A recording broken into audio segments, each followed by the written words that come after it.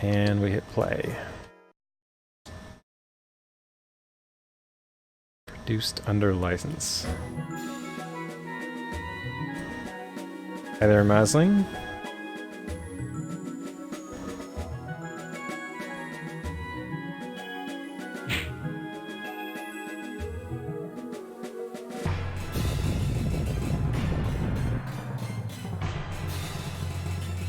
The People's Police.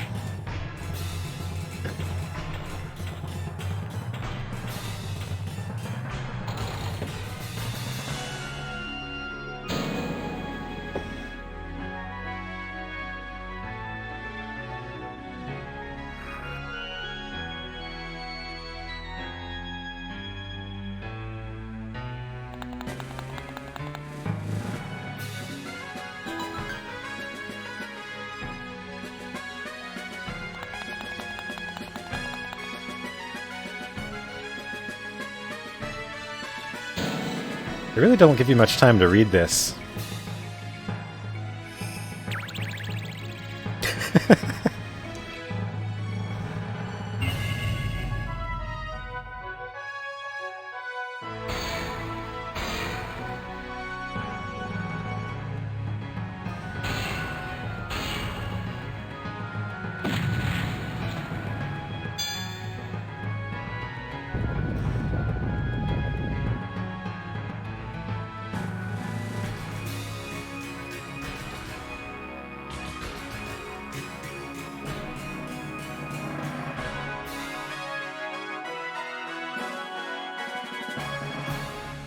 Alright, so that's the introduction to Bangai-O.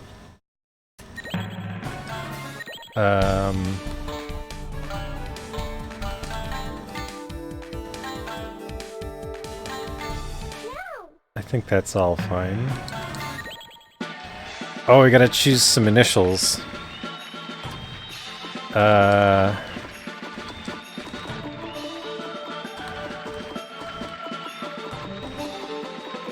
Oh, so like, chord names, I mean, there's a lot of different conventions for naming chords, and like, 13th is kind of a hand-wavy thing.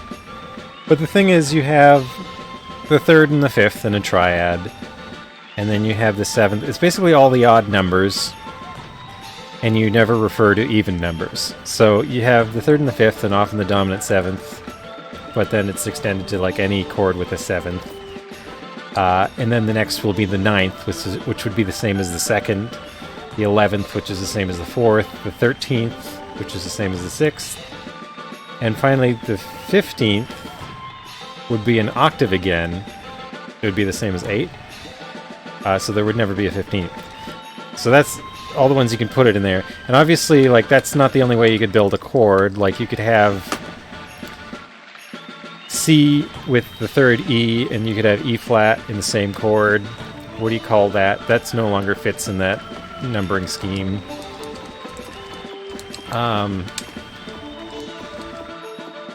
Like, you'd call that a sharp 9 if you want, but it's probably not very meaningful to do so. So, I don't know. Chord notation is always grain of salt. It's like, it's a shorthand. It's often more useful. I think I was trying to type YYZ and I got distracted. YYZ is the name of the Toronto airport.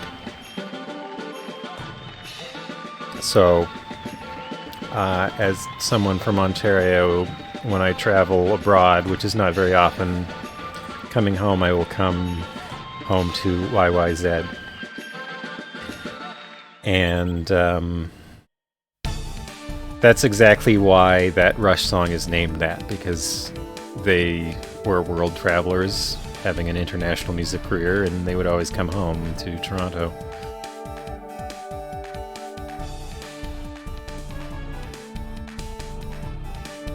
I always disliked arcades having only 3 initials because I have 4 initials.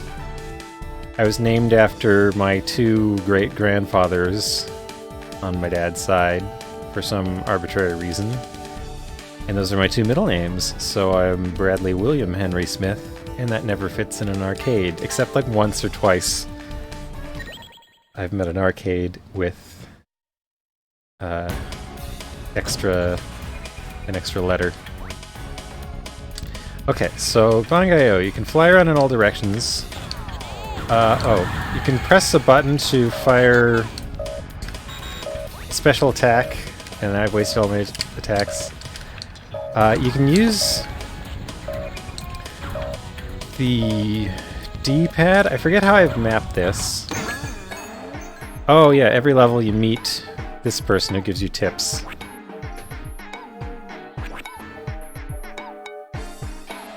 The cool infestation.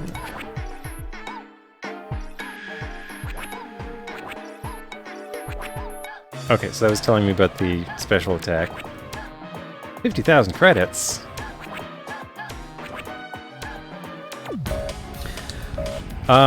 So the control setup in this game is actually really bizarre. I believe they made it the analog stick, which is on the right side, is your fly around, and then the D-pad chooses what direction you fire in.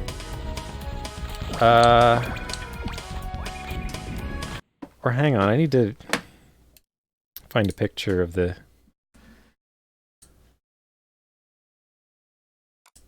I know I have a picture of the manual, or I did have the manual somewhere.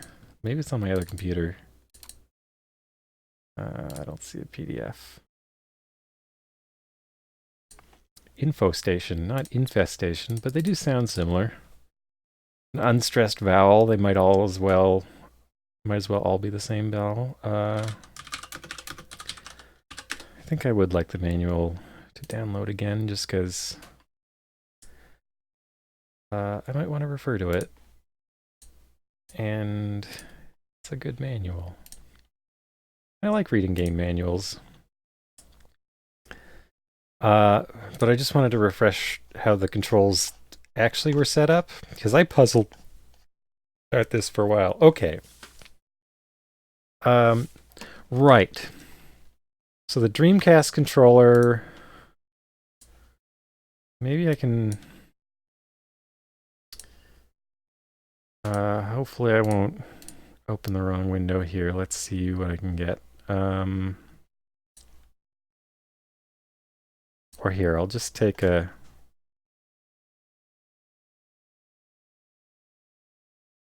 How do I zoom this out a little bit?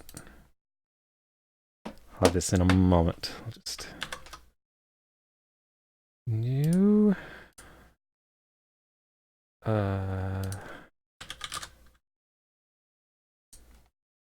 Dropbox wants to save my screenshots. No thanks. So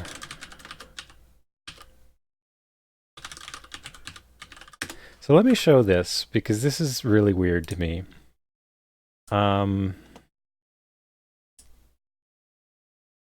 So it's supposed to be a twin stick shooter, right?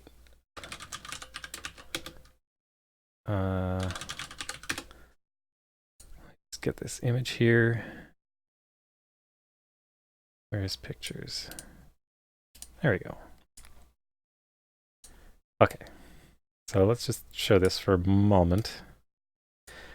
So it's supposed to be a twin stick shooter, but the Dreamcast only has one stick. So you have one of these is to move. I forget if it's the analog pad or the D-pad, but it doesn't really matter. Because they're both under your the left side of your, like they're both under your left hand. So one is to aim and shoot, and one is to move around. So you can kind of only do one at a time, which is not very good. So I've remapped it so that aim and shoot is on the right stick on my controller with two sticks here. So I've put aim and shoot over here, and I've put move over here, which is much more comfortable. You can probably try and play the Dreamcast controller. It's hard to... Like, you could probably play it like this with both hands on one side or something, but then it's hard to reach the other stuff. I guess you could do it like overhand, but you have to press the R button for your special attack. So it's, I don't know. It'd be really hard to do. So I experimented playing with it like that for a little bit, but I didn't like it. And then I just remapped it so that the right stick would just, aim and shoot like it would in a just and fair world.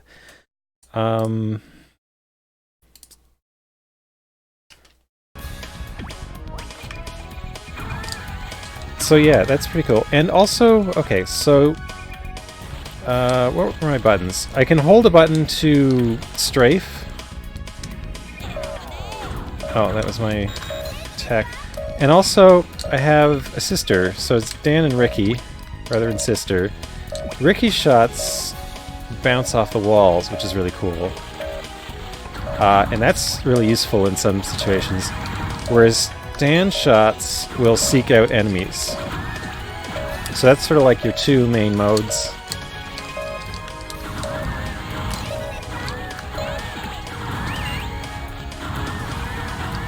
Oh no.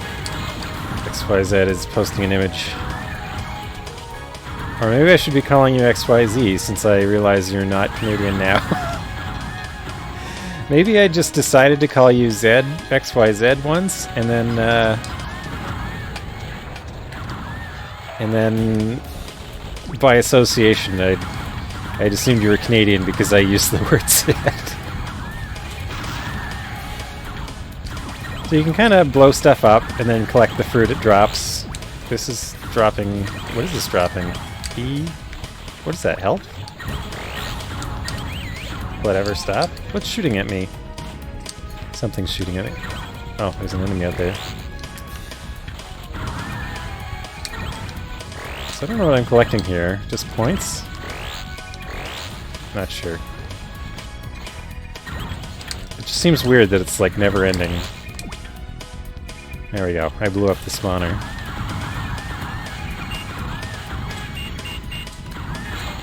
Hi there, F.A. Hickman. Or F.A. Hickman. I'm not sure which is preferred.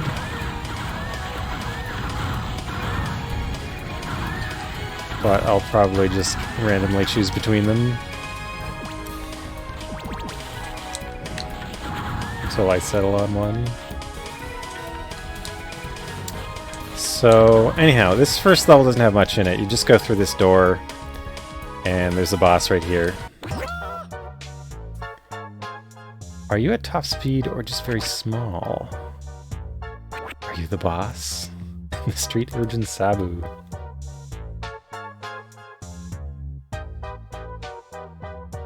How do you pronounce A with that accent?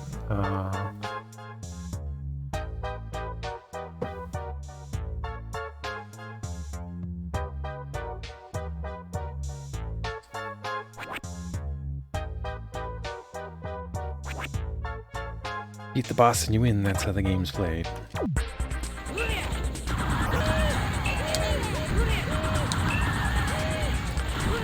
So, being the first boss, this should be pretty simple, especially if you use the...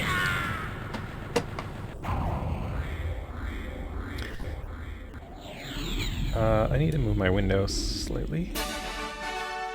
There we go. That's my record. So that was the first stage. Probably start going faster now.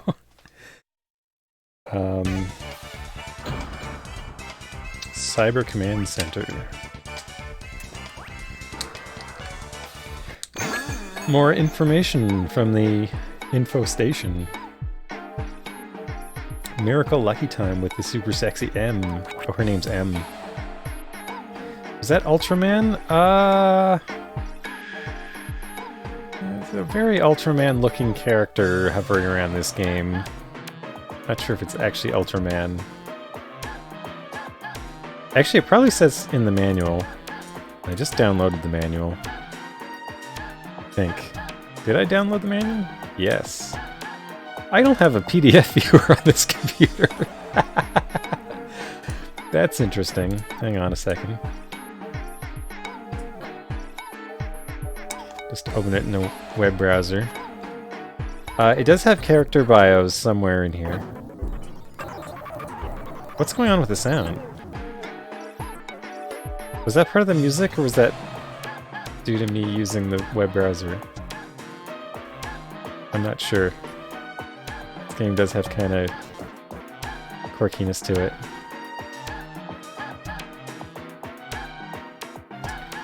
I don't see an Ultraman character in the characters list here. So there'll have to be a mystery for now.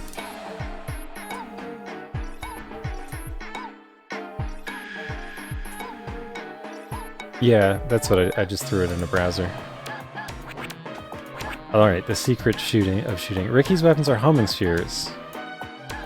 Well, that's Ricky. Oh, it's Ricky and Mommy. Who's Dan then? Okay, so Ricky's the boy and Mommy's the girl. I had that wrong.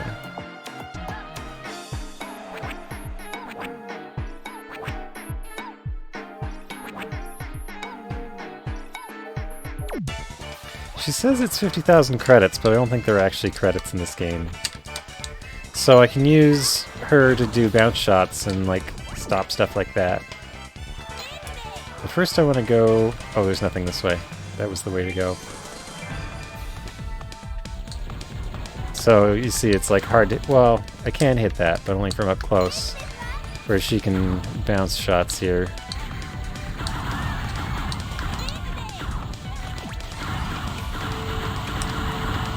So playing this game well is all about choosing the right weapon for the situation and whatnot.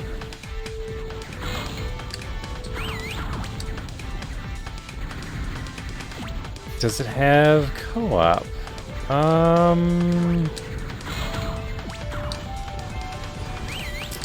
I don't know. I did think so, but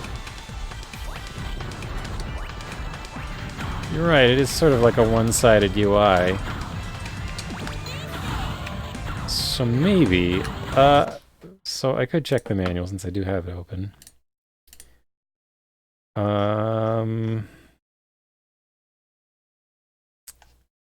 Play the level.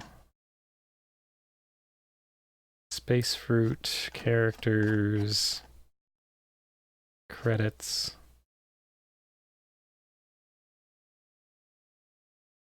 Starting the game.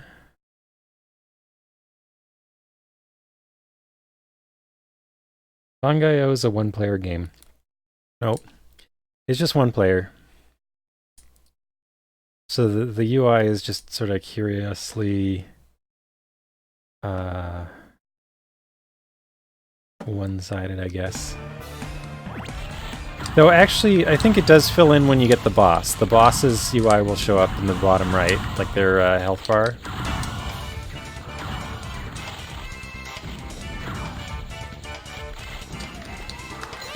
This is a good situation for Mommy.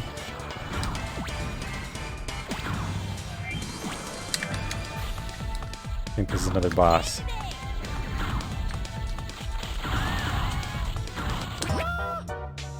Oh, you're still alive? The boss at the station. Is that really you, or are you a brother? Good question. Oh, he's not going to tell us. Where's the boss?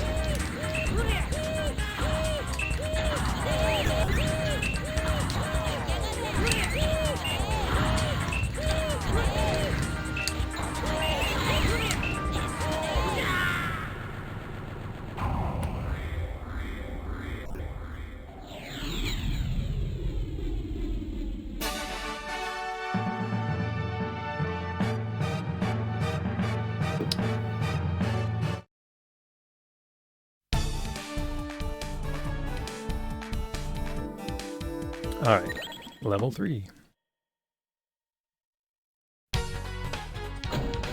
Moonbase Alpha. Defeat the robot armada. So what does M have to say now? I'm drinking a local beer. It's called a Whiny Bastard. The brewery's called Nickelbrook. They're very close to where I live, like walking distance from my house. And it's sort of it's like an imperial stout, very flavorful and dark.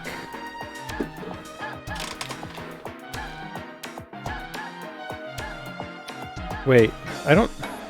Is it Miss Info Station, or is it M's Info Station? Because I thought her name is M. Hang on. It does have a bio on her in here. Mrs. M, the informant. I like that she has a tree for a head, and it's not addressed at all. That's just how she is.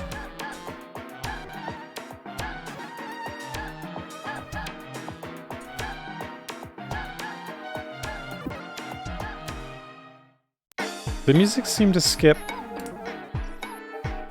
when I resized the web browser. Okay, so I don't think that's part of the actual game. Game audio. I think that's just a quirk of this emulator interacting with Windows resizing or something. Ferry the Spring Wind from the cosmetics corner of M's Info Station. Oh, okay.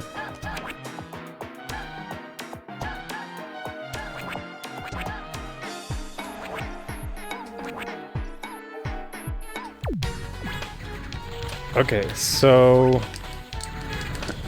I gather from that I want to blow things up to drive up my meter in the bottom left corner. That seems to be what she was telling us. Collecting oranges just gives us points.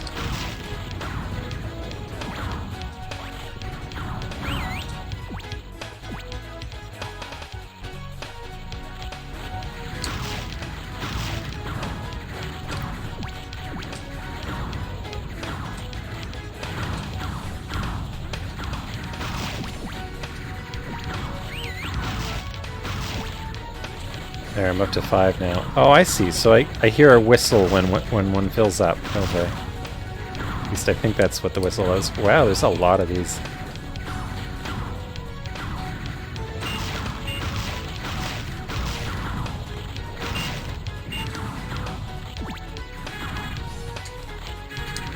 I don't know what that alarmed sounding noise was. Okay. So, upper or lower path? I guess I'll take the lower path. And if these are like buildings with people in them, like how big is this mech? Must be pretty big. Can I grab that E? Oh, I see. It restores my health. Interesting. Can I blow that up? I can blow it up. Eat all the sweet oranges inside.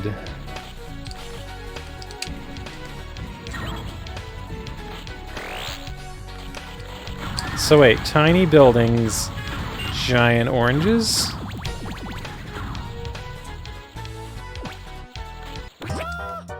Aha!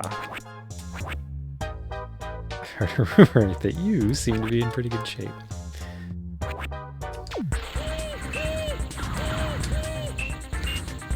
The mystery of the multiple Sabus.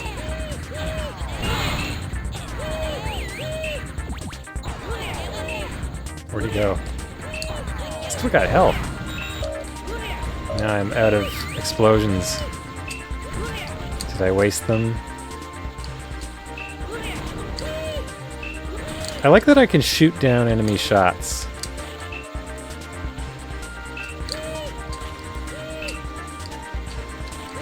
So I actually want to make a game a lot like this for NES, and that's kind of my current main project that is going very slowly, but my next NES game is going to basically be based on this game. This seems like a good location to trap this boss in.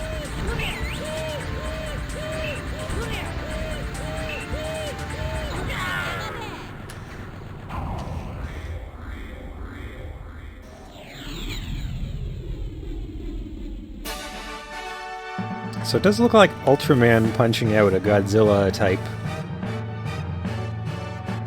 Godzilla with tools. I don't know what that's about.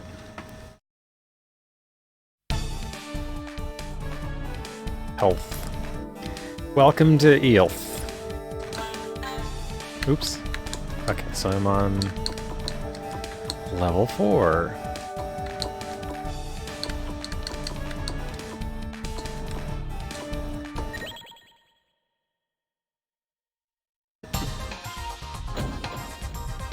The Space Cemetery. Where am I? Oh, I see.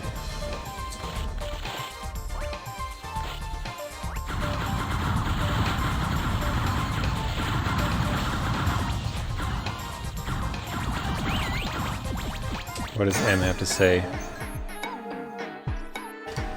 The enchanting blazing flame of love, an amaryllis that blooms. M's nightly hour from the info station. I think they just need apostrophes for her. Oh, the huge space fruits. It's going to be explained.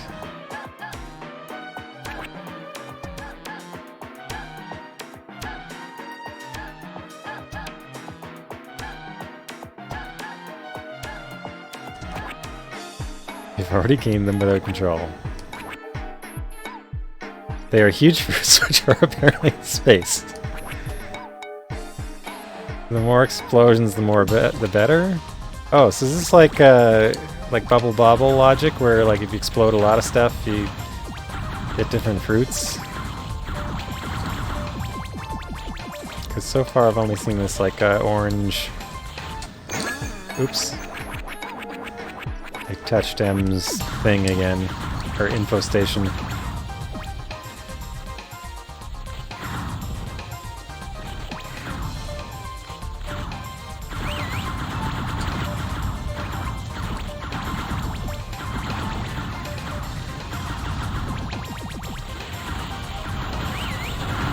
If I do this. Hey, there's some apples. Alright, those are peppers? Hard to tell.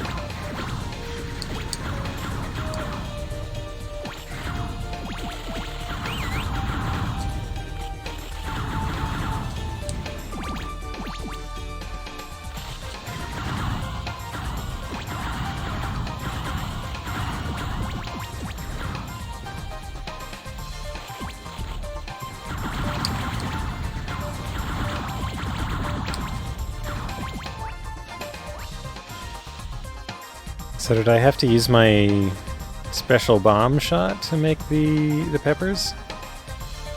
Oh, explosion counter to the right of my health. Yes, that makes sense.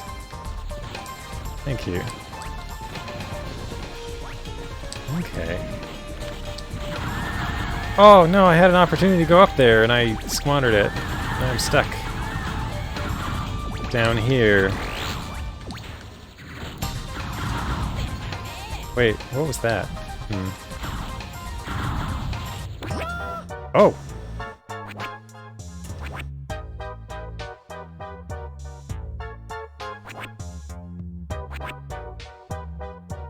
Is it Sabu or is it someone else? Good question.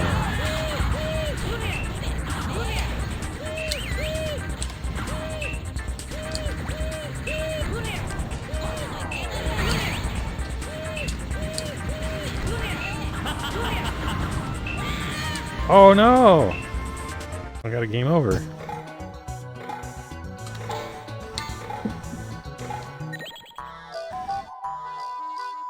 I must be dreaming. What is this? So there's a pink dinosaur with a robot head. There's a lot going on in this game. A space cemetery.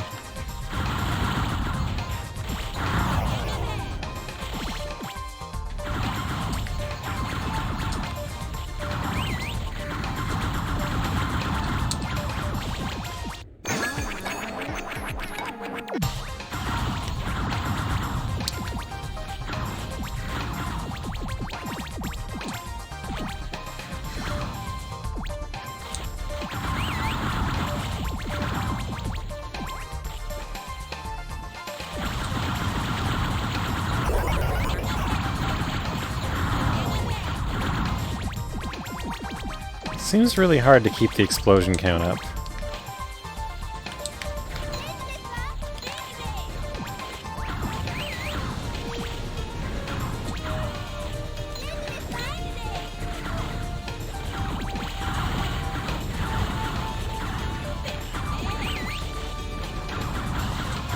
So,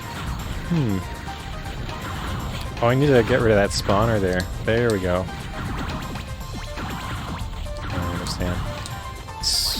So, when I switch to Mommy, it sounds like she says... Genki desu ka? Like, are you well?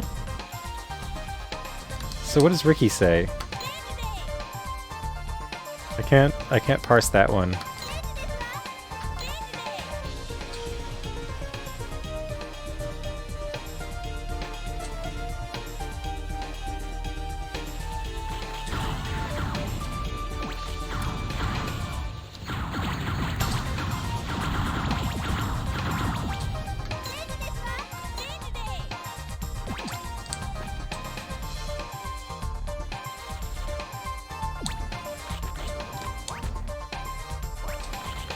I don't hear like a final syllable if it was Genki desu, but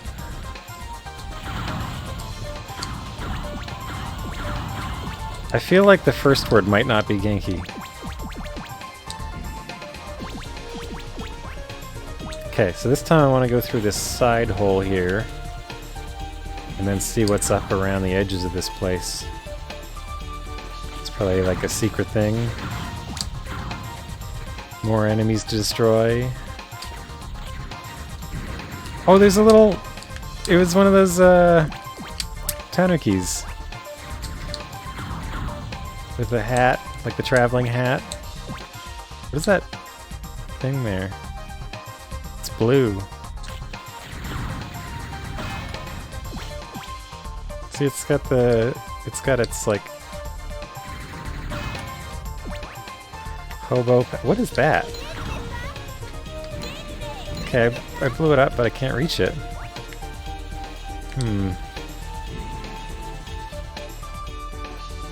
Laurel versus Yanni.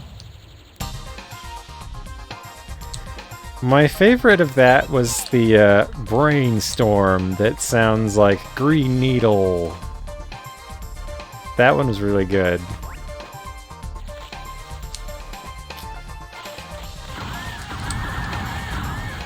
Laurel and Yanni wasn't as exciting to me. Oh, I should start the boss fight before I start, like, eating up all this fodder that would gain me new explosions and stuff.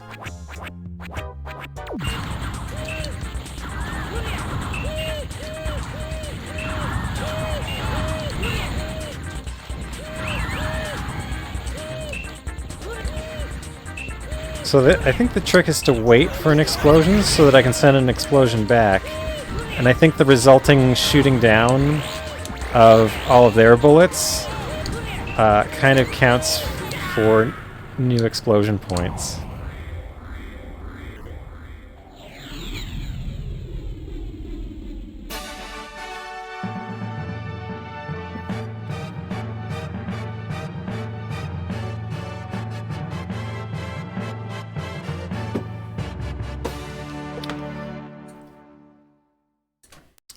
Hang on, I need to open Notepad for a moment.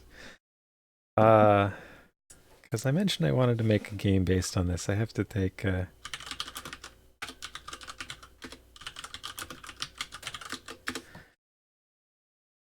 So I am technically playing this for research and for fun. I'm also playing it because I'm annoyed at programming because I've been programming all day. And I wanted to relax and play video games. And this seems like a fun game.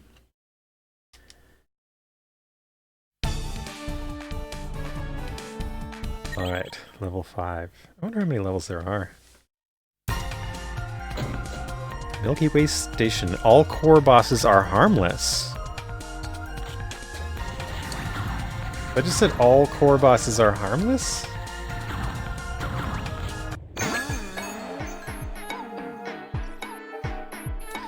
There's a different number of... There's some reason for that. Ah, okay.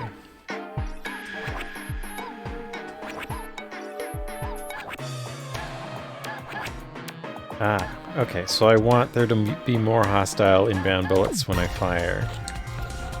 I was sort of picking up on that. That tells me in more certain terms. Oh, there's the spawner.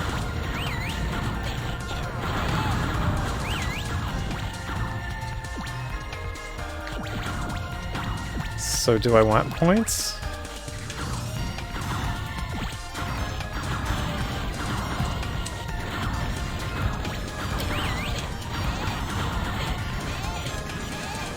Oh, I'm doing this badly. There's the spawner.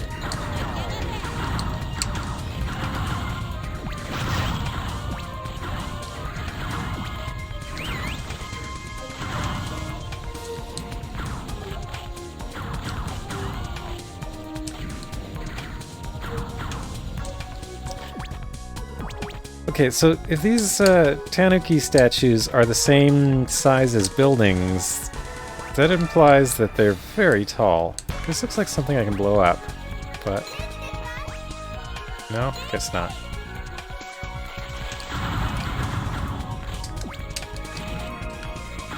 Alright. Oh, it's the core. It's like a human with a green ball for a head. He's playing with the Ultraman toy.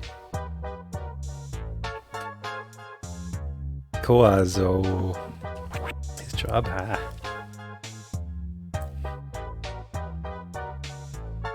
There's somebody in the head, Takeshi. I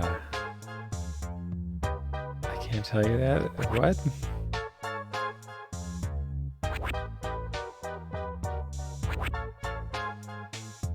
It would be boring if you kill me. What do you want me to say?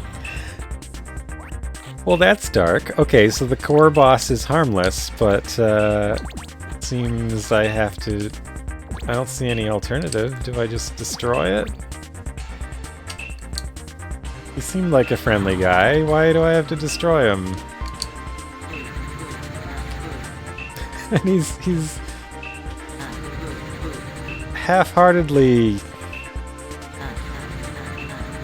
making exclamations of pain. It is boring.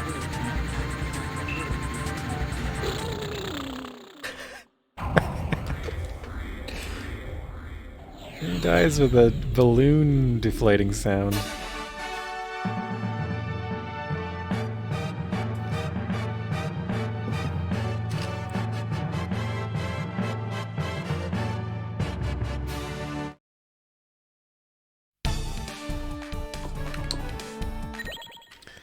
Alright, what's in stage 6?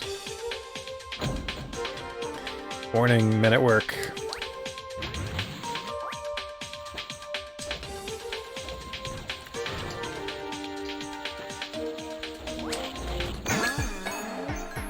Skimpily clad for summer, the bold daughter M from the info station.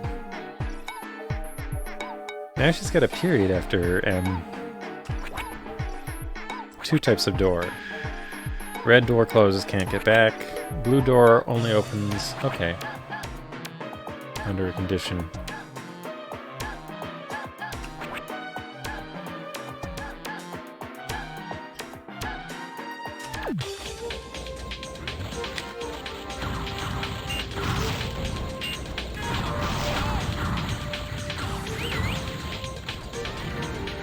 Okay, so the game is starting to ramp up a bit. Can't play so super casually as have been. Oh! Okay, so that opened because I destroyed the spawner.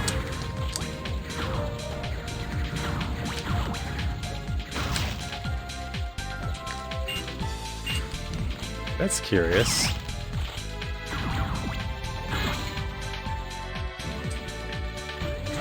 Nice little loop.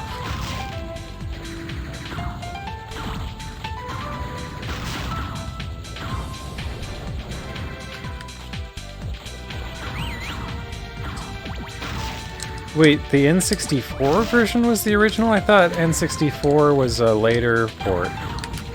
I thought the Dreamcast was the original.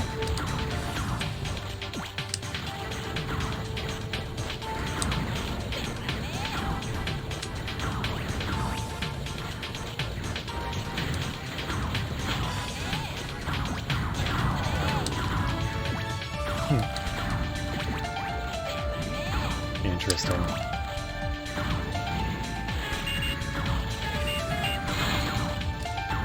For a long time I thought it was a Dreamcast exclusive, but then I learned it wasn't, but... Okay, so that makes the weird control scheme make more sense then.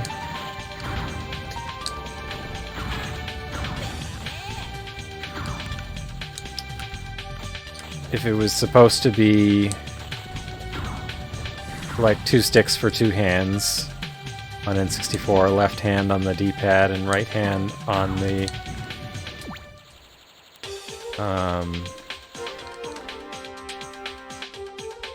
right hand on the analog stick with the Z button underneath, or your R button, that makes a lot of sense.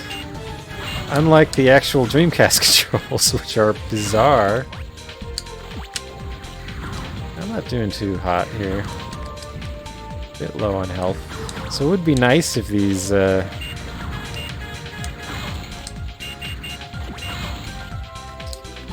healed me, but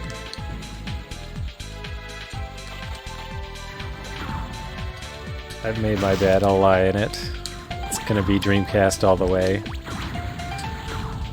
I'm gonna continue pretending this is the authentic version of the game, and not the inferior port.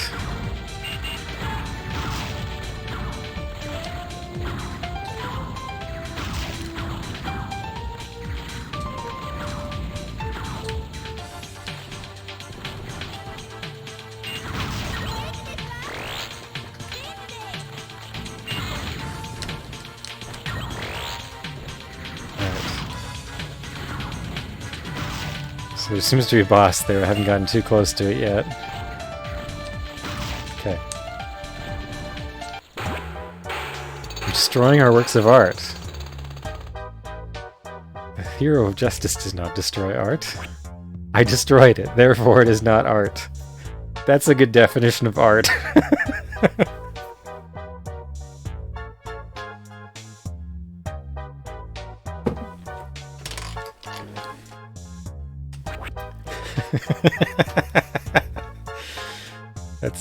That's a good topical reference, Stickler's Moon.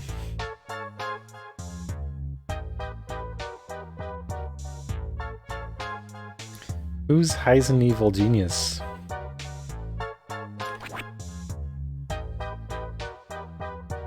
What is art? Tachinoki GT will spit fire. Ballet. That is art.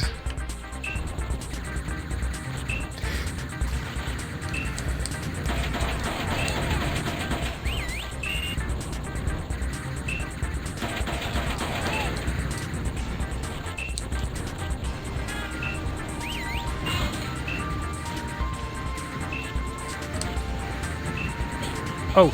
Ooh, that did a lot of damage.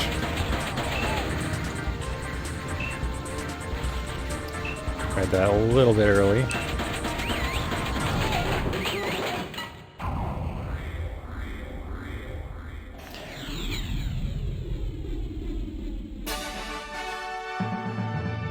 Another Wheel of Fortune player. I used to play Wheel of Fortune for DOS.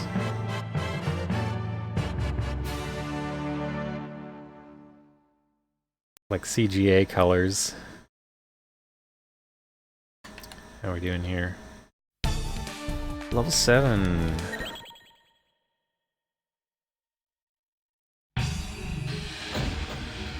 Moonbase Beta, different. Couldn't read that. It just closes like too fast all the time. Okay, where are they coming from? Where's M? I want some info station.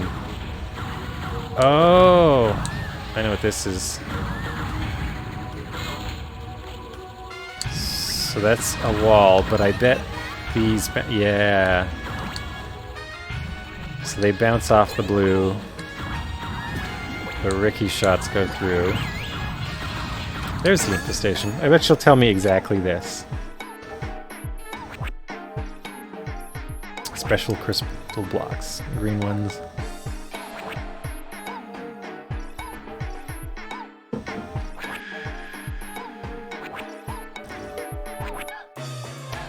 I do not know, ask the inventor.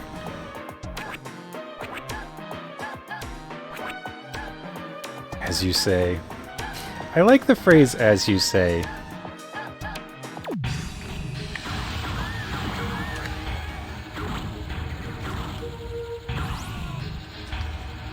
Okay, so I can't fly through that wall.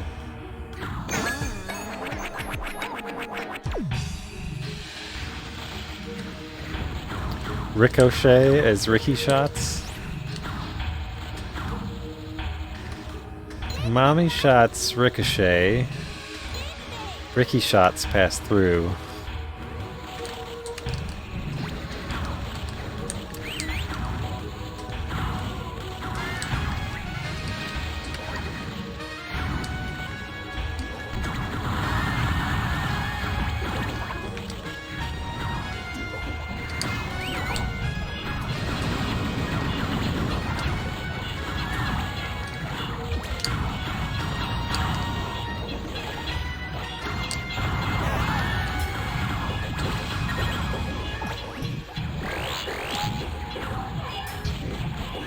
Whoa, what's going on in here?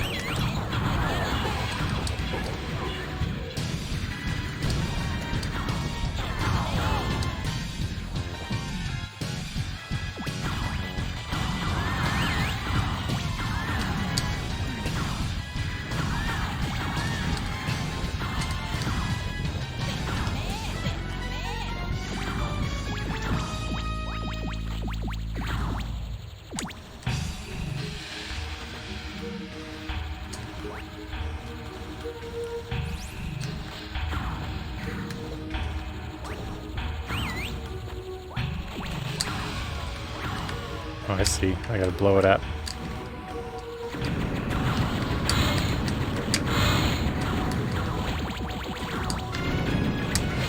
Ooh. Ah! Got bumped into it. Who is that laughing? I love this screen.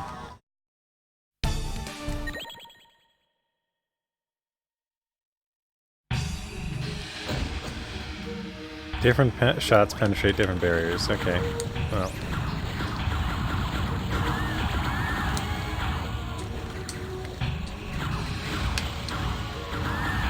So I like this rhythm of M having something to say in every level.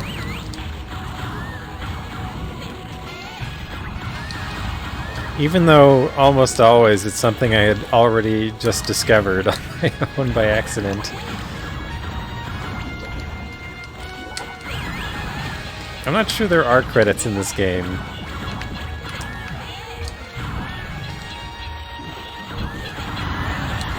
Oh, I'm doing very poorly right now.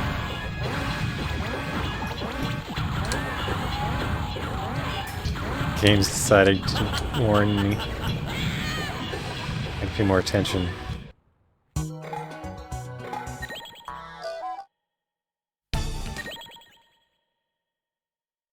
I can view the map. I should do that just to see what it's like.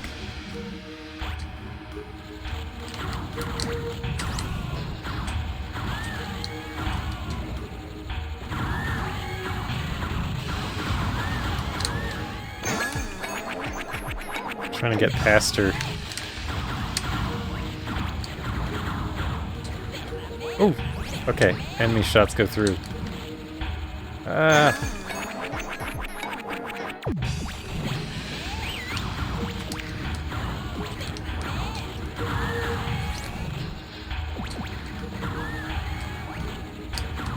Oh, I see. So Ricky shots, they don't seek enemy bullets. They only seek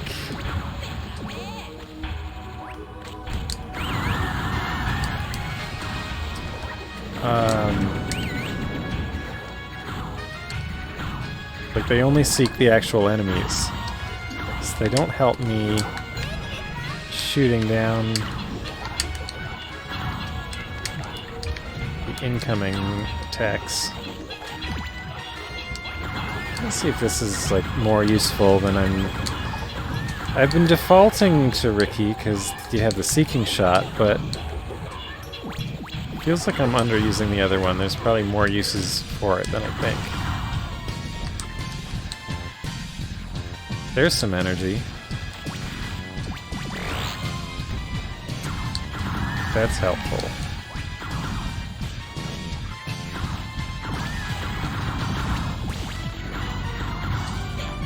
Ow.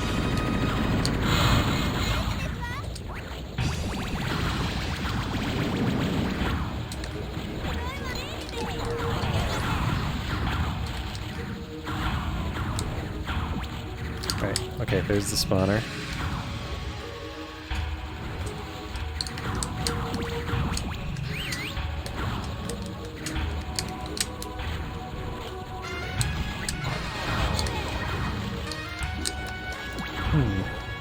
Okay. This place is safe. Hey, energy. Okay. Good now. Oh, it's green shot place. Wait, did I blow it up? How did that get destroyed? Oh, I see. A bomb dropped.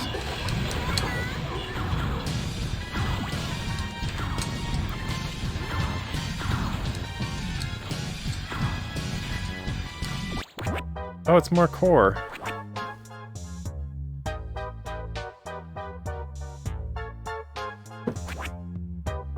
It doesn't matter, it's okay. Takeshi's body is his world.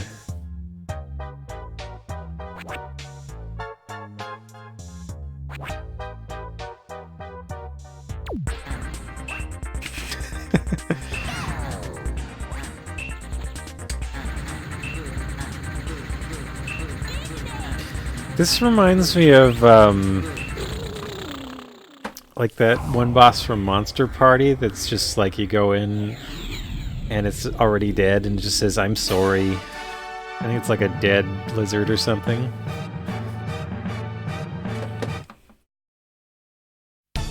Tortura? Sounds of pain and pleasure? Not familiar with that. Okay, so I can view a map on levels I've already been to. Let's see what that looks like. Okay, so it's just a level viewer. I can check out all the stuff I might have missed. Look for secrets.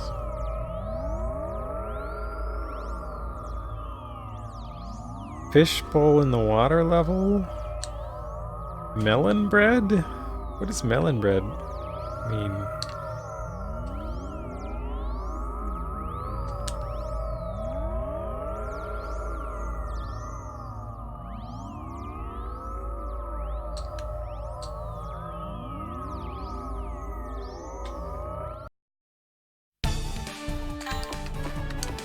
All right, let's go. The hollow asteroid attack. Ooh.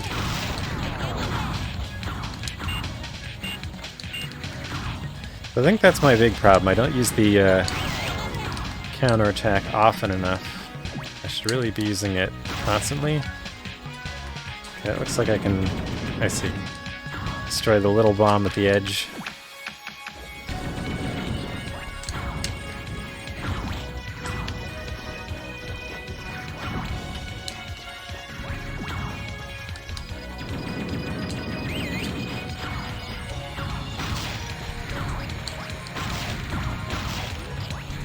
So there's some very R-type diamonds.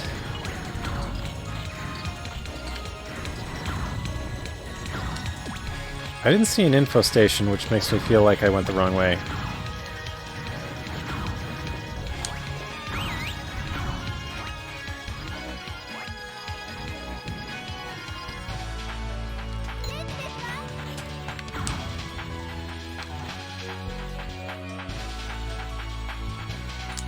There she is. M's G. Now she has an apostrophe. This is very inconsistent.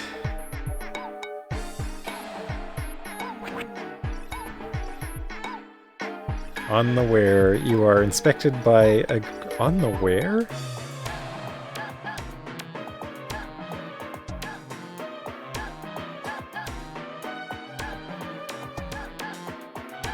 Where? Is that, like, Ware? Or is that, like...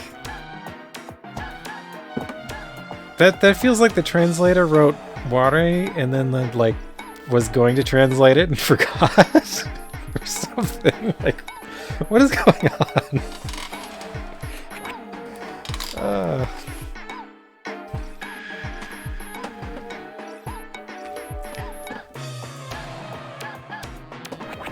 The orange block explodes. Okay.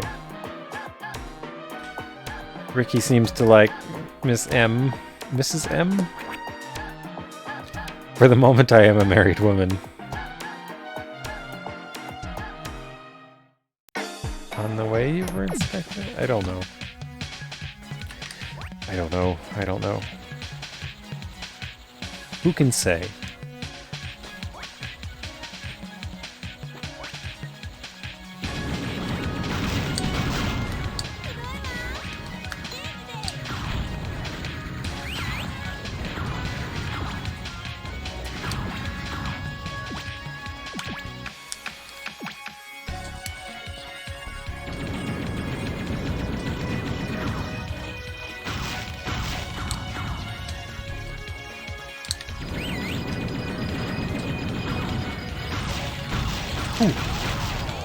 Didn't see that coming. Oh, there's a spawner down there.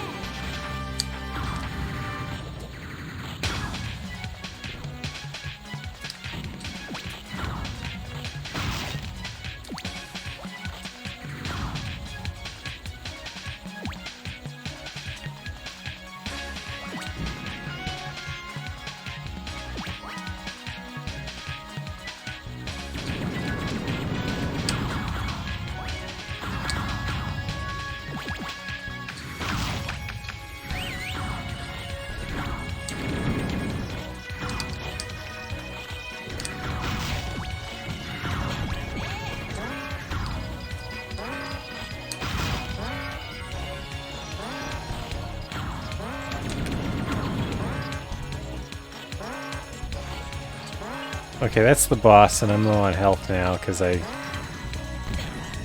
Oh, I didn't think that would do that. I thought that was like a one-shot.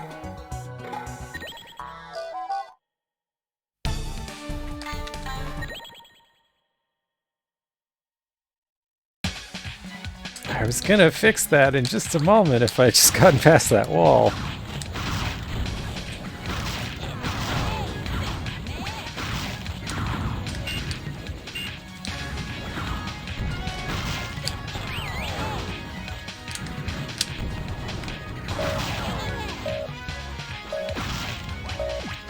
Okay, so that sound is out of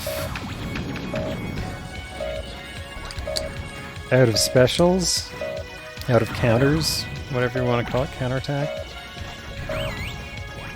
And now that sound turns off, and there's like a whistle sound.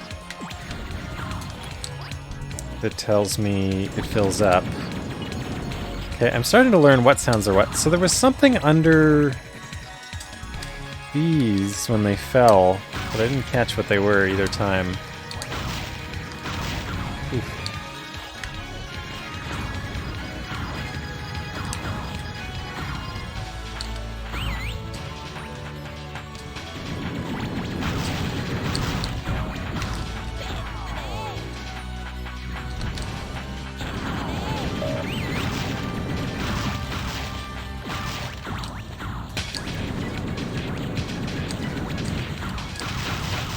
Okay.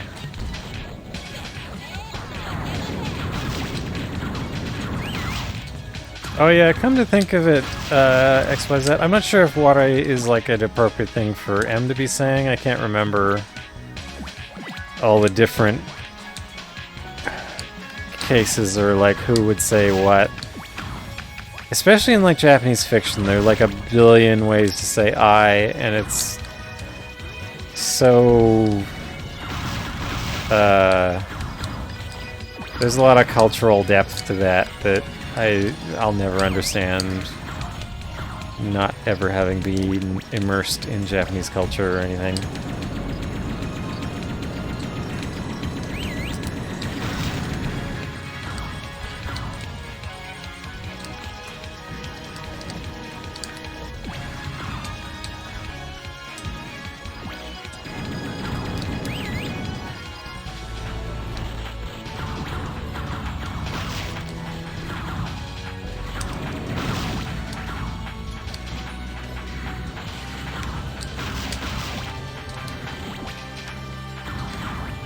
Okay, there's got to be a spawner somewhere around here.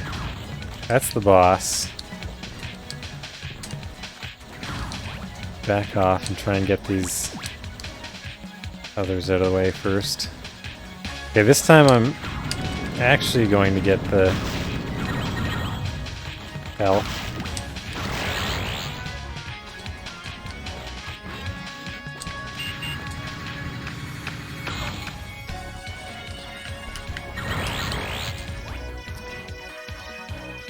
Alright, who's this? You're the boss here. Who speaks in pictures?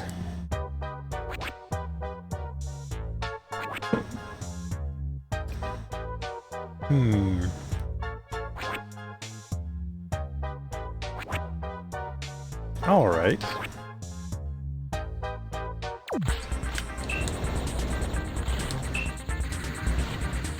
Ow. Where'd she go?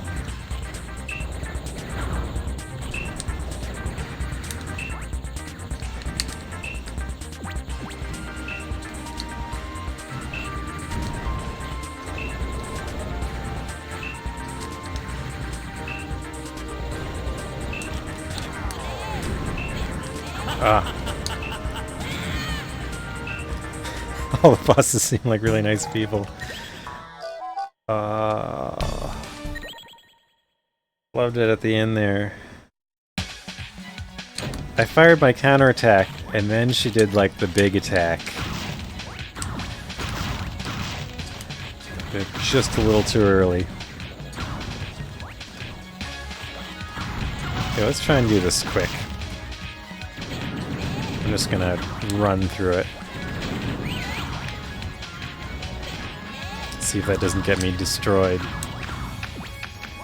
Also, I'm gonna try and... Oh, there's nothing under there. Okay. So I didn't need to...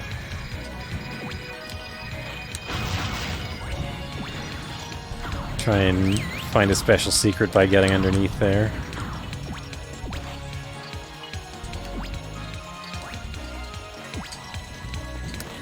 How did I hit it? There we go.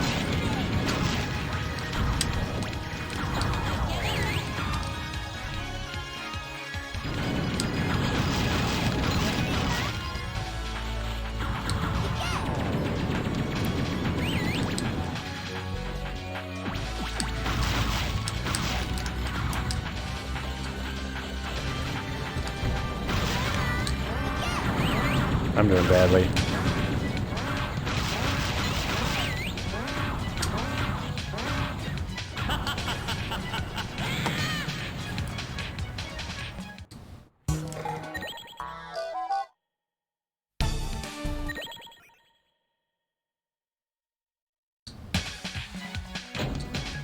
hollow asteroid attack.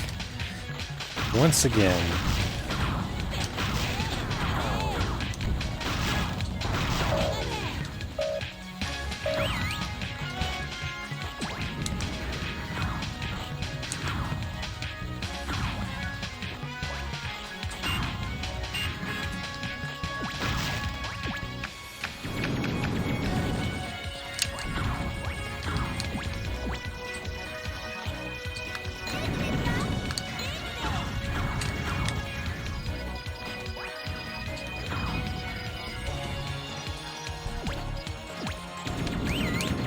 I would say it is really hard visually to keep track of everything that's going on in this game.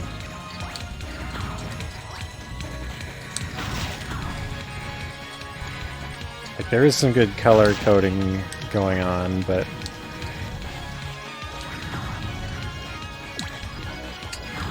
it's not enough.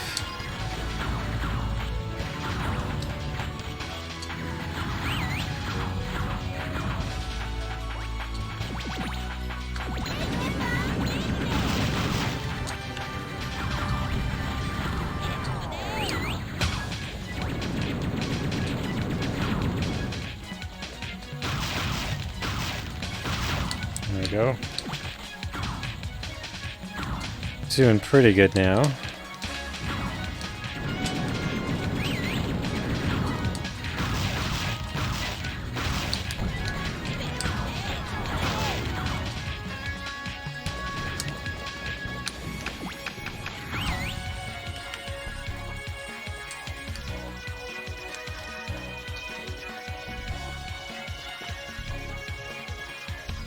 Sorry, I'm just examining the extent of my analog stick. It seems... I guess it's alright. I wish I had, like, dual D-pads. That would be my ideal for this. But nobody makes a dual D-pad controller. Or I guess the 4 buttons could do it. Oh yeah, Virtual Boy.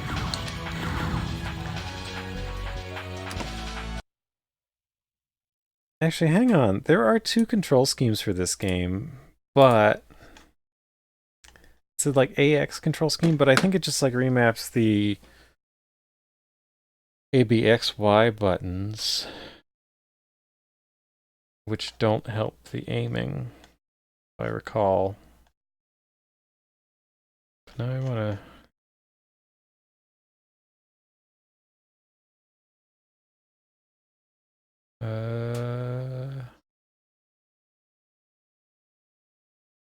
well, I could check that out in a little bit, but don't do that.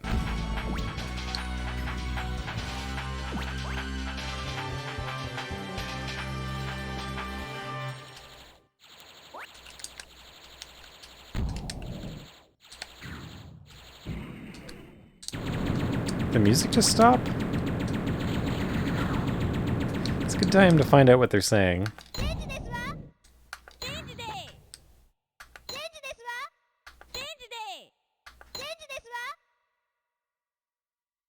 Okay, so that doesn't sound like it did before with less covering it.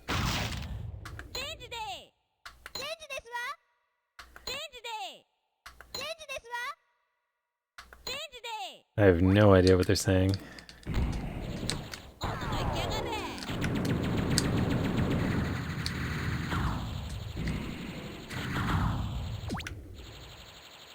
Why did the music stop? Because I paused it?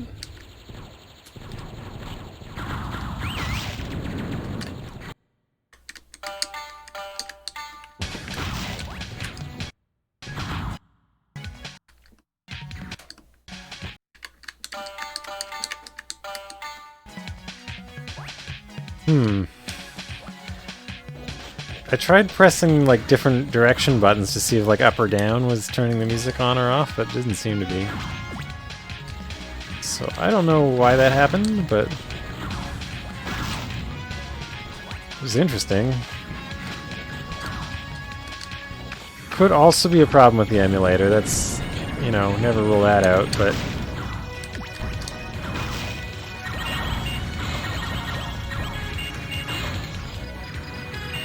wanted to destroy the spawner, not all these energy. Okay, let's go. The smooth talker.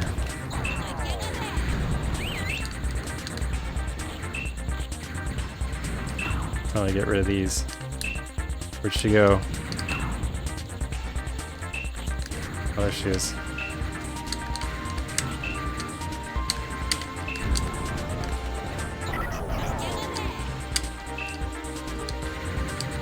Is that a perfect shot? There's a little bit of slowdown and it said max.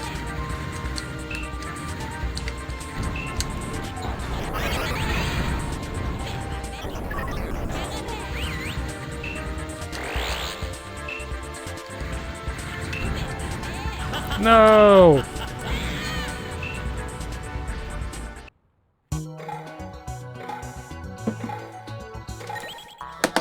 I thought I was doing well. Wait, did I start losing health when I ran out of time? Is that what happened? I wasn't quite clear when I lost that health.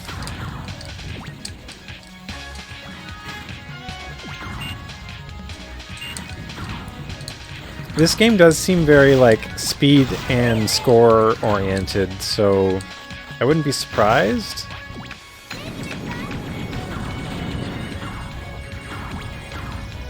If you just, like, burn out after a certain amount of time.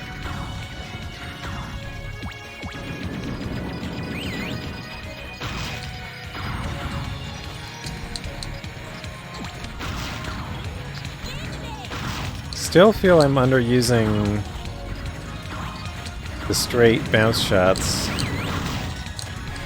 They seem to do as much damage as her brother's shots, they just don't seek. But that's their advantage. The seeking shots seem to do a lot of stuff I don't need them to do.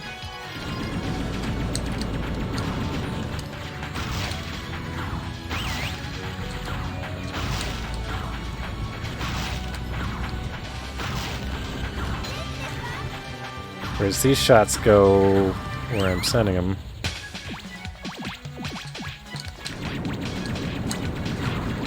Okay.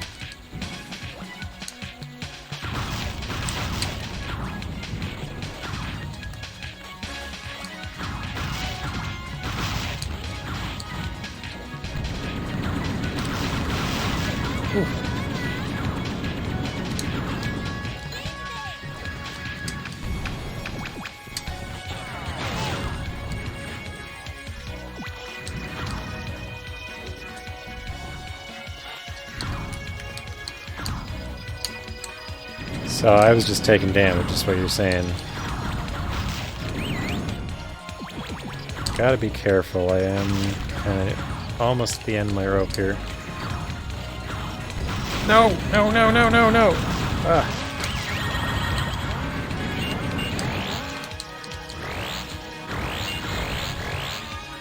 Okay.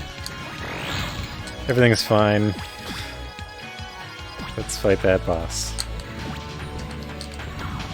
Maybe kill these first.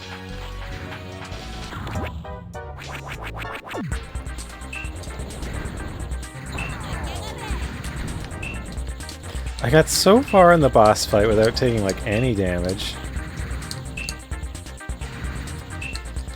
I got overconfident and stopped paying attention.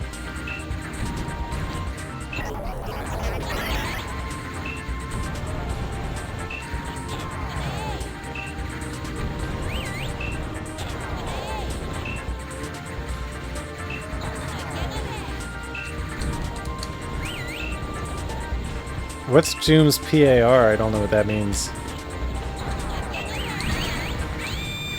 There we go. Perfect health.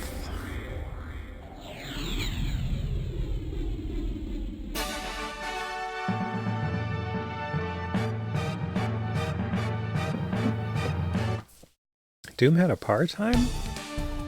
I don't remember. It's been a while since I played Doom and paid attention to everything that was going on at Doom.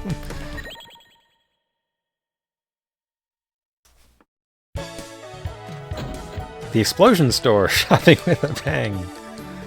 Oh, sorry, was that... Is my mic too close? Should I turn it down slightly?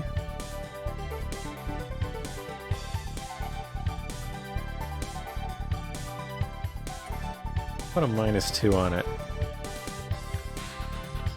Oh, it just looked like it was in the red. I'm just turning everything down 2 decibels.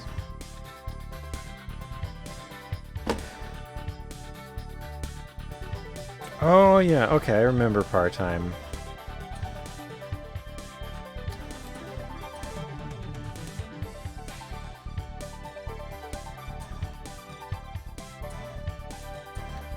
Okay, so let's oh, that wasn't even paused. Power boxes everywhere. Blue, improvement.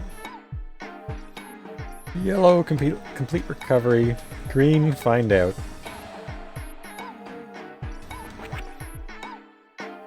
Why have these men set up these boxes? You're really getting on my nerves. See, I feel like for the parts where it is badly translated, they don't hinder what this game is going for. Like, I feel like that one's probably well translated, but it's still obviously trying to obfuscate things for you.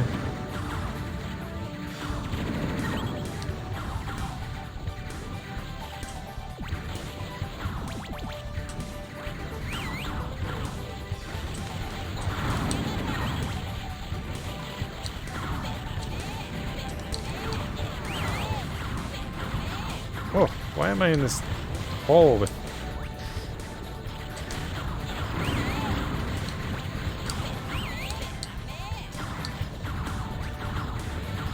This is no good. Never gonna make progress. There we go.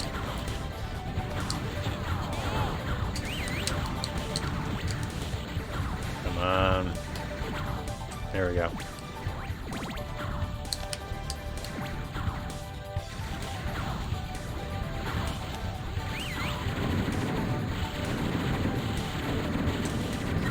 Ooh, what's the V? I want the V. Ah, no, no, no! I wanted the V. Hi there, Toxics.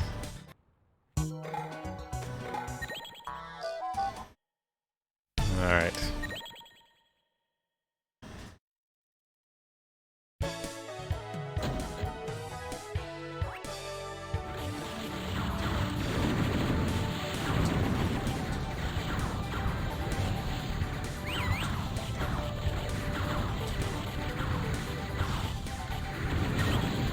Okay, that's a yellow box that had an E inside.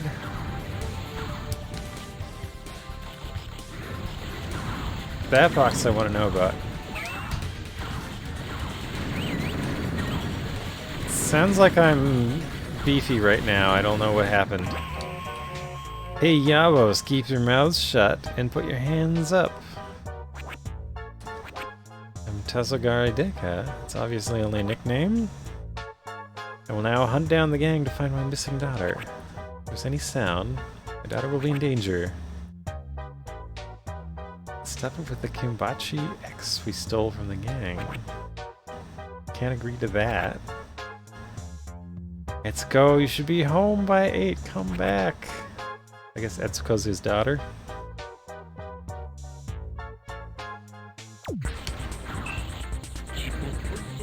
I guess I've got a new... I like the sounds he's making.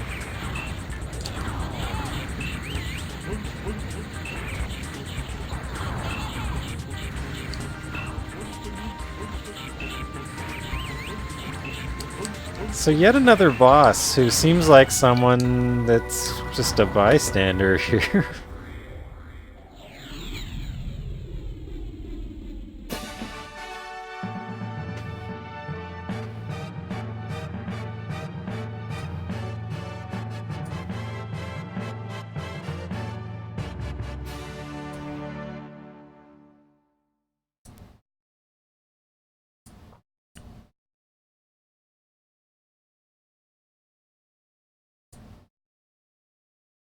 Alright. UV Max isn't really possible to finish. 100% as is more possible. I've never really played... I've not, like, beaten Doom Episode 1 on Nightmare. I played Doom Episode 1 on Nightmare, I think about 2/3 of the way through, but I've never beaten it. I think I've beaten it on like the regular hard mode, whatever it's called, Bring 'em On, or no, Bring 'em On is the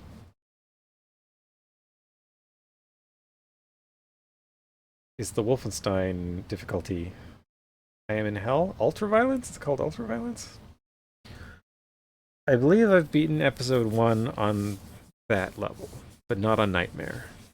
I tried Nightmare for a while and didn't make it. I feel like in this day and age there are tutorials and I could figure out how to play Nightmare, but Hurt Me Plenty, that's what it was called?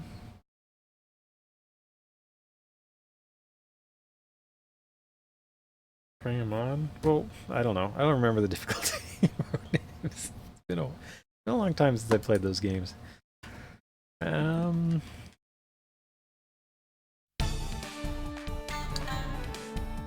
Alright, 10 levels in. I am a little curious. Okay, so that's definitely an emulator thing. It's probably the emulator and how it's like handling CD audio or something.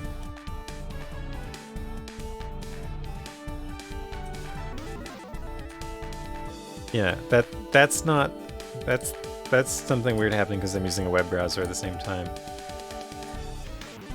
I just want to get a handle on... Okay, so it looks like there's 44 levels. So I definitely don't think I'm going to do this in one session, but I am going to do the whole thing. I'm not going to stop just yet. I'm doing fine, I think, for the moment.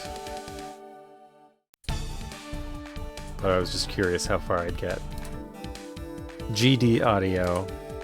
Yeah, what is a GD? Like, it says GD-ROM, not CD? Game disc?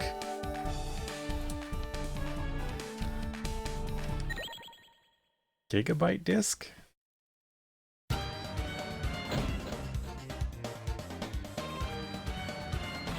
Oh wow, this looks nice. I definitely think I want more precise shots here.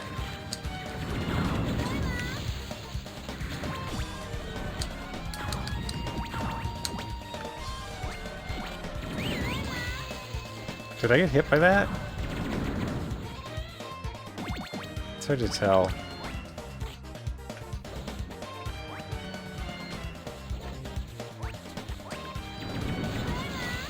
Yeah, that hit me.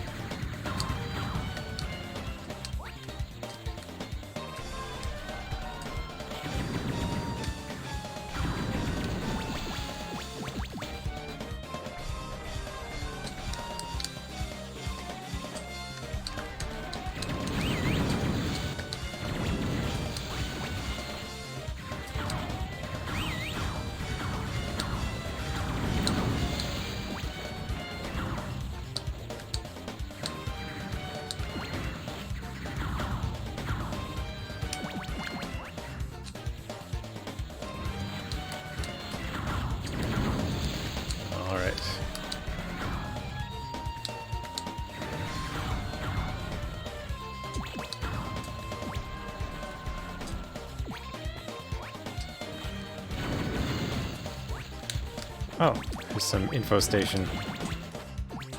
Give me some info. There are 5 types of the huge space fruit. I love that they're huge.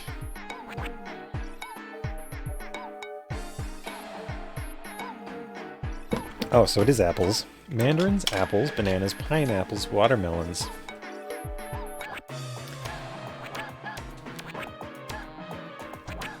Is there no civet fruit?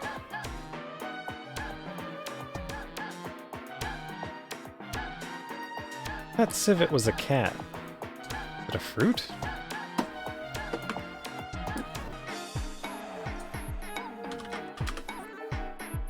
Am I wrong about this? Civet is a cat. It's also a fruit. Okay. Well, the more you know.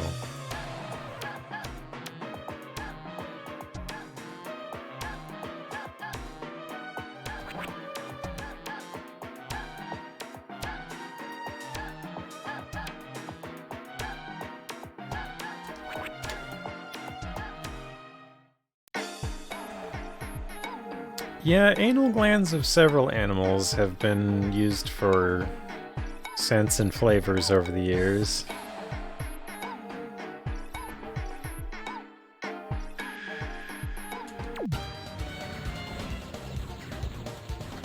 Okay, I think I need Ricky's homing shots here. There you go.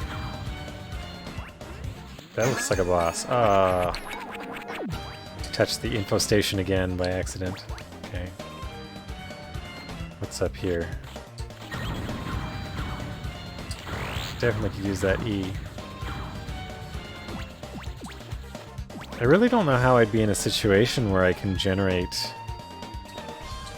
No, she just says the same thing every time.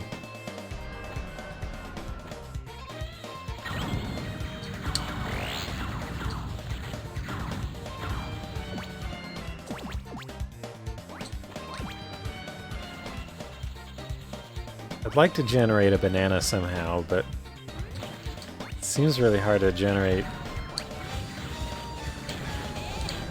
Oh no, I'm trapped in here now.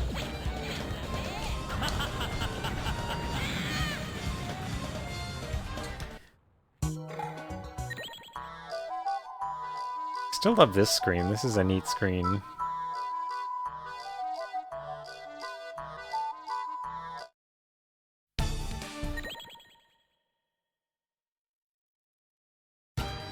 I wonder what happened.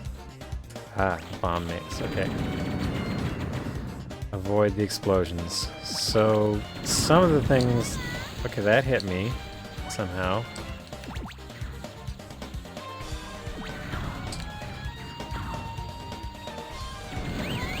That also hit me. But not badly.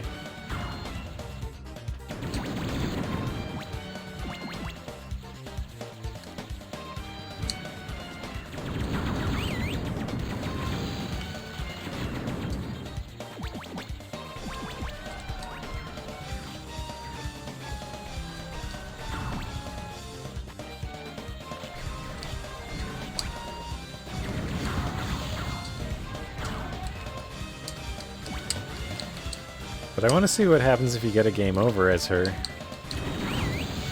If it's a different screen.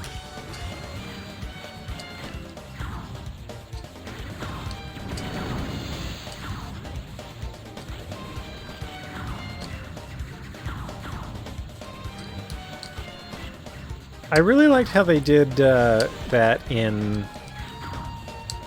the new King's Quest series. It was like narrated by Christopher Lloyd, but it's like him as the old King Graham telling his story. And every time he dies, you go back to him telling the story to his granddaughter. And her saying, "Did that really happen?" And he'd be like, "No, I just thought it'd be funny." Or, "I just wanted to see if you're paying attention." And I thought it was really cute. Also, it helps that it's Christopher Lloyd. He's got an enjoyable voice to listen to.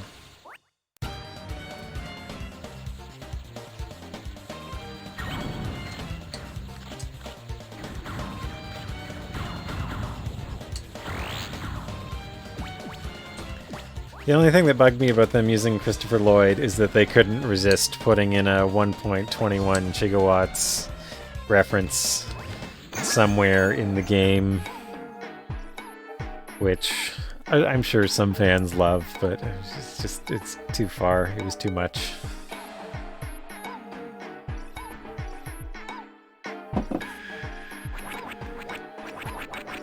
So, just to show you, I'll go back in there, and I think she'll say exactly the same thing.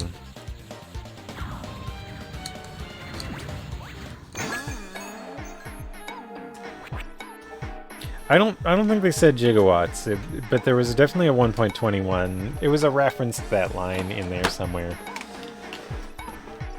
Watermelons.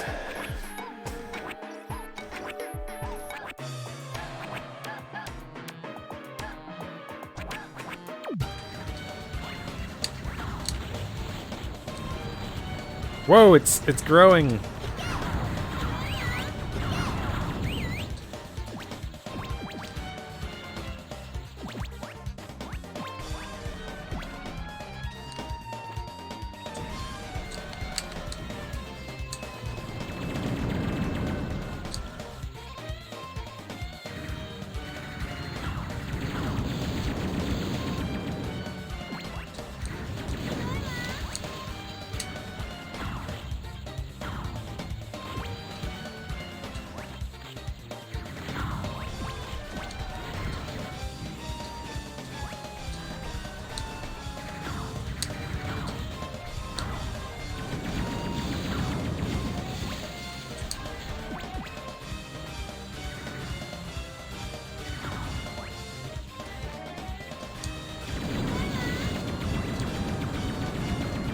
Those explosions really poke through. At least the boss is a core boss, so it won't do anything.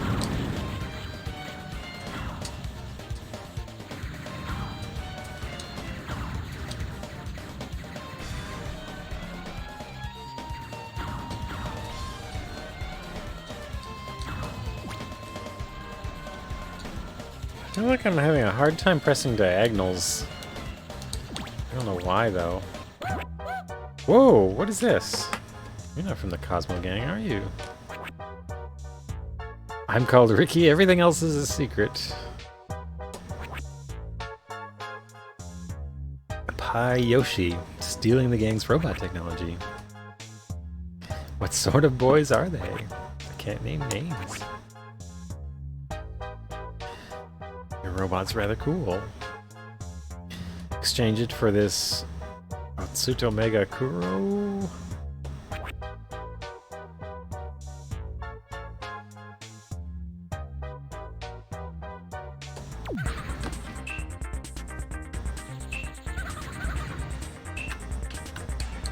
So it's another core.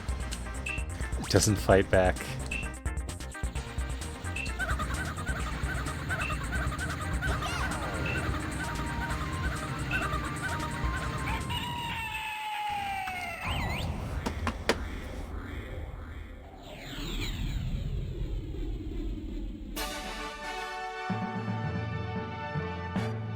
Ultraman looks like he's having a rough battle. He's got like an arrow in his back, and his like cap is cracked, and he's got like a scratch down his face, and he's clutching his stomach.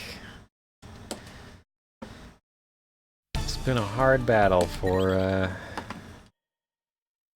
Ultraman. Desert Outpost, a one-way street. Okay, so it remembers who you are from level to level. Oh. I gotta pay attention.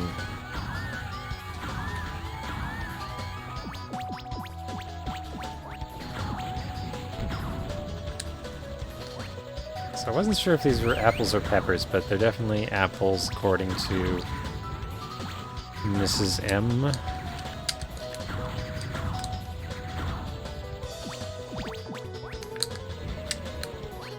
Okay, I gotta bust through there from underneath.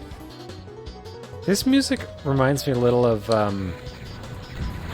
Chuck Rock 2 for the Amiga CD32. Amiga CD32 is sort of like an Amiga with a CD add-on, but it was also its own like standalone console kind of thing that played games. From what I understand, you can get an Amiga with a CD drive and just play the Amiga CD32 games on it. but it's also its own... Oh, I can't attack them with that, but I can with this. Okay. The M stands for misses?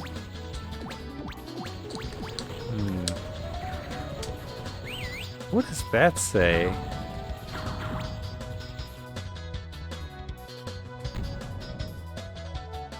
They look like Japanese words in Roman characters?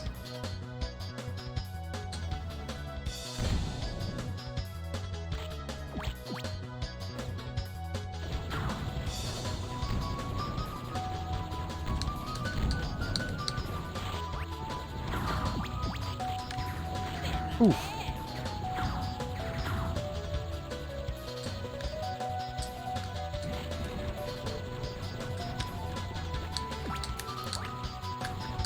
Ah, so his homing shots only curve at a certain speed, so they're only useful when they're close enough.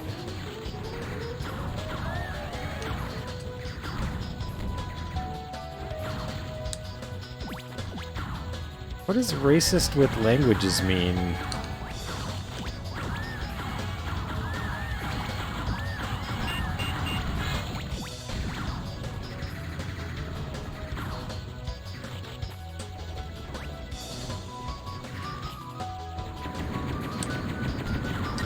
Hi there, Voxandra. Thanks for the raid. I'm playing a bit of Bangai-O. It is a pretty neat game. I'm about to step into the info station and get a message from Mrs. M.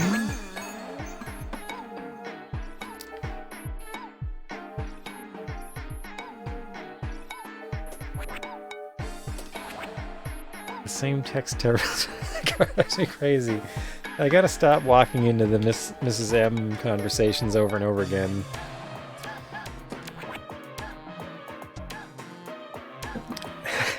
She's right, though. I look different not in a lizard suit. Well, I've got an emoji that can fill the void, maybe. Maybe if it gets colder this winter, I'll put it on. It is quite warm to wear.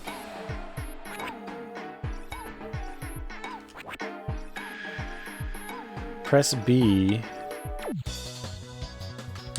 Wait, she's... Okay, she just told me how to quit her own conversations, which I did not realize.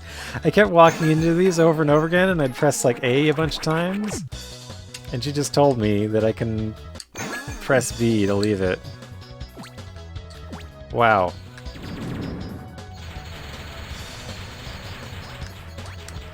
It looks like I'm in an attic. I'm actually in a basement.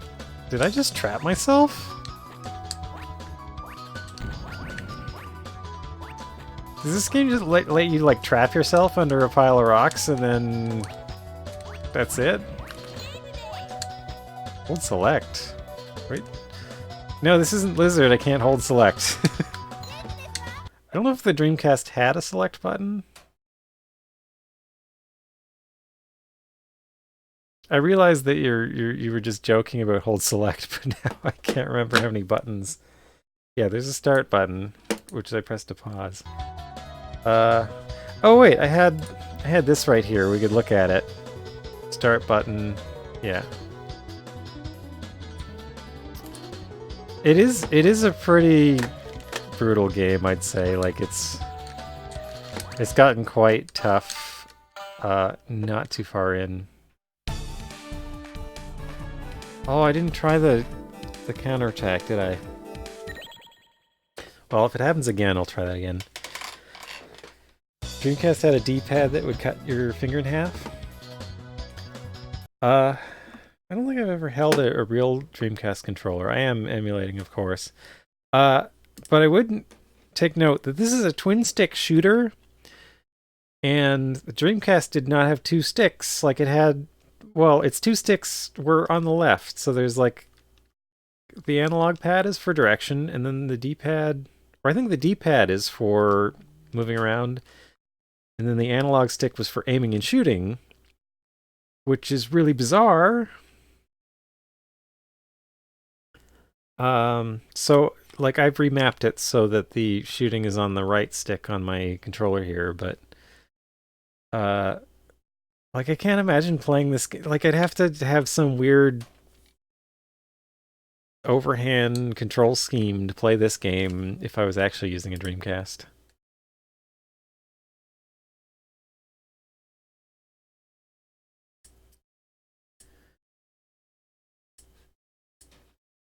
Yeah, I tend to only use overhand buttons. There's some games where I've had to like rapidly tap buttons, and I like doing that overhand better, but I don't do that normally. Normally I just use my thumbs. I put that away, right? Sometimes I forget things in OBS. I'm looking at my emulator screen.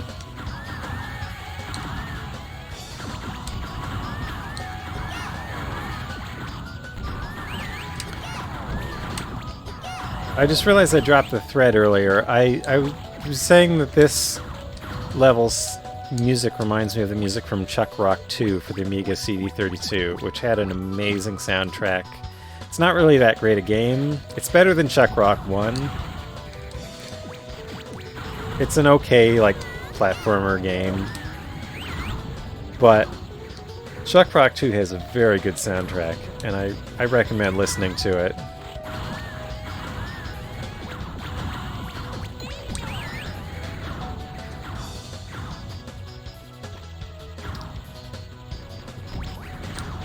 So I have Ricky with the homing missiles, and I have Mommy with the straight shot that bounces, which I'm trying to use by default now. So I think it's more useful than I originally thought.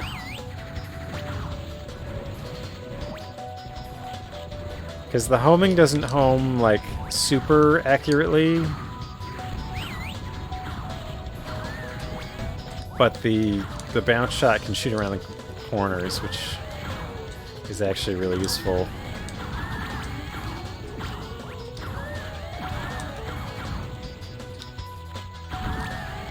Oh, Boulder Dash.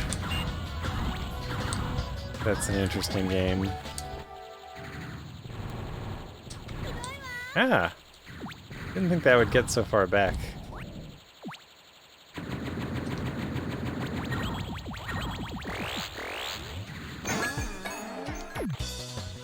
Aha! Just taught me how to get out of conversations with M. 10 levels into the game.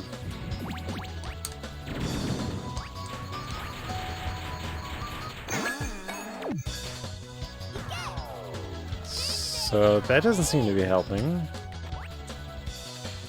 However, now that I didn't get trapped underneath them, I can go around. I remember how this level works a little bit.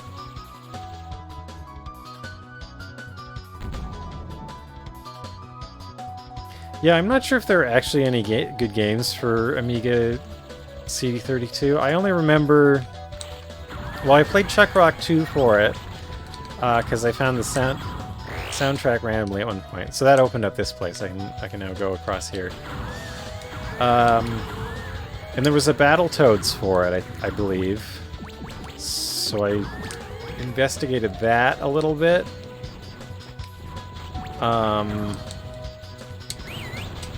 Oh, these things are weird.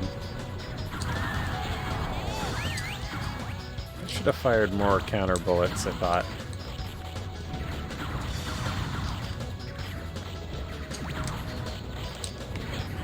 What is shooting at? How are there so many enemies in there?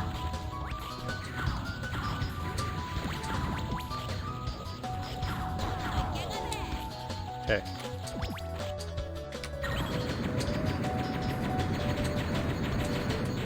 There we go.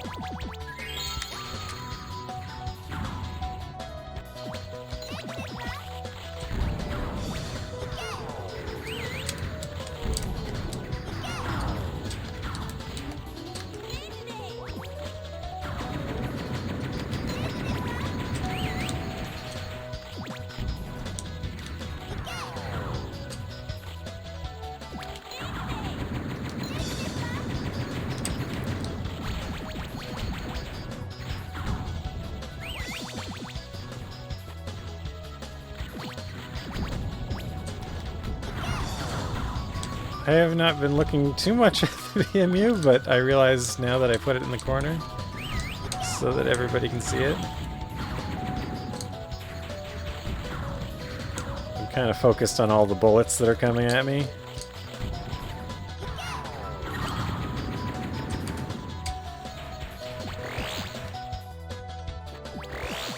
Okay, so I blew up a path that unlocked these walls here.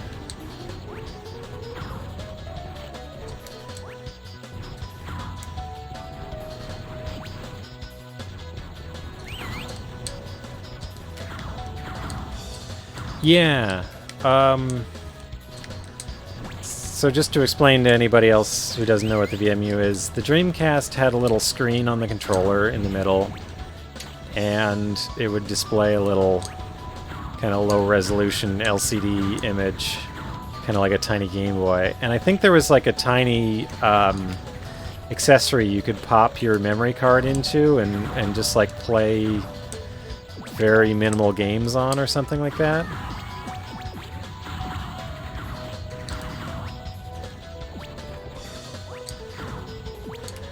Like basically a game could come with a thing that installs on your memory card, and then you could plug your memory card into a little player device and then play a tiny game on it.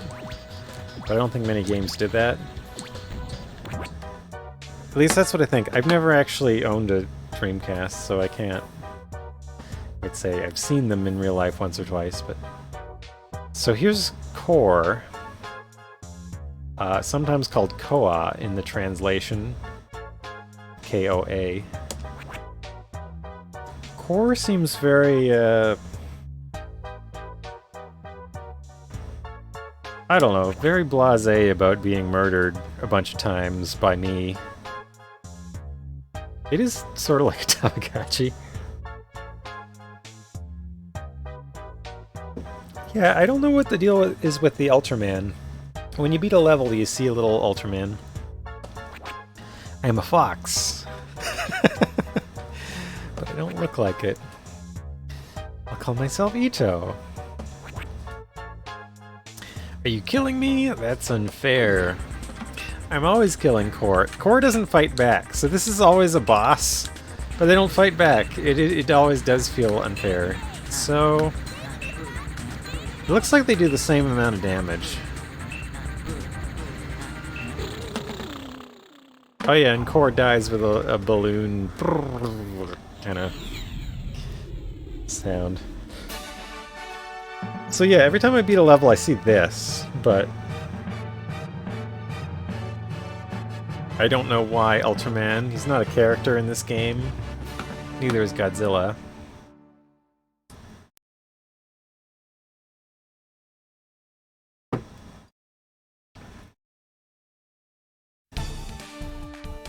And now we're at level 12.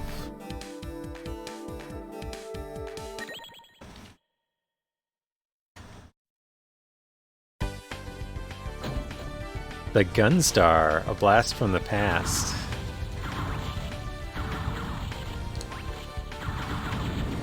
Gunstar Heroes? Was that the Genesis game? Also by Treasure?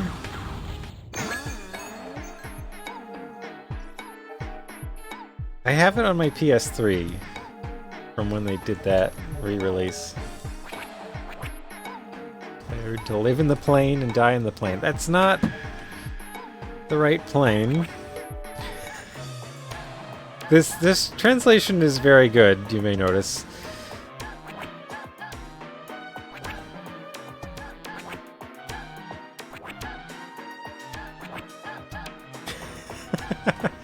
Things may stack up in 2D. Interesting.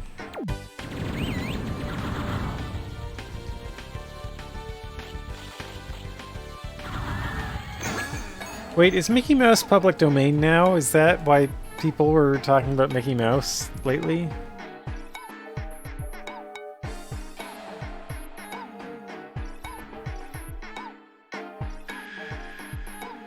I've not heard of Techromancer or Gundam Rise of the Ashes.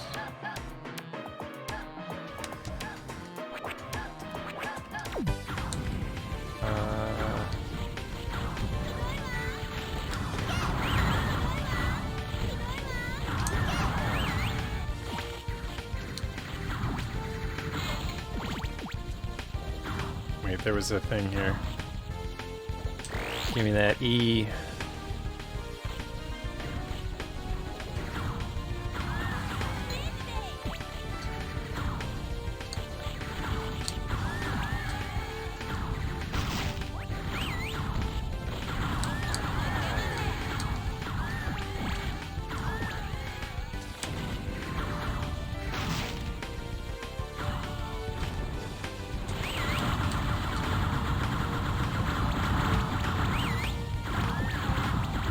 Boxes of giant space fruits.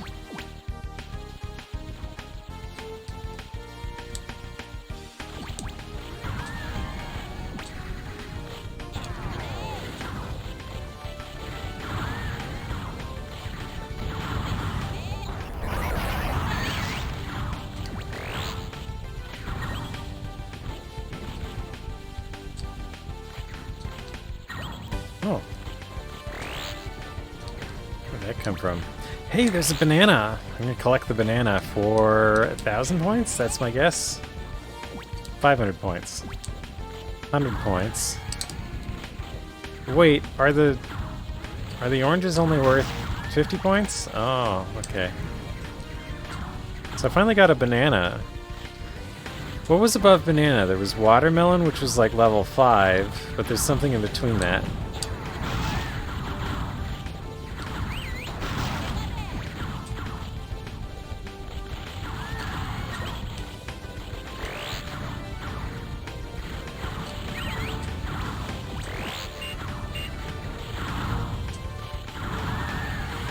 Whoa!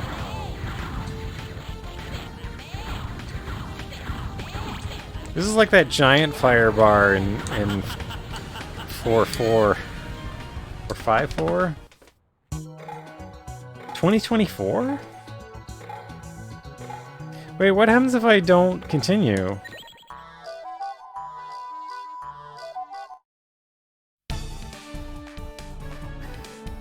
Later iterations of the character will remain copyright. Okay. I'll be back in a second. I just want to get myself a beer, I think. And I have to do stuff in a room that's made for doing that stuff.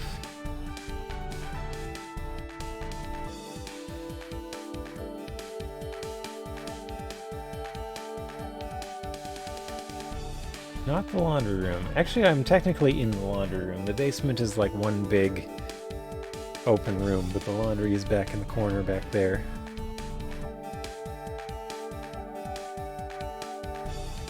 Gamer P. Yes, the Gamer P room. The room that is made as a Gamer P receptacle. You can bleed in any room, just as long as you don't get it on the carpet. That's all I'd say. I'll be back, bro.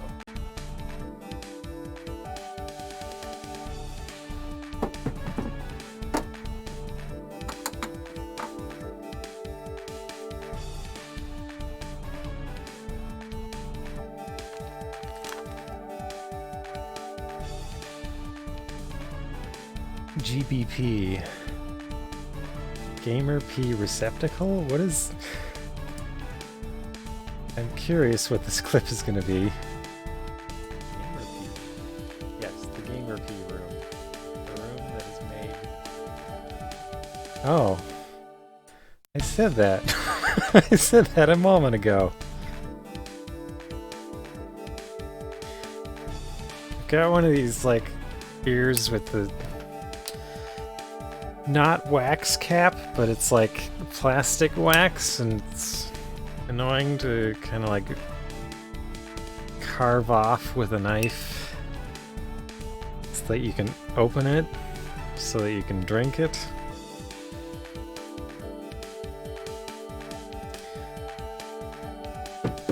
In one way, maybe it's good for all beer to have this, so that when you're too drunk to open it, you can't.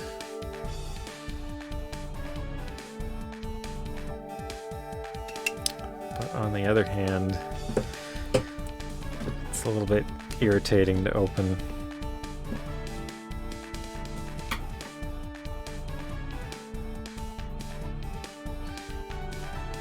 So just if anyone was wondering, the previous beer was the Whiny Bastard. This is also in the same series, the Cafe del Bastardo, which is the same idea. It's an imperial stout that's been aged in bourbon barrels, and then this one has coffee flavor in it.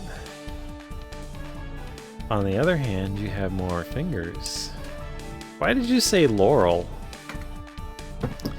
On the other hand, you have more fingers is a good joke.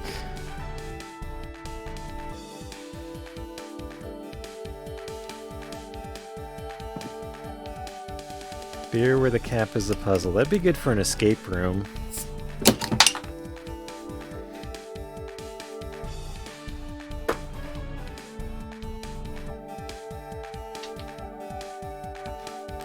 Brainstorm? Laurel? Tomato? What? Oh, Laurel and Yanny. Okay. Green Needle. We were talking about this.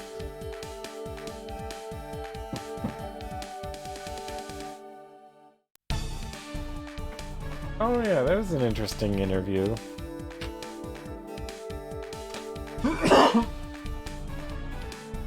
I think she's doing like a series of interviews with a puppet. And it's all like kind of like local to the Niagara area. I'm not exactly in the Niagara area, but I'm close enough to it to count, I guess. I met her at an event that was in St. Catharines, which is very close. Well, it's in the Niagara areas, but it's very close to Niagara Falls. I should do more interviews in the lizard costume. I've only done a couple that way, but I'm not dedicated enough to the lizard life. Actually, I guess I've done all my lizard interviews in the costume if they were video interviews. But that's only 3 interviews.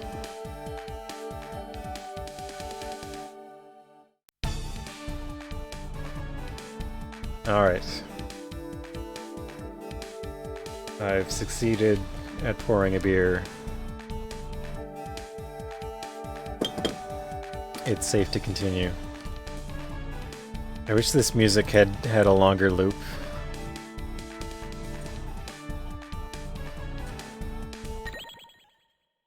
I've been worried that all the VMU windows would like mess up like I was worried that they would mess up OBS because sometimes it like changes windows when the window title changes and stuff. Basement life is okay. I mean, this is where I keep my desktop computer. Oh yeah, I remember we did this. I died in this level before. Yeah, I keep my desktop computer. The only thing is, you can hear it right now, like the furnace is over on that side of the room, so it's noisy. But that's only like 10% of the time. And that's why I have a noise gate, so when I stop talking, you stop hearing the furnace.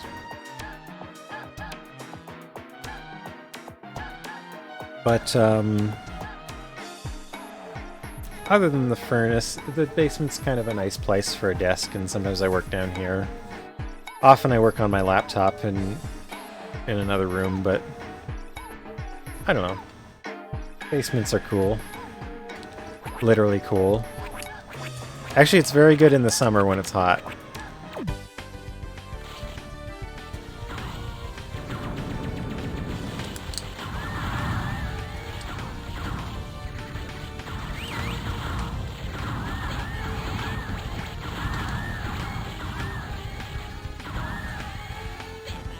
Ow.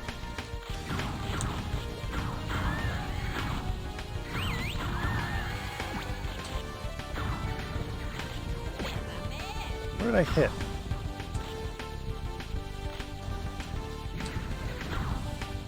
There we go.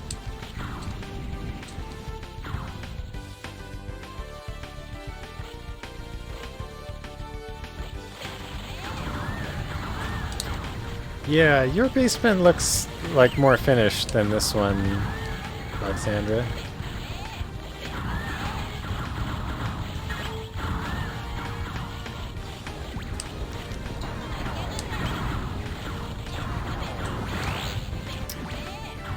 Trying to read chat and play this game is a dangerous proposition, apparently.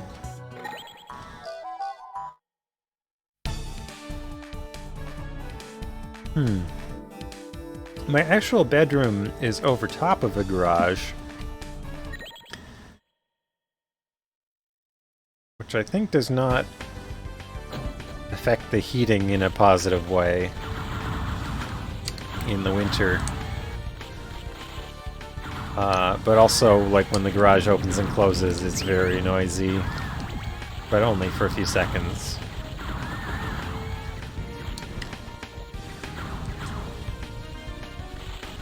Above a bowling alley and below another bowling alley. That sounds about right. I've never been on an upstairs bowling alley before.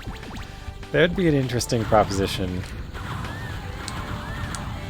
I've been in an upstairs dance hall before, but below it was just a bar, so it didn't seem like too much of a problem.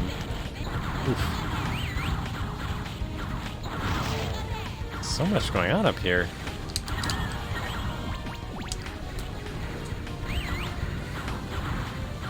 Want that E? These purple enemies are pretty tough.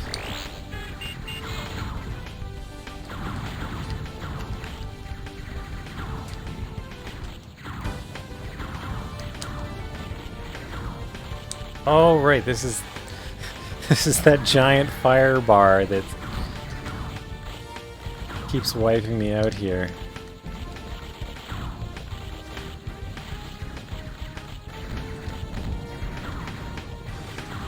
Somehow that didn't touch me. Okay, so I'll just try and play this area kinda safe. Ah!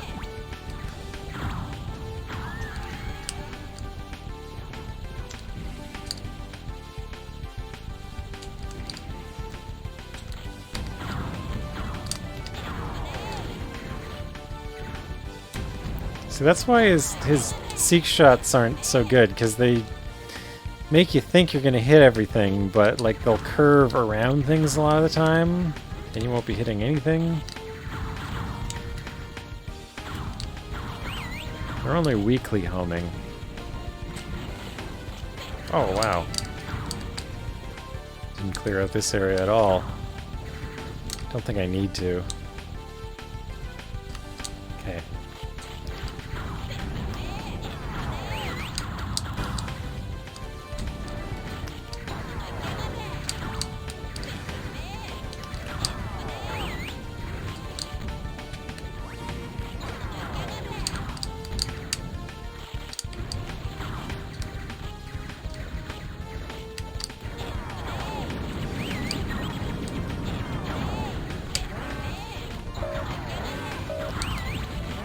Give me the super E.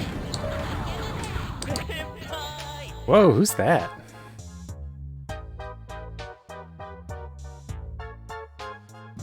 Is that you? Yasuo. I'm a newspaper reporter now.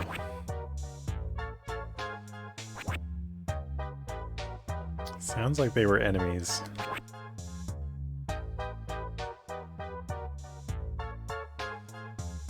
Tachyon 55, I guess that's the camera there? So we have a fight.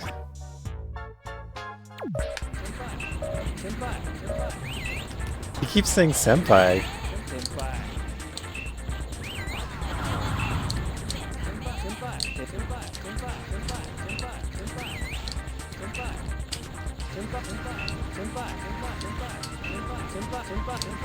So I guess I was in an older grade than him and kept beating him up?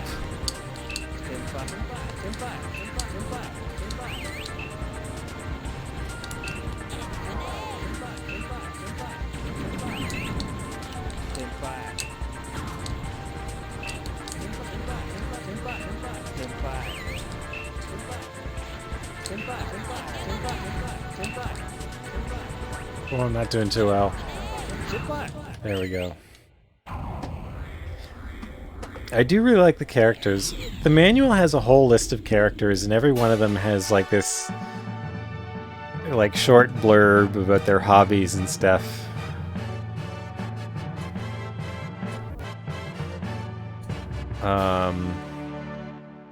Like I could probably look up Yasuo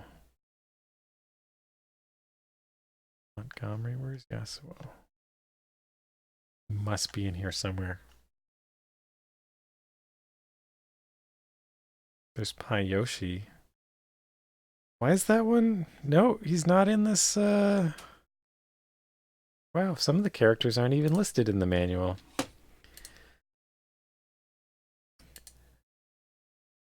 I must say the translation in this is really interesting, like including the manual.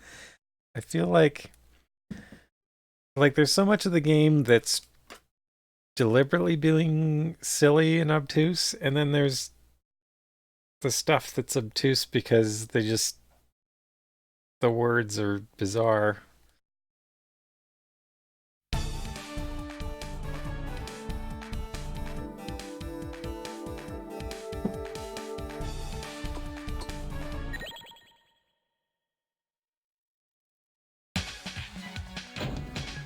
Racing the fuse. Hurry or you'll get stuck. Oh, I see. So I'm gonna like start an explosion. That does happen. Don't mock the ice-cold inventive troop. Like, this is what I mean. Sometimes the words are just words.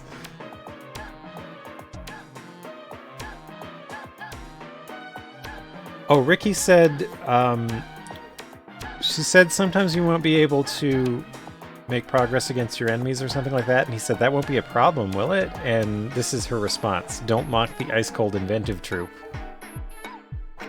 In this world, you will often find that you are in the middle of a crisis, but don't panic. It'd be a good idea to take a break from the battle. If the battle is interrupted, you will be asked whether you would like to start the scene from the start. Oh, how come it interrupts with what right? You're getting on my nerves. Treasure has decreed that. Sounds like you wanted to run away. That's not quite right. So they're telling you about the pause menu now.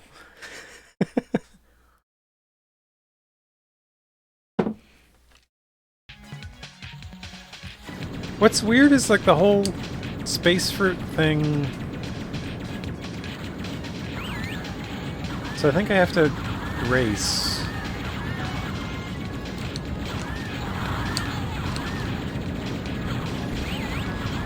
So I could be starting a bunch of explosions here, but I didn't.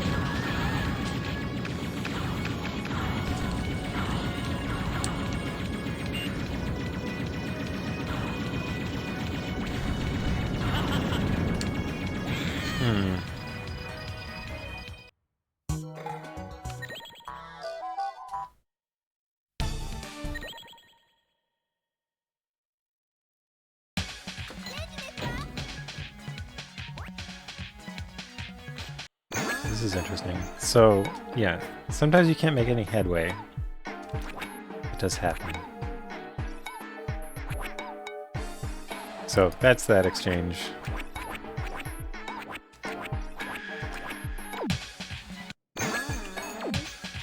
I'm glad that you told me I could press B to cancel the thing. Somehow I didn't figure that out. I tried a couple of buttons, but the controller does have 8 buttons, 9 buttons. Oh, no. Don't do it this way. Already lost pretty much. I was just trying to race through, but this is clearly the bad approach.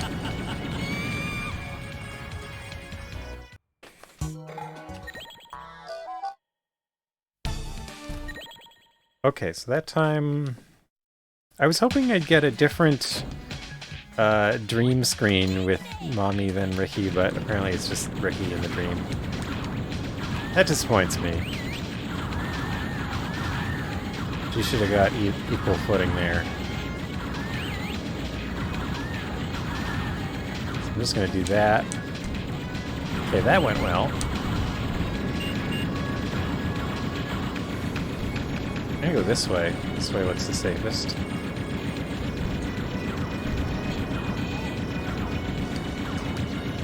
Oh no, I need to...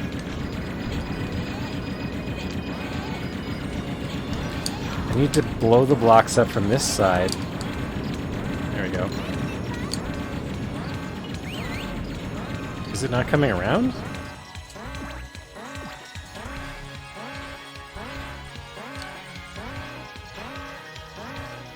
Oh! I missed that on the way up.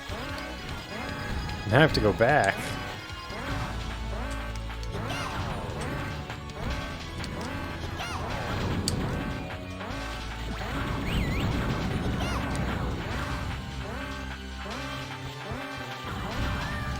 Oh, I can't go back.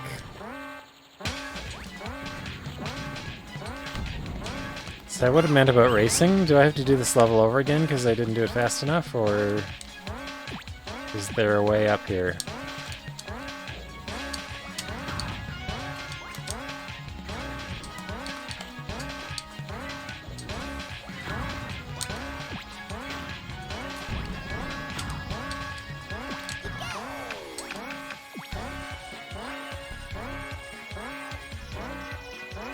So, I don't see any way across there.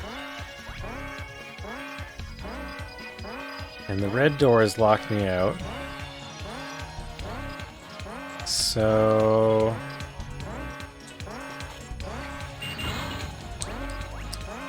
this seems like a level restart. That's why she gave the tip. Because we have to restart the level. So I'm wondering what causes the blue door to open or close. So I need to hit this. There we go.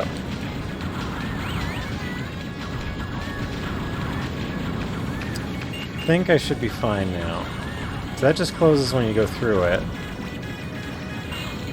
Oh! Wait, how'd I make that? Oh! Enemies' explosions, or enemies cause...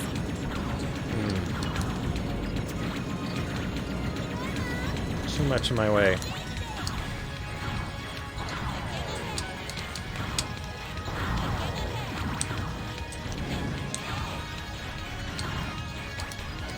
There we go.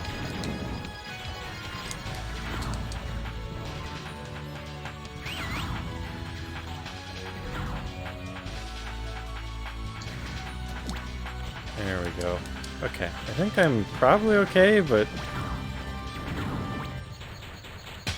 find out when we get through here. Trying to play it a little bit safe.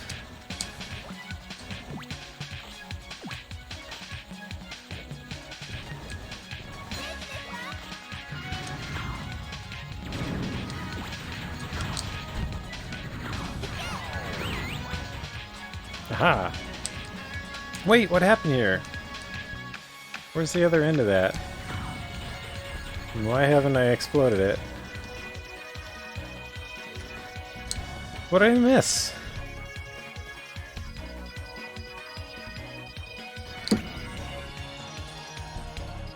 Actually, can I go all the way around again? Maybe the door will open again from the other side.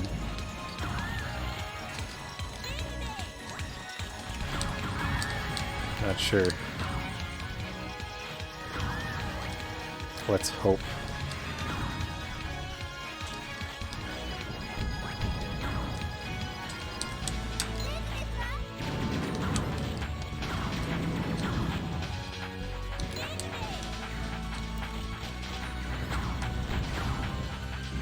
Didn't see that one there. Though, didn't see that one there is kind of the name of the game. There's a lot of that here. Okay, so that closed up on me because that exploded and dropped a thing. So that was the first race that drops that. Okay, so clearly I have to restart this again.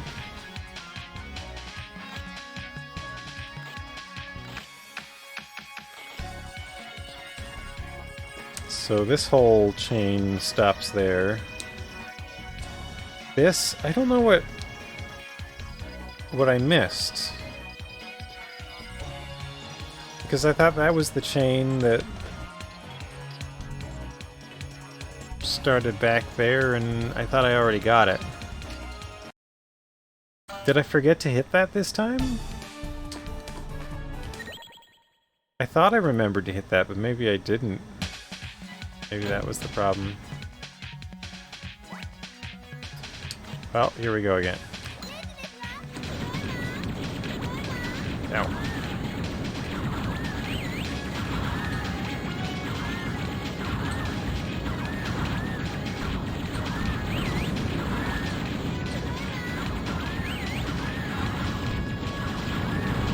Okay, so this time I'm shooting it for sure. There it goes.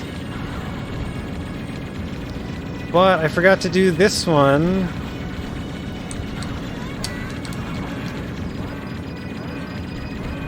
I forgot to do this one, so I don't know what happens now. Can't get these enemies to shoot. So I have to remember that one in the middle.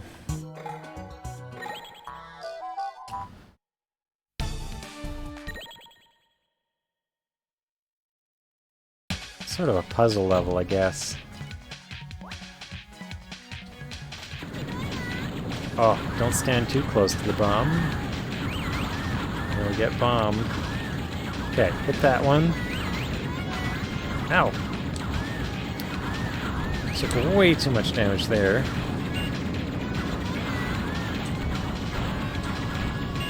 Remember to hit that this time. Sneak through the middle here. Ow!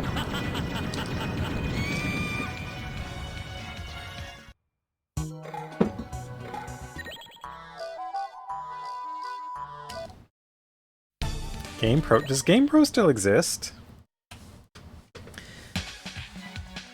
GamePro was like the first video game magazine I ever bought. It was kind of a funny experience because I was like in the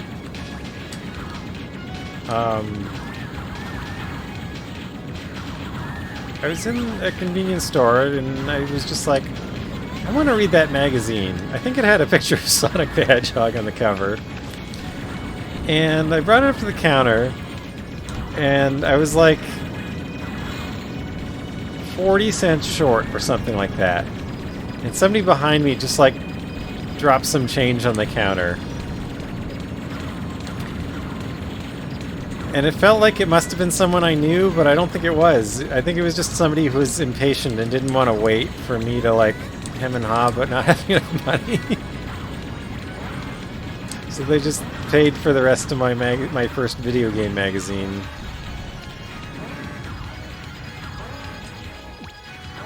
Did I make it? Oh, I wasn't in time. But that was the only GamePro magazine I bought. And then after that I always bought what was it called? Game Players. Game Players was the magazine I bought. And I liked them. I think they were from like North Carolina. I think that's where that magazine was from. I wrote in letters to the magazine every once in a while, but they never published any of mine. But I read it for like many years, and I never had a subscription. My parents would never get me a subscription to anything, but I had a weekly allowance and I could spend it on game magazines. Oh, I'm doing badly. Oh, I forgot to do that thing again.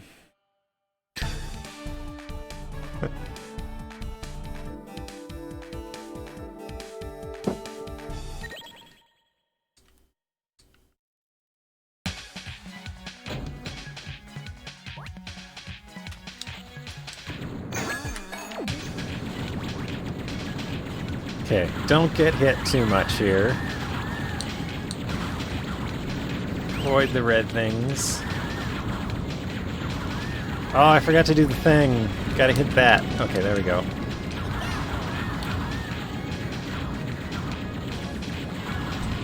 Hit the second thing. And race it again.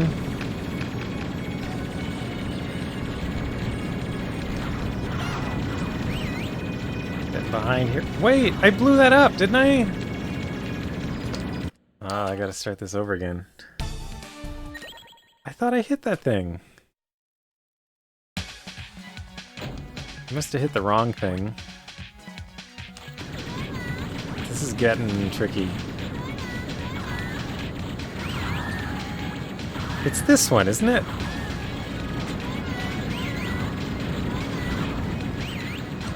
I hit this one too, just in case. And this one. It's probably not that one.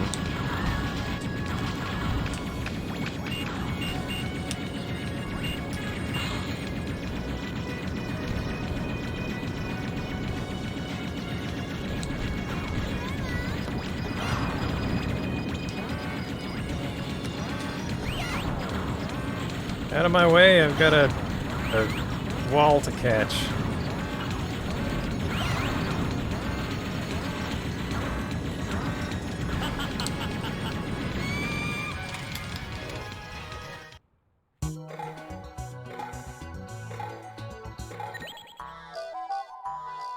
From the Dreamcast on, all Sega game systems, including arcade units, will be compatible with each other.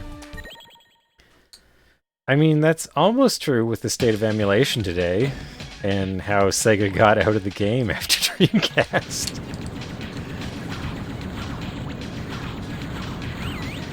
Where are you reading that? Wait, did the Dreamcast have Windows CE? What are you saying?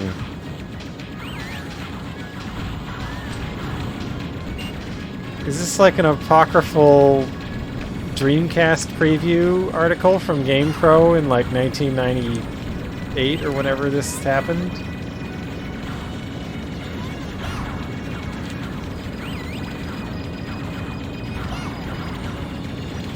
Out of my way!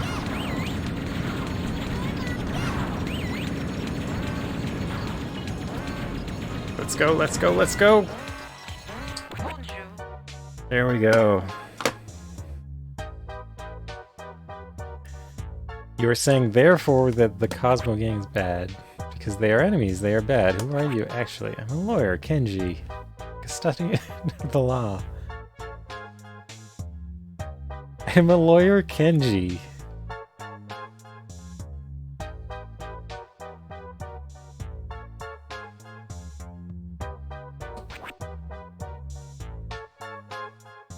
Protecting the Cosmo gang from really bad people, like me. The worst of them all.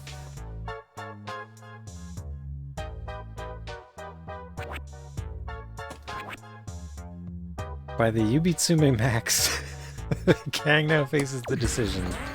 What? So this is another core. The cores never fight back. Which is a weird way to do a game, but... Did he say très bien? Sounded like Kenji said très bien.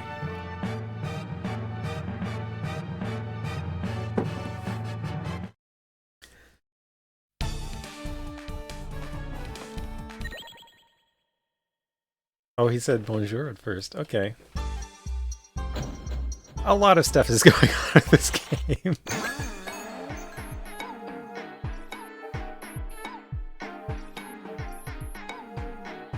I've learned of passionate Bangai-O fans.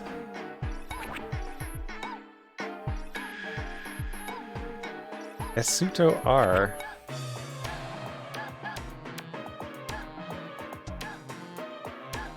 Just trying to think if Esuto R is like something backwards or something, but... If you drink a fizzy drink after shake, almost 80% suffocate.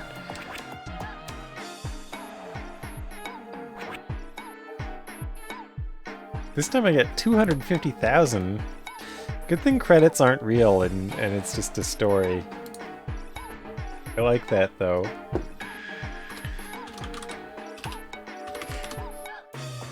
I need to make a note of this.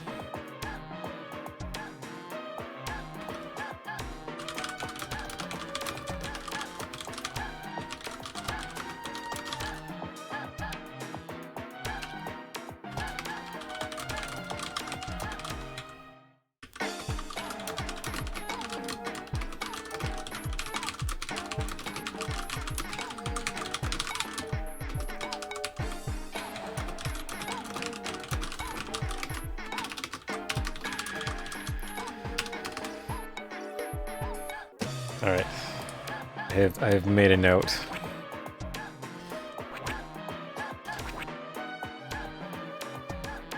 Since I have proclaimed it, it would be stupid of me not to do it. See, this is why I don't promise a lot of things. noom.space/temp/dcce.png. Powered by Windows CE. That's interesting. Windows CE was a strange fish.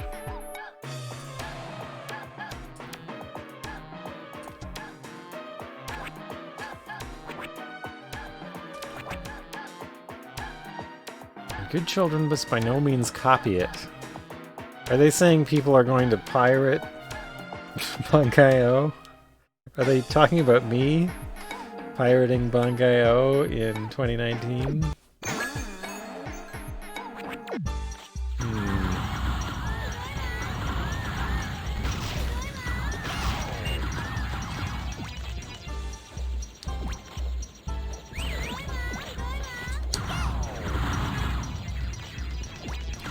Though for real, my piracy about, or my piracy, my policy about piracy is basically just that if I can buy it, I will.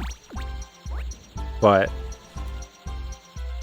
if there's no way to buy it currently, then I'm not worried about it. I don't put stock in buying used copies of 20-year-old Dreamcast games just so I can play them. But like the Castlevania Anniversary Collection or whatever it was called, like as soon as I knew that was out, like I'd buy that in an instant, because I've had tons of fun pirating those games over the years, and I'd be glad to own them.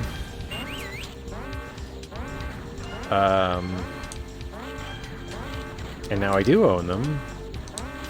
And I'll probably still play them on other emulators besides the ones that came with that collection, but I was happy to buy them. And I wish more publishers who own rights to stuff would just do that.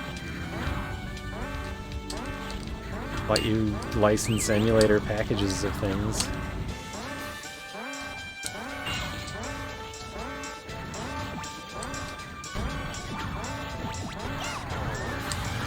Health, health, health! That was not much health.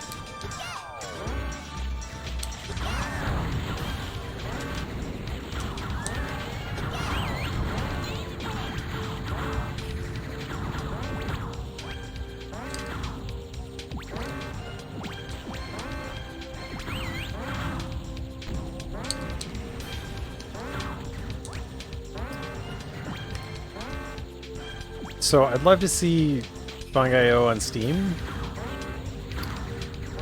I don't know who owns Treasure these days, but I would buy it. And if it's on there already, let me know. I will buy it like now, because I would.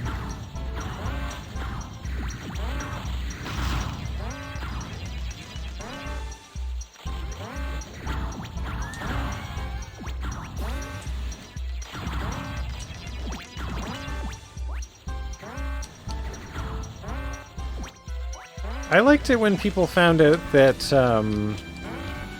Animal Crossing had like the emulator, the headers for NES ROMs that, you know, came from the emulation community. like 20 years ago, and it's like, what else would you use? Or more than 20 years ago, really, but it's like it works, and why would you use anything but that? If you use that, you can just take the same file and put it in any emulator to verify your tests. It's the best thing to use. And some people were like, oh, they stole it from the emulation community. I'm like, not really, but...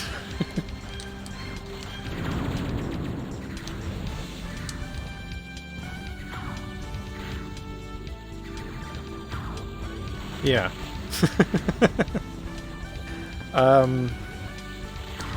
But I liked how, like, Frank Cifaldi made... So he made that speech that had a title that was intended to be like a misinterpreted headline just to raise stink about it, but it was good because it did raise stink about it. But just trying to say that, I think his headline was like, Nintendo sold pirated ROMs back to you or something like that. And he said that as a joke, like he didn't mean that for real. He just meant that you couldn't distinguish a pirated ROM from the ROMs Nintendo is actually using because they're literally the same data. And that was the point he was making, that emulators are legitimate. And that despite Nintendo's repeated claims that emulators aren't legitimate, they had their own emulator and were making use of technology created by the emulator community. Oh wow, there's a boss in here. Was it Sabu? Or one of Sabu's brothers? We don't know if he's a clone or what.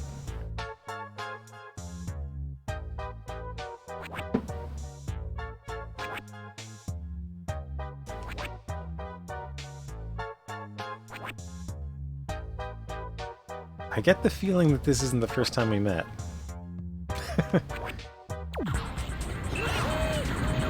Okay, let's get somewhere safer and...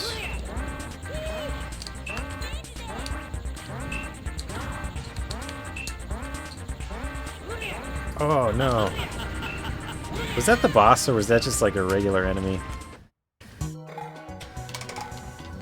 Yeah, Nintendo is extremely iron-fisted about a lot of things. And it was kind of interesting, like, they've always been that way, but whenever they had a popular platform, it was something they could do, and it would seem to be to their advantage. And like with the Wii U, it was finally not paying off.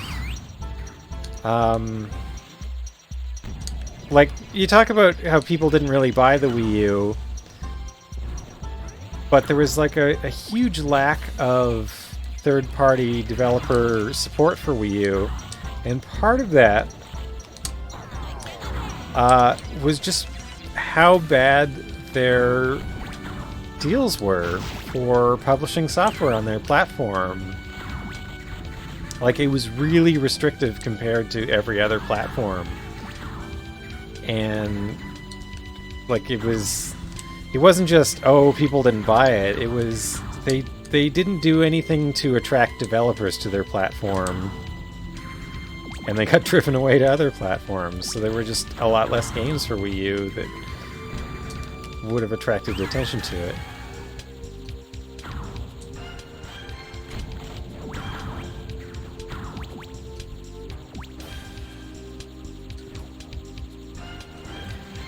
The NES was where it started. Like, they didn't have any anti-piracy technology on the Famicom, and people pirated games like crazy and made lots of unlicensed games. So when they brought it here, they tried a bunch of things. They were trying to make it look like a VCR. They'd had the licensing thing, because they saw how it went with like Atari 2600 with games where you really didn't know what the quality was like, and usually it was pretty poor. So they were trying to combat all that stuff with it, and like make their licensing fees. Like, they made everybody Nintendo manufactured all the cartridges of Nintendo games. Like, maybe not firsthand, but they licensed them all to their own manufacturing house. So if you wanted to publish a game for Nintendo in the US region, North America region, you had to go through them, pay them royalty for every board, and they would make them. They would tell you how many games you could make and blah blah blah. But the Famicom, anybody could make carts for it. Anybody who figured out how the system worked, which was like Konami did it. Tengen was Atari. Like lots of companies figured out how the Famicom worked and started making games for it. But they couldn't publish their games in North America because of that lockout chip until Atari figured out how to reverse engineer that and fought a lawsuit about it, which Nintendo famously lost. And that was sort of the start of... Or that set a good precedent for, like, if you make a computer and somebody makes a thing that works on it, like, you can't really sue them for that kind of thing. For just doing the minimal thing to make it work.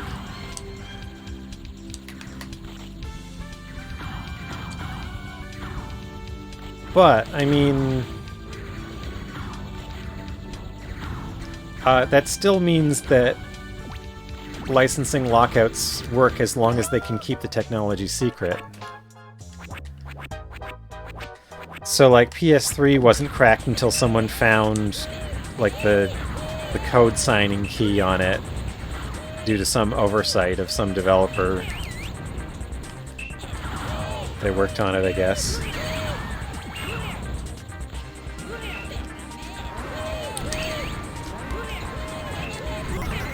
This boss has a lot of bullets. Okay, that was a good shot. Energy! Oh, I got hit. So, like, as long as, like, PlayStation 3 could have kept that code signing signature secret, they could have forced their licensing. It wasn't about a legal thing. It was just nobody else had the knowledge to make a thing that runs on PS3. But once that was cracked, that would have technically been out in the open, but nobody really wanted to get on Sony's bad side that way, I guess, in that market. But just saying, like, people could have done it at that point. Where's this fire bar coming from? I don't even remember this being part of the level. I guess because I just go over here and avoid it. Wait, is there two of them? Why is there two of them?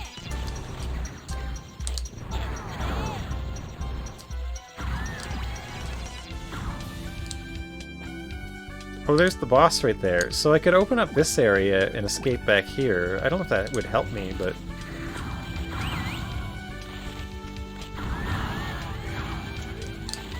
it might.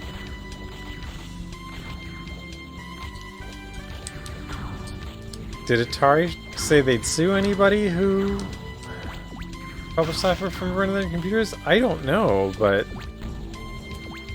that definitely didn't work out if they said that. Because lots of people publish stuff for like 2600 or any Atari computer I can think of, but...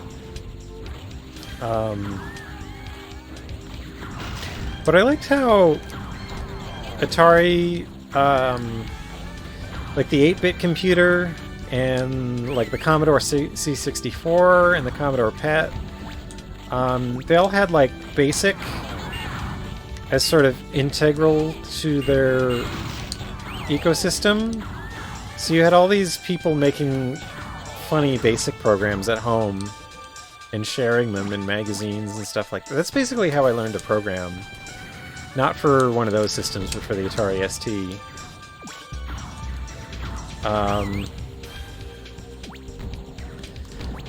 But if you told me Jack Tramiel said that, like, I'll sue anybody who publishes stuff for my thing, I would believe you. He, you know, he was known for things like that. I don't know about Bushnell. I don't know as much about Nolan Bushnell. I just know he moved on to Chuck E. Cheese.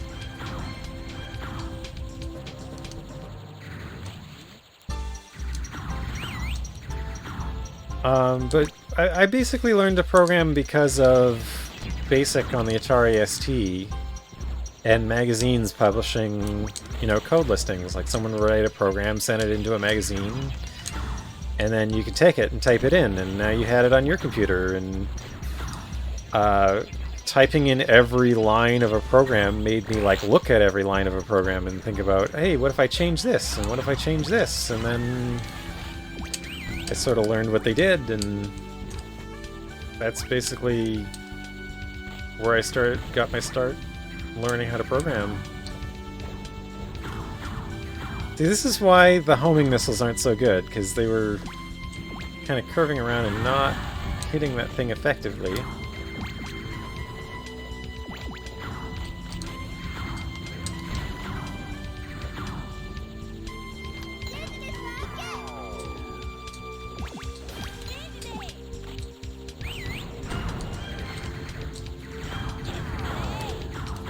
Coming from?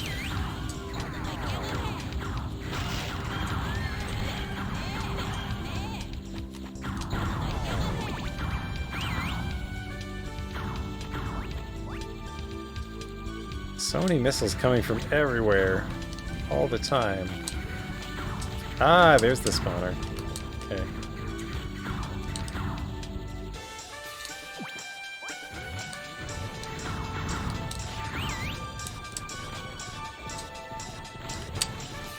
I do quite like how this game is put together. Like, I like how there is a focus on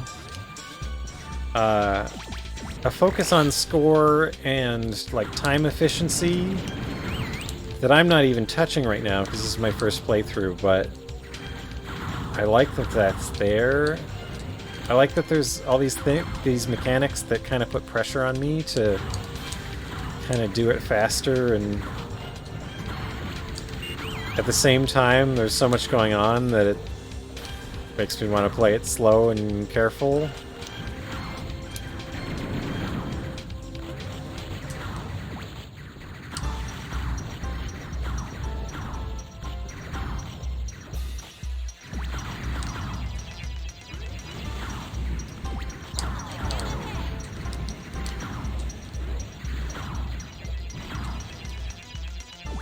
Okay.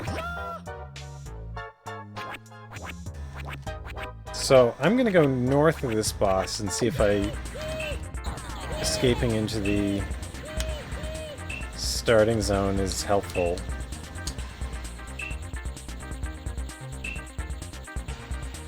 Come on, Sabu, where'd you go?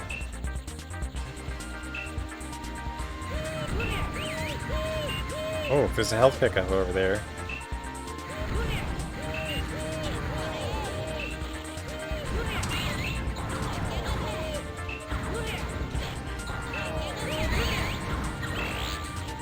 Doesn't help that much, but it's something. Oh!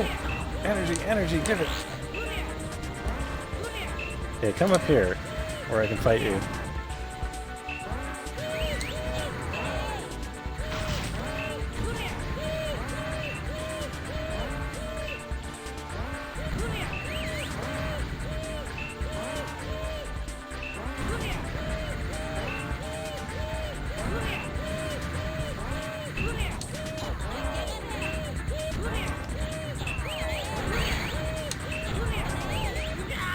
There we go.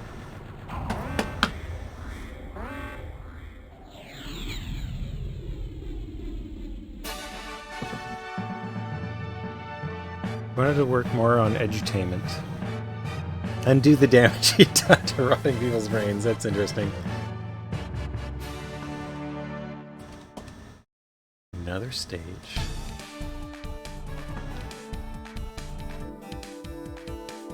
So the going has gotten a lot slower.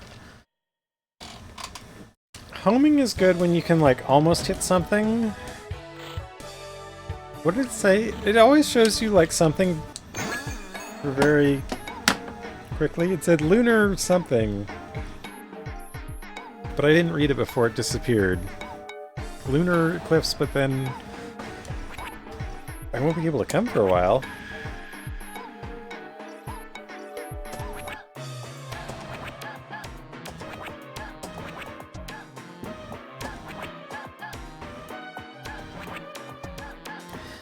Do not try to hit her, even if she's behind you. She's a good daughter, but she really is useless. Wait, is she a daughter or a sister?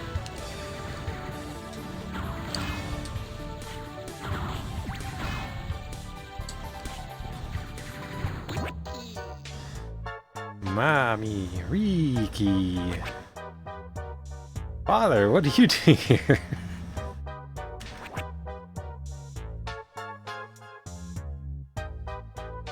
Why are you going to the machines of the gang? What?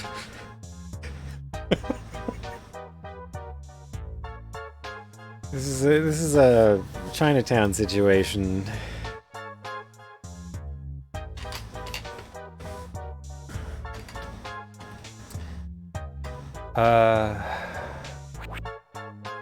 Can't wait much longer. With the VBG 2000 that I stole from the gang, I shall... What? I shall destroy you? Is that what he said?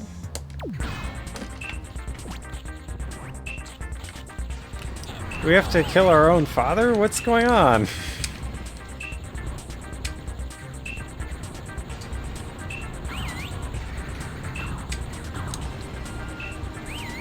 Need to make some space here in the minefield.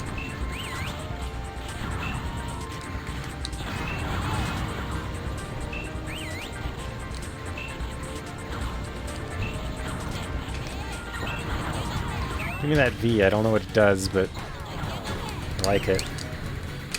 Seems like I'm shooting faster.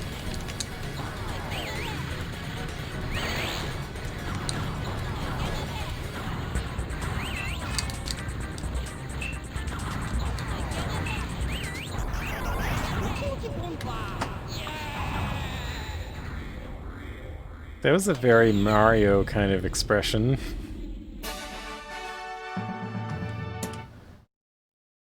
You might say in the manual. So did we just kill our own father? Is that what just happened? What does V do? It probably says in the manual. Let me check.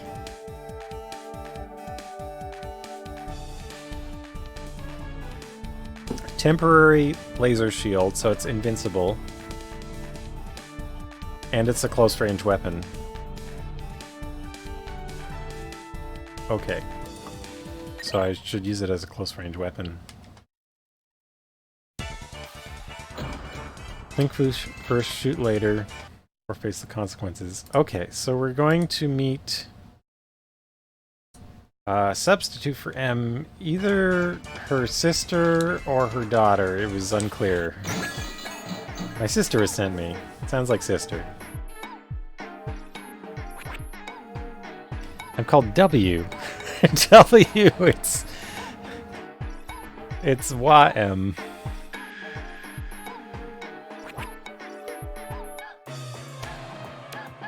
You look like your big sister, except you don't have a tree on your head. You have like a couple of leaves. She's not as mature. She's just a sproutling. Ah, he is there. Historically great personalities have always come to me.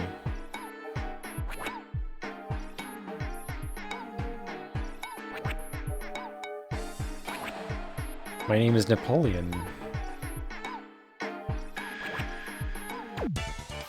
May God protect you.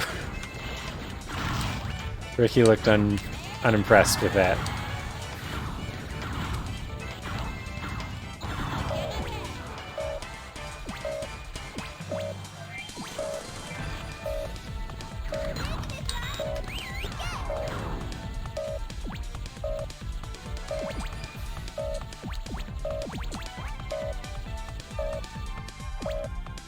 It's true. I wasn't sure if it was like daughter as in, you know, my sister is also a daughter. I mean, obviously every woman is a daughter, of course. That's just by definition, but it's not something you point out usually, I guess, is what I'm saying. That someone is a daughter.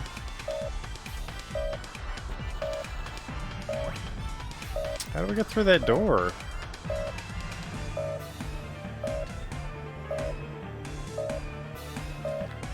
A little confused about what to do here. Did I screw it up? Oh, there's the... blow that up.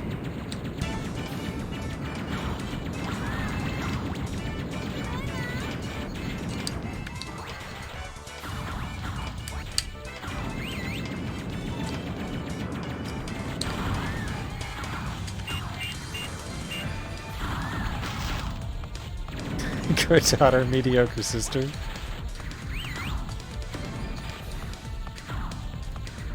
Possibly. That looks like a good health pick. Yeah, ooh.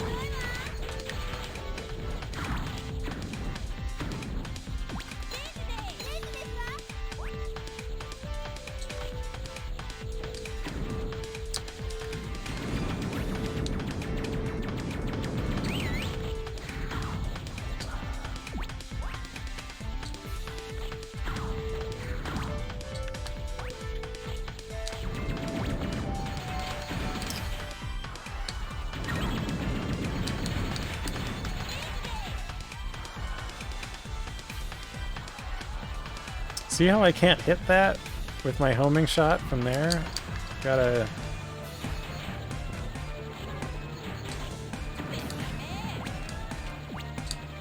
I wanted that E! Oh well.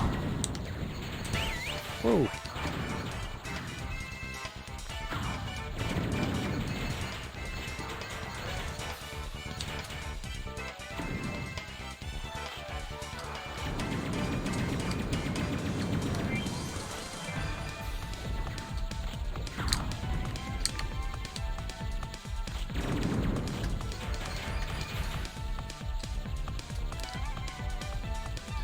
I see only, like, these bullets coming off the gun, like the shell casings. And this is, like, totally the kind of awesome thing that... like, machines of that... Oh, no! I just locked myself in here. Oh, wait, no. I can blow that up. Still fine. I'm not crap forever yet. But like machines of this era was so good at 2D sprite games. And like between Nintendo and Sony, and I guess Sega too, like they were all pushing 3D. And it's just like they could do all the 16-bit stuff with the gloves off, and it was like amazing. For the first generation, they could overkill the arcade systems. Oh no. I did it. Nope. Nope, there's a way. There is a way. Still okay. And this would have been great if I had an opportunity to shoot straight up through there and just wipe that out, but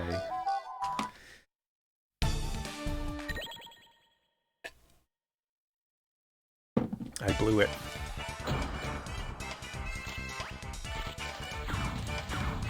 So my goal was to get to level 22 tonight. That was the goal I had in my mind. I'm not sure if that's practical or not, because each level seems to be... There seem to be a lot of like relatively slow levels after like level 10. Because it's not... Like, this isn't a walk in the park kind of game. And also, I'm 2 beers in of a very strong type of beer.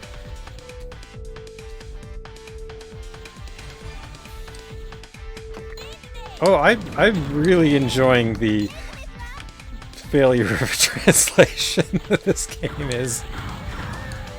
But I feel like it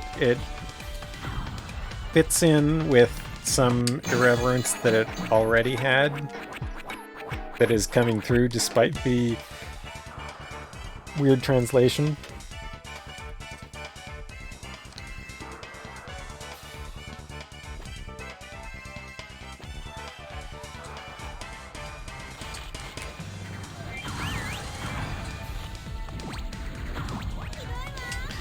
Did Treasure make Sin and Punishment? That's a game I've never played, but I've heard referenced a lot as a really good action game. And that's something I've wanted to play for a while. Actually, it's funny, I worked on a game called Yar's Revenge. It was ostensibly a sequel to Yar's Revenge for the 2600.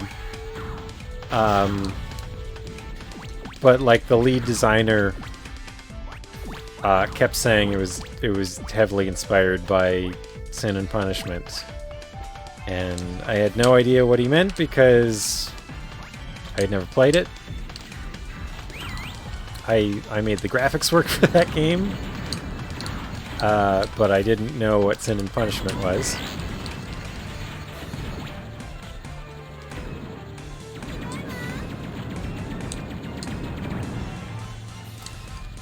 But it made me think it must be like a touchstone in on-rails 3D shooters. And I seem to recall that it was Treasure, so you can confirm that. That vague recollection for me.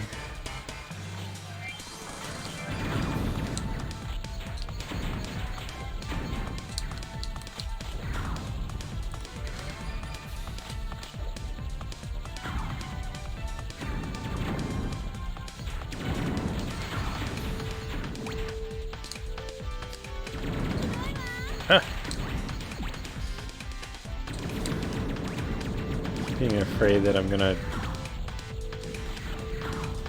lock myself out again.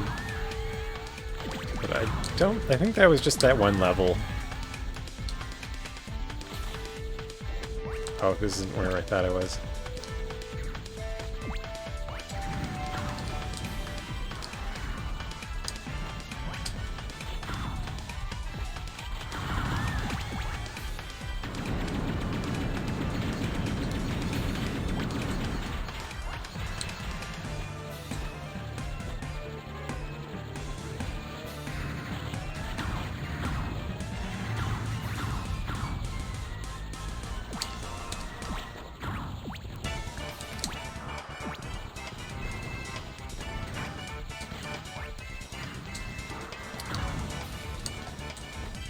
I liked some of the 3D games. It's just I definitely wanted more like mega technology 2D games, like beyond arcade quality 2D games, which was definitely being neglected. Like Sony didn't want a 3D, and so did Nintendo. I don't know about Sega, but it seems like they were in that direction as well.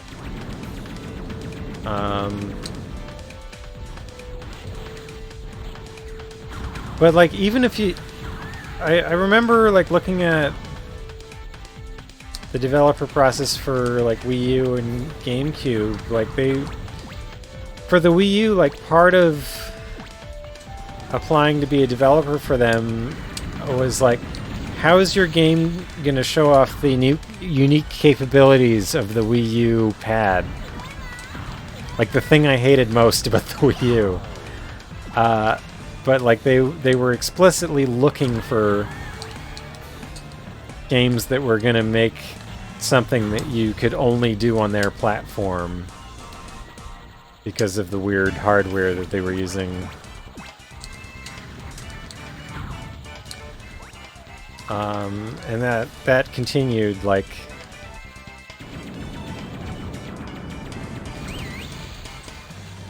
In the end, I really liked the Wii U pad as a thing I could play games on without a TV. I liked it for that. I liked games that let me do that on it. But that was none of those games were games that were doing something unique with it. It was just those were all the games that didn't. They were just on the system and oh, here we go, a boss. Koa-Mi. So they've called them Core, like C-O-R-E elsewhere, but then their names are all Koa, and it just feels so inconsistent.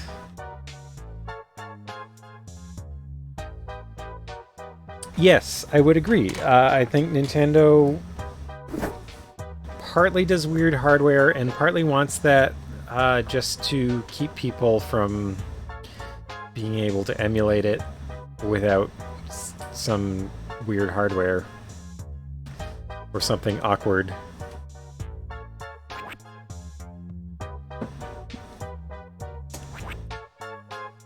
There's a ghost behind me.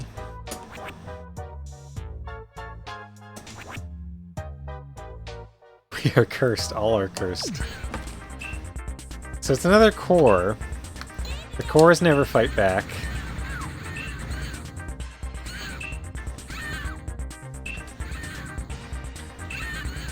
At least she wasn't complacent about being killed. She is screaming in pain, though. I don't like that. I feel remorseful about all these cores that I'm attacking.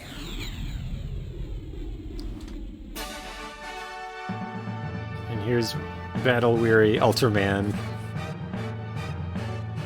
to punch another Godzilla for us. That's still unexplained. And it's still unexplained who this,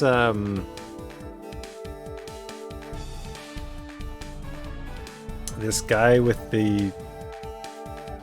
He's got a glove on a stick that he's pointing at the map for us. Yeah, if I stop shooting it, it will heal. Perimeter lasers force your way in. That's cool. Wow, they're everywhere. Oh no, enemies coming. So, like, I can't even hit that. So if I blow this up and stand here, if I back up to just the right... Nope, there's like no...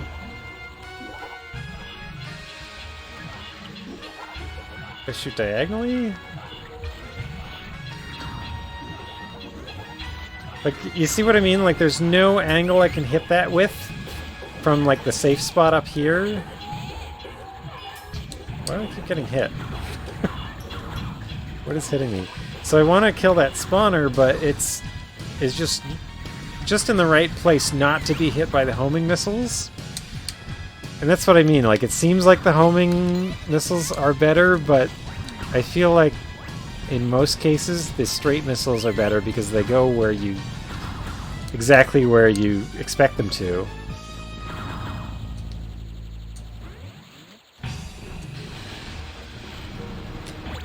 Which I think is interesting. Like, I kind of think that's cool. Because at first I thought they must be, like, more powerful because they're homing, but over the course of the game I've started to appreciate the straight shot more and more and more. And I like that. I like that it feels non-obvious that it's better. Or it's not always better. It's all situational. Like this, I probably want this for it.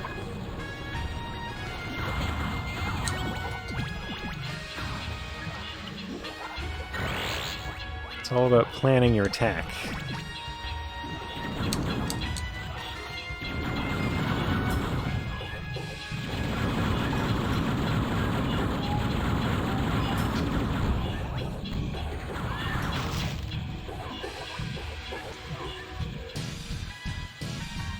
Fire shot in Contra. What happens with the fire shot in Contra?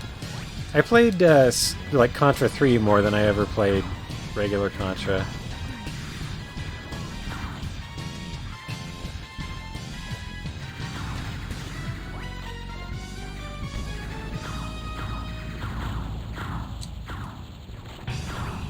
I'm always glad to see people enjoy Lizard.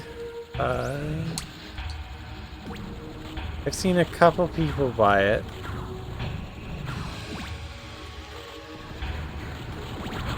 And I know a few people saw it because of your stream. So I was thankful for that.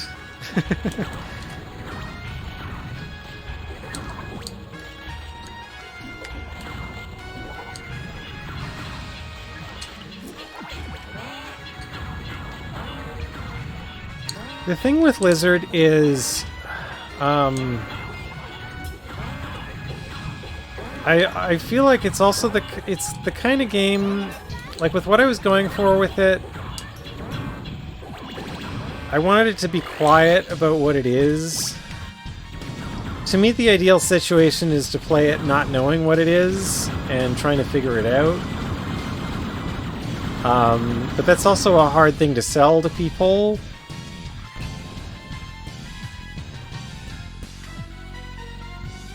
So, like, I value any review of the game that kind of...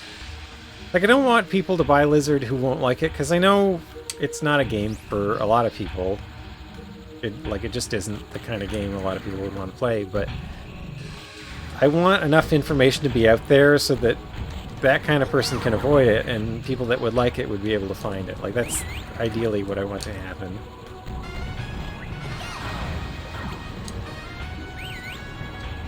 But it's hard to, like, have a review of a game that wants you to discover it gradually. Oh, another... Gimunema. Gimunema? Honored customers. High value, Gimunema. 6 liters for you.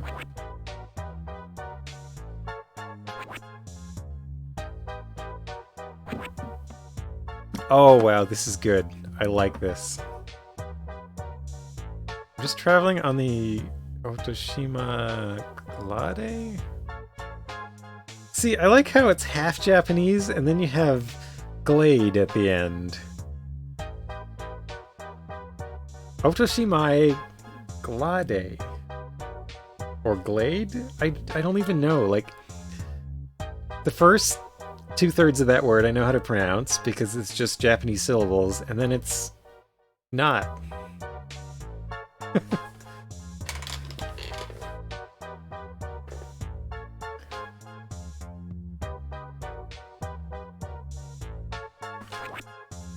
Yeah, like there were things like jumping on a penguin in Lizard. And there are a couple hints on that you can do that in the game. Like one of them is you can use the Lizard of Knowledge on a particular penguin that you can jump on. Or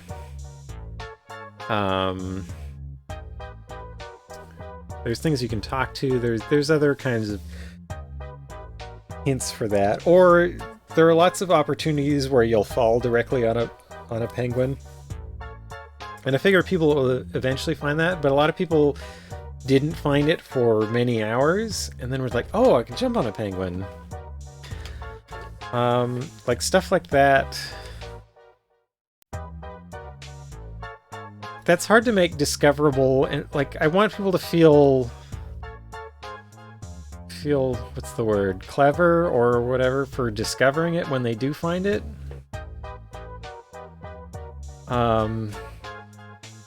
And I try to make it not too like Sierra Dream logic kind of style, but yeah, you don't ever need to stand on an owl. You technically don't need to stand on a penguin, but it's a lot easier to do that than go the other way around. Like you can get all the way up the ice mountain by going through like the steam zone and then all the way up through the volcano and then through a door, and you can get to the ice mountain without jumping on a penguin. But very few people do that because usually people figure out to jump on a penguin.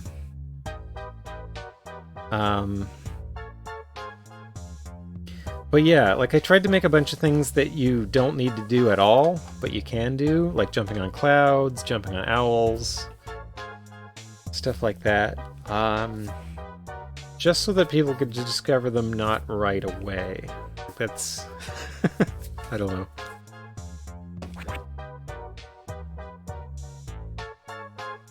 Inti creates. So the Inti creates approach instead is to put a tutorial in front of you that says, this is what you need to do the next thing.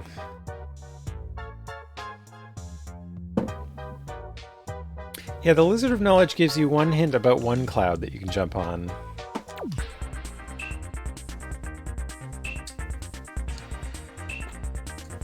So wait, there's... Why is this solid? That doesn't look like it should be solid.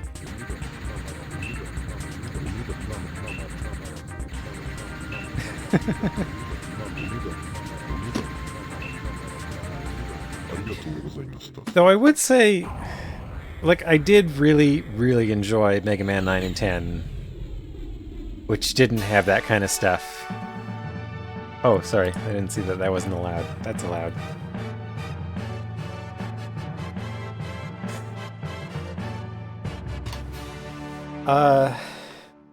Like, Inti Creates had so much goodwill after Mega Man 9 and 10, I feel. And then Mighty Number 9...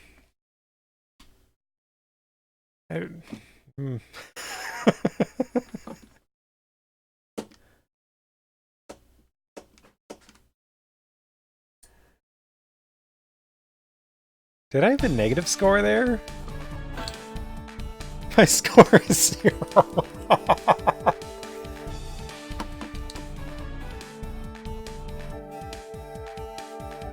Oh, that's what happens when you run out the timer.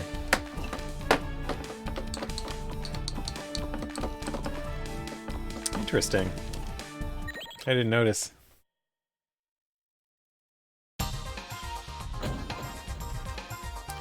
Yeah, so like the next game I want to make will be kind of like this. And my actual plan is there's a tutorial level at the beginning that will like sort of show you the ropes, but there will be a door behind you that you can blow up. And just skip it. And you might think, like I wouldn't say, I don't want to have a prompt that says you can skip the tutorial. I just want, like, here's the thing you can figure out to skip it. There was a game called Volgar that did it really well.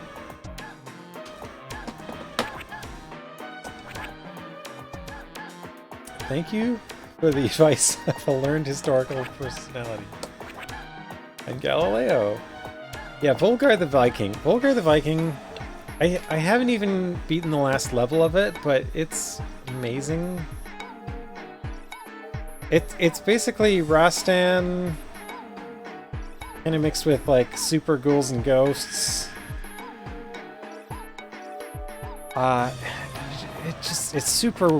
It's really well refined. It's like all the things I like about those games done well. Like when I die in Volgar, it's always 100% I feel it's my fault. That's what I like about it. It's really hard, but it always feels fair to me.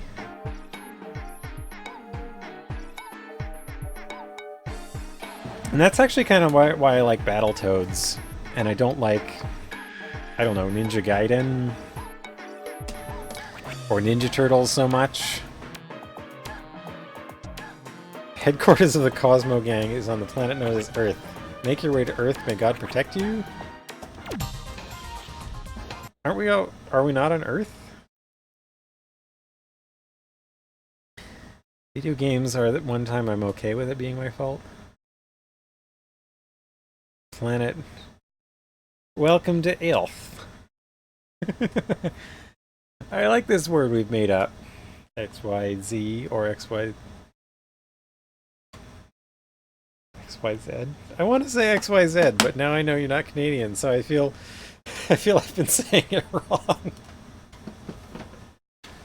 XYZ.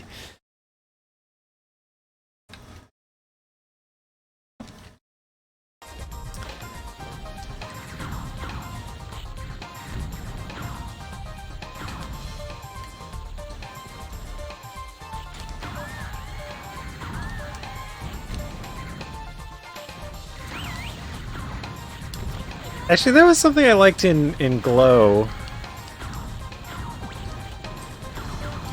I liked how, I forget one of the characters' names, but like she started dating a guy from Wyoming, but she called him Tex. She thought he was from Texas.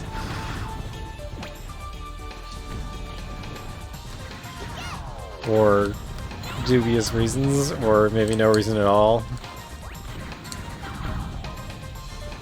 He had an accent, but not a Texas accent.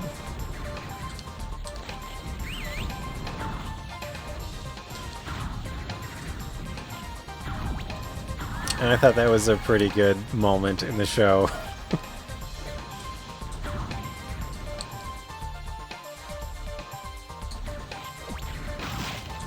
I don't actually... I know Eclipse Moon is from USA, but I don't know where. Yeah, there's a wide variety of how people talk in Texas. Like living in California, I knew a lot of people who would come from Texas, and there was a huge variety in how people talk. Like there were the people with, I forget what the name for it is, but like the distinguished WH from W. So they say like white instead of white. Whereas most accents don't distinguish those two like spelling differences at all.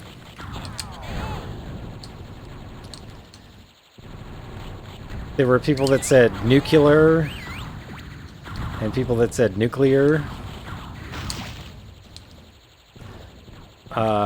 People that would say like there's a joke about like piece of ice and piece of ass, or piece, I don't know how to say it, piece of ass. And it sounds like you're saying piece of ass.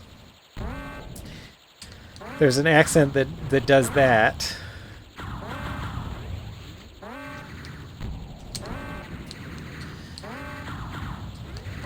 So I don't know. I'd say, yeah, like there's a lot of Texas accents that I've experienced that, and I don't think I'd be able to, I don't really know what regions people were from. Like I knew one particular person was from Dallas and one person was from Austin and so forth, but I don't know enough to pin down regional accents in Texas. I just know many accents that kind of fit in Texas. Barry as Barry. So Berry merger, is that a merger in my my particular Ontario Canadian accent? One of the ones I really like is the pin-pen merger. So the words pin become pan and pan. Pin and pen become pan and pan. Pin-pen. Gotta allow all the swear words for this stream. Oh, I'm low on health, and the music has run out. Maybe if I pause again. There it comes back. I still don't know if that's the emulator's fault or the game's fault. It could be either. See, this is definitely a case where, like, this would have been better. Because it just knocks out that spawn point, but like homing was never gonna hit it. That's a V. I want a V. It wasn't a V, but it was full health, so good enough.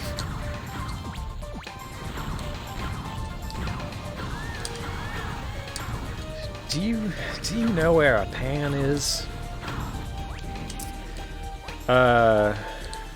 Sh and ch.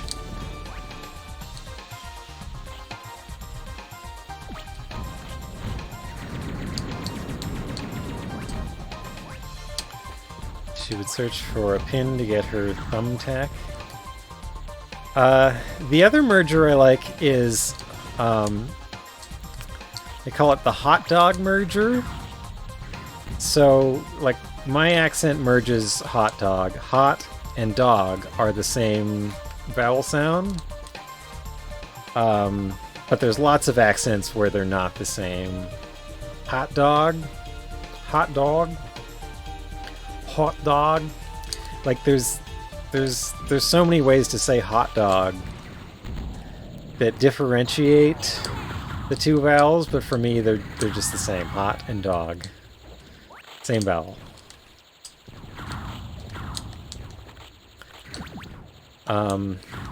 But like the most common one in the US, it seems to be, it's like hot dog.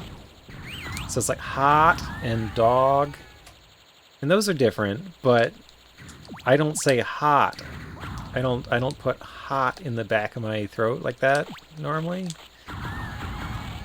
I just say hot like I would dog. The music stopped again. I wonder if there's like a thing going on in the game that's triggering it that's like common in this level.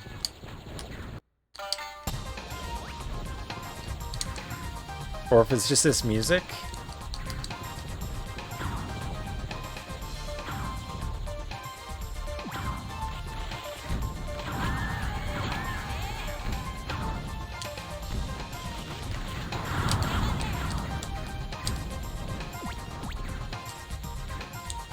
How's that not dead yet? Wow. There we go. So much happening here. It's like every level is designed around the homing weapons so that it won't hit anything. That's what it feels like.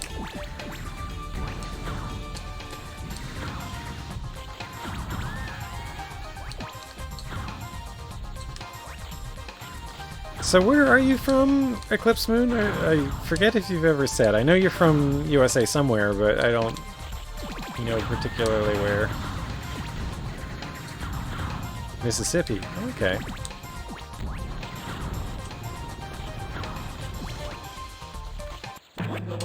Oh. It's Ultraman. It's Weary Ultraman. Now Clear Man? That's what his name is?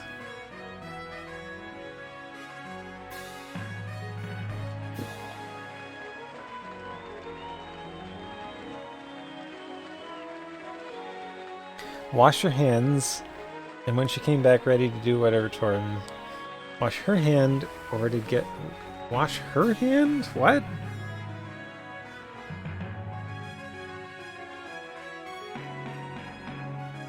Oh, watch your hands?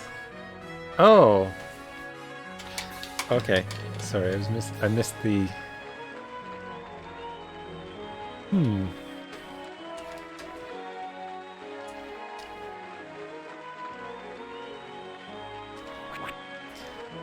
The hero of justice. I only sing your tune. The other. Why am I here?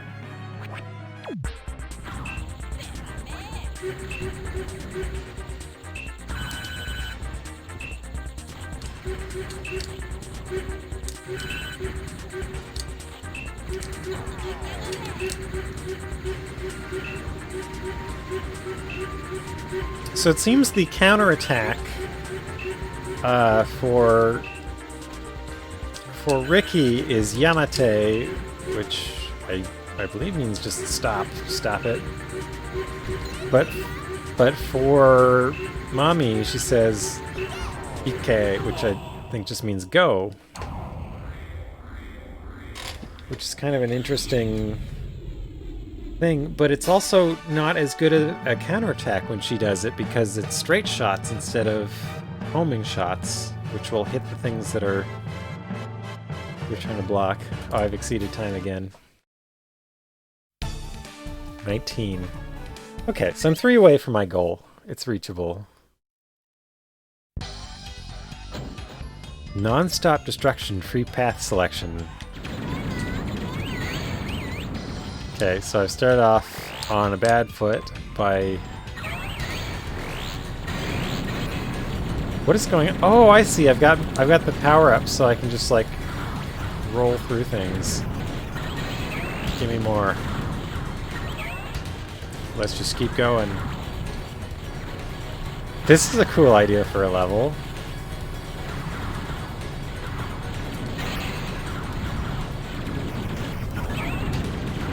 This is like the one level in Mario 3 where you get the star and then you have to hit the next star before you continue. Like World 7 or something like that.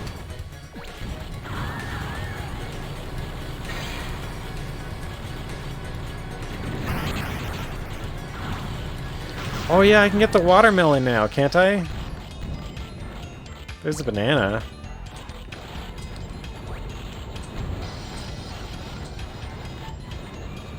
Oh, that's not going anywhere.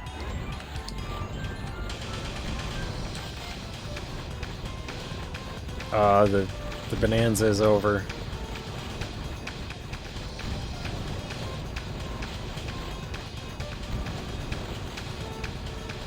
Oh, here we go.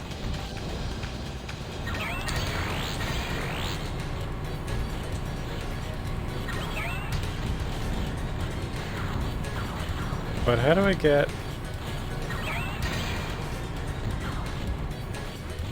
Felt like I needed to go to the right. There's nothing over there.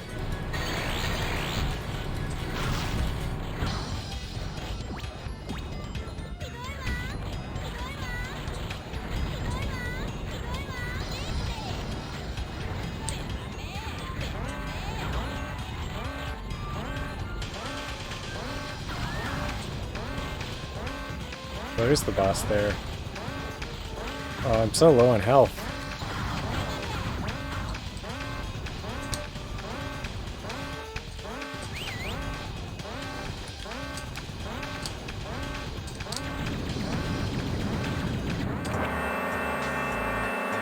And if you didn't why is it? It was annoying my game. What is that sound for? 208 million members? I don't think so.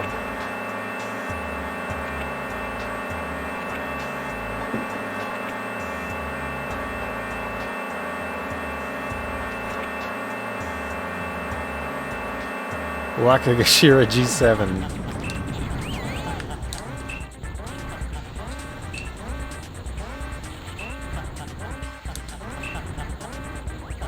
He laughs when I hit him. Who is this, Dracula? Okay, I need to make a note.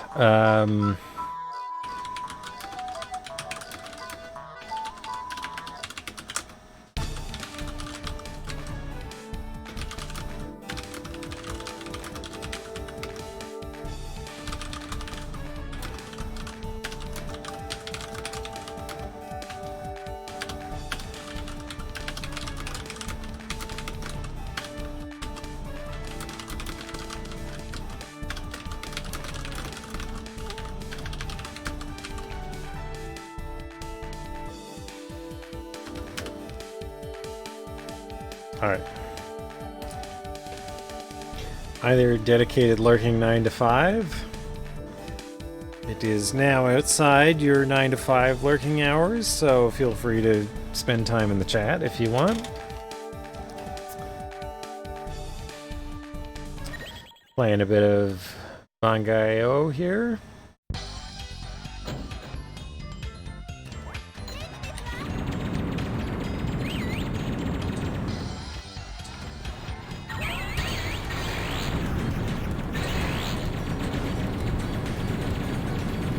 So I can go straight to the boss, eh?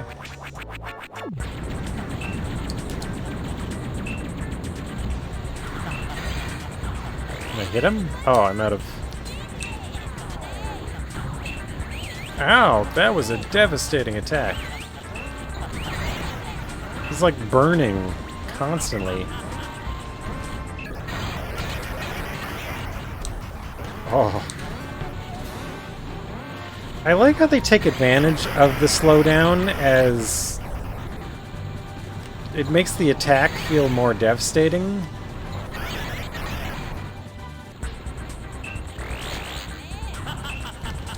What? I was killed in like one hit there. It's a good thing this level's only like 5 seconds long once you know where to go.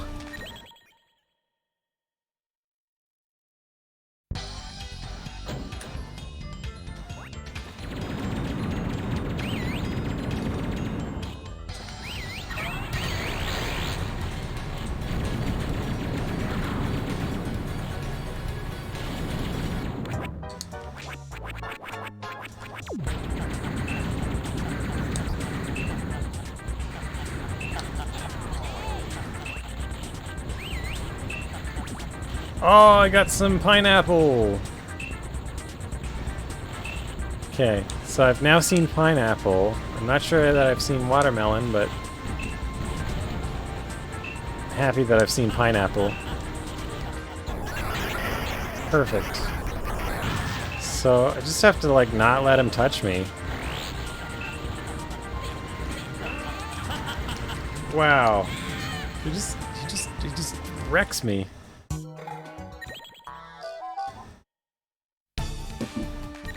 No touching the boss.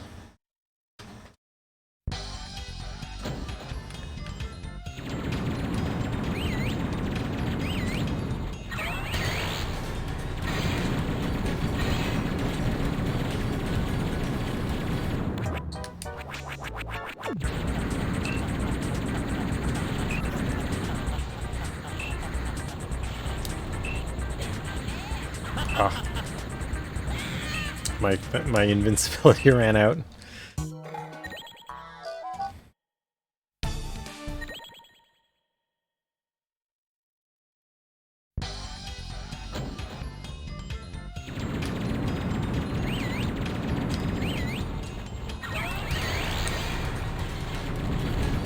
So, after this level, 2 more levels and I'll call it a night.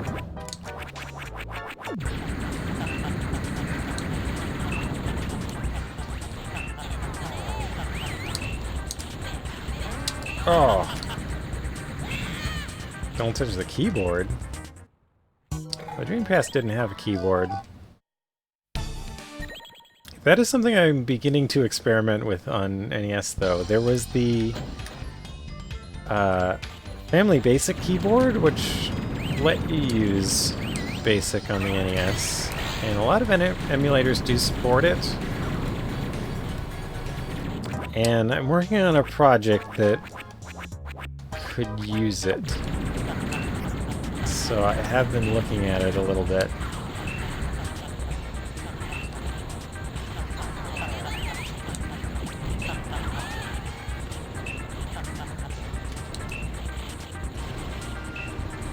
But just go around. No!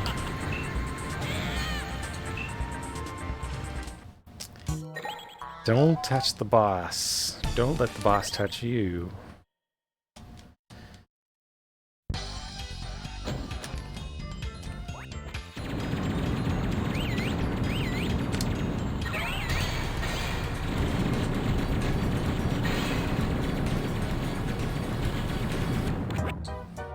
Techno, techno, techno?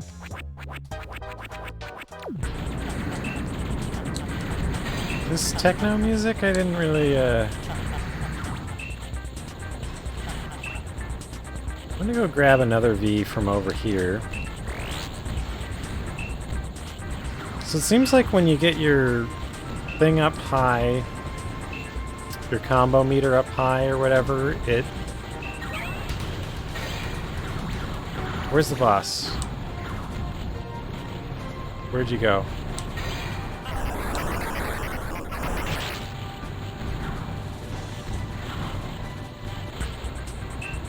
Oh, so the boss has the V power.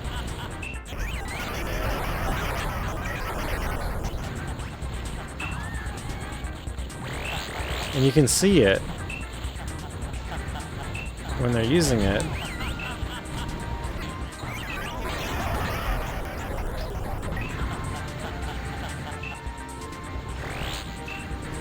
Oh no! Oh, so close!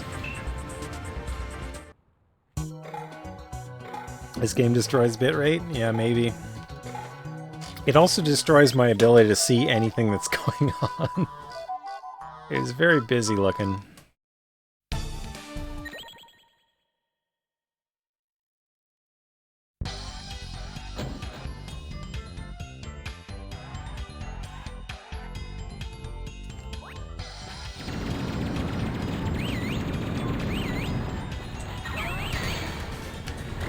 So I think my strategy of grabbing a second V is helpful here.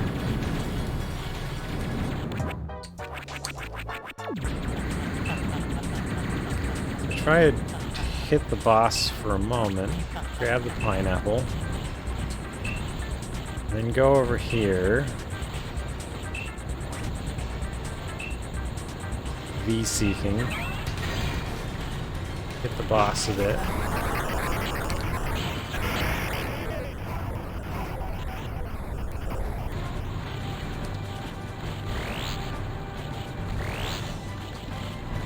Wait for the boss to do another, like, super attack. Oh! It's just so unfair. What happens if I go to I Want My Mommy or let the time run out? I have not let that happen yet. I don't even know. I guess that would take me back to the select screen. Because otherwise it doesn't take me back, it takes me right back into the level, right? Okay, so here, take a bunch of damage.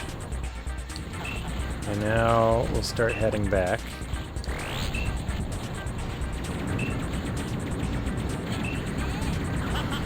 Oh, I did that wrong.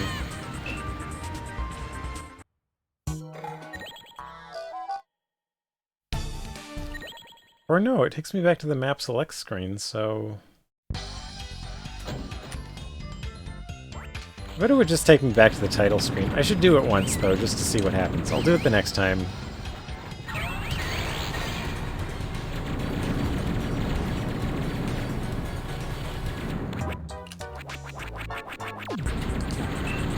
I really just need to hit the boss when they do the super attack. That's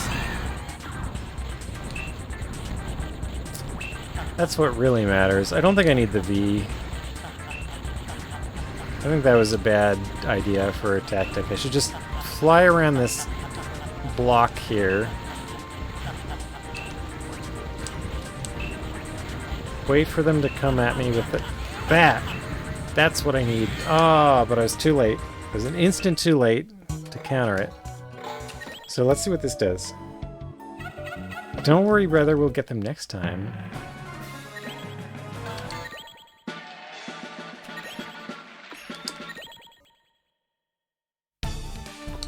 Okay, so that's all it is.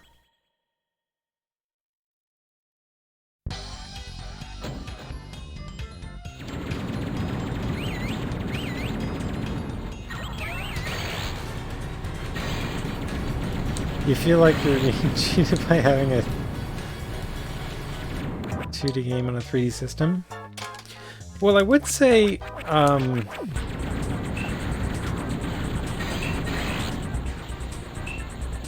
I know you're joking, but I look at Rondo of Blood versus Symphony of the Night, and I feel I appreciate Rondo of Blood more than I appreciate Symphony of the Night.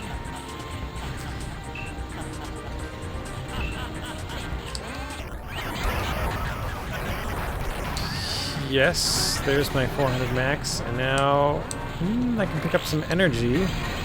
But they're on my tail.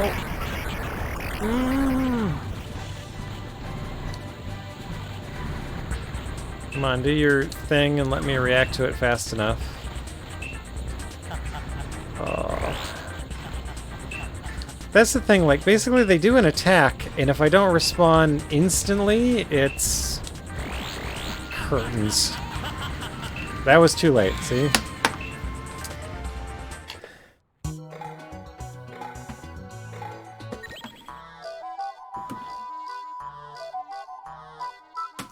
That letter was written before Yoshi started. Is it a letter from somebody, not you, or what's the? What are you saying?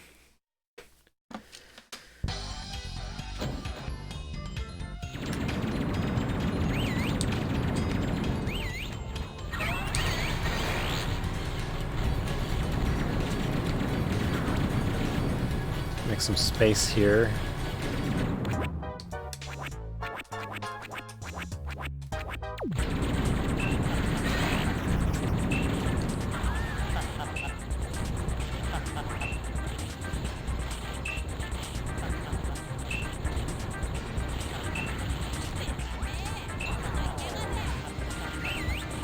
I really need to like just constantly fire bullets just for some extra time.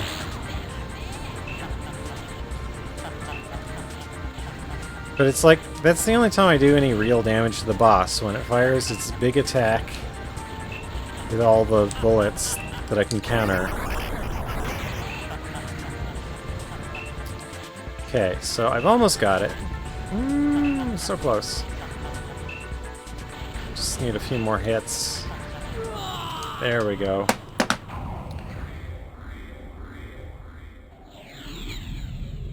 Frank Alderson, Washington, PA.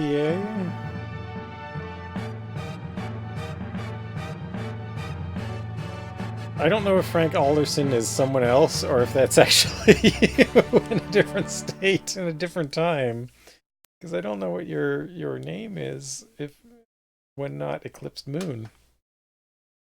So for all I know, that could be you.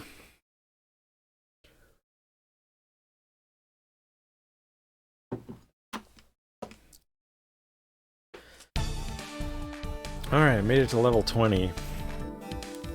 Wait, that was only 19? Oh. So I wanted to do 3 more levels. Ambitious. This is how much beer I have left. Just making sure. Yeah. So I definitely have more levels in me, but beer's sort of a limiting factor. This is my bottle opener. I wanted to see if it unscrews. It looks like it unscrews. It's got like a joint here and a joint here. I'm gonna stick this, I have a compass.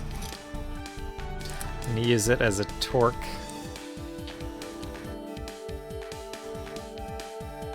I don't know. I seem unable to unscrew my beer opener. But that's probably good, because there's nothing I need to unscrew my beer bottle opener for. I don't even need to open more. So this is turning? Like I'm basically holding the shaft steady, but the top is turning. The bottom turns at the same time when I do that, but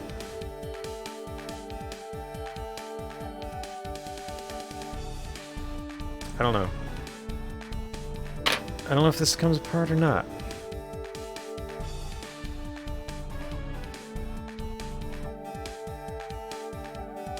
Like this turns like one... I want to say like 1/10 of a turn. And there's like 2 positions.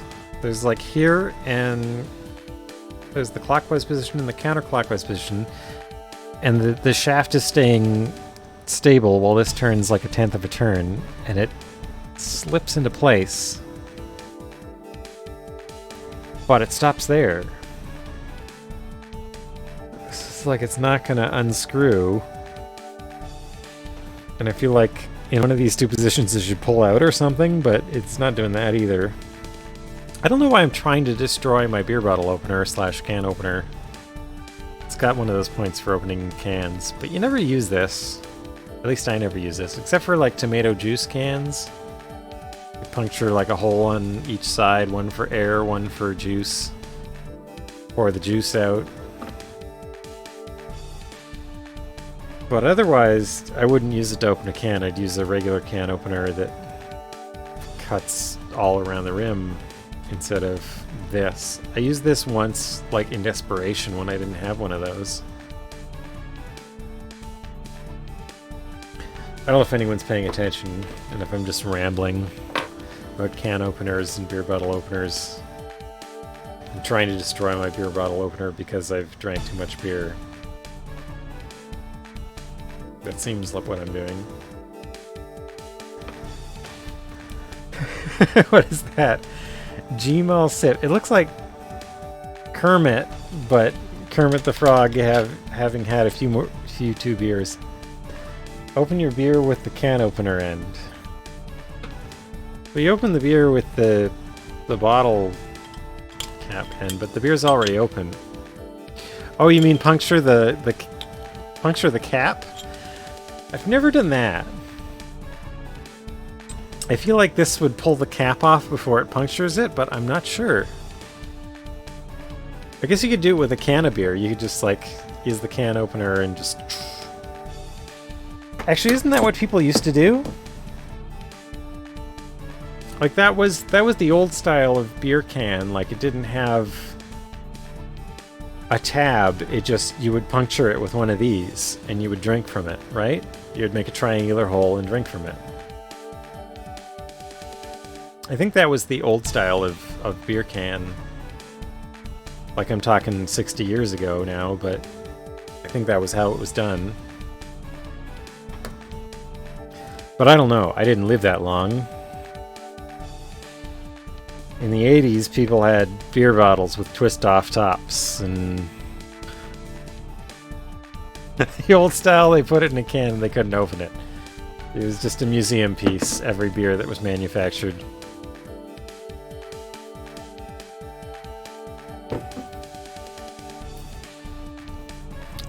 I should continue.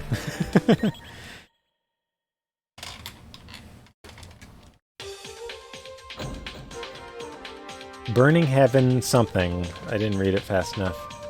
I like this music though. Manga meat. It looks like a donair kebab, but with a bone. So I guess that makes a bonair kebab. A bonair kebab. Meat stick, bonair kebab. You're talking about the dream meat that, when he says it's all a dream, there's like a meat stick there for some reason. Someone should tell Hungry Goria there's a meat stick here. Where's her,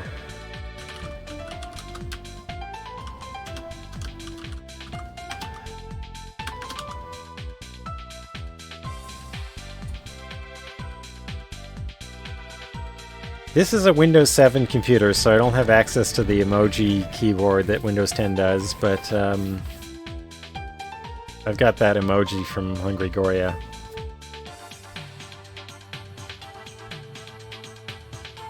And I never realized that Hungry Goria, her name, was, like Goria is a creature from Zelda.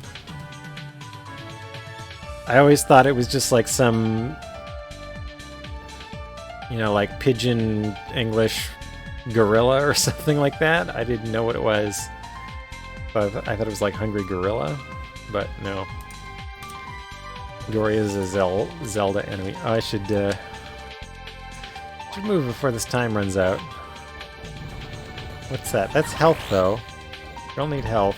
That was a waste.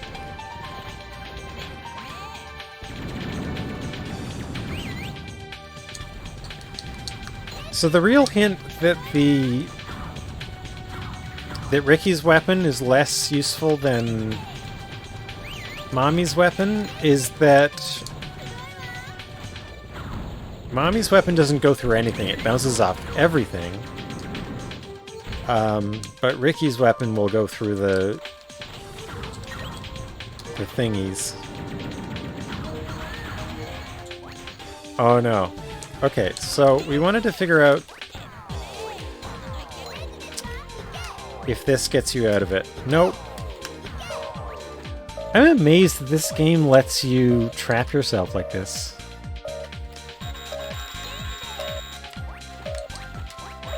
Like, I think there's just no way out if you do this.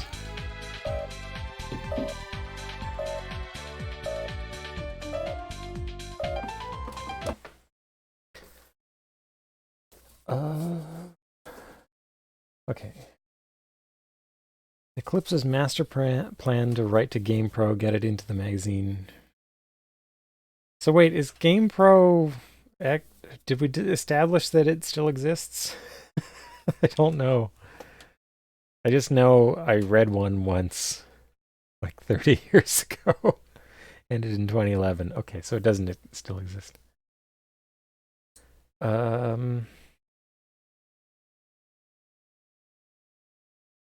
knew like EB Games magazine, Game Informer. I think that was run by EB Games, but it seemed like I know I've worked on games that have appeared in that magazine at least, but that's not. That just meant I worked on games in a certain era where that magazine existed. I don't know if it still exists.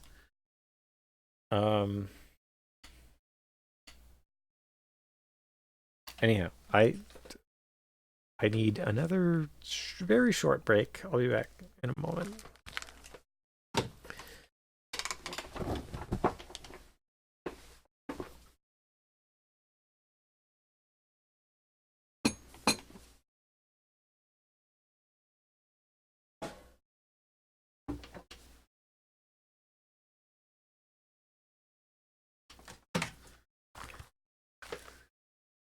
Wait, why are you posting Gamer Receptacle again? Oh, because you realize that I'm going to the bathroom again. Okay. I'm actually surprised at how I'm feeling right now, but okay, so this beer, I don't know if you can read that, but it says 12% ABU. So it's kind of like, and it's also 500 mils.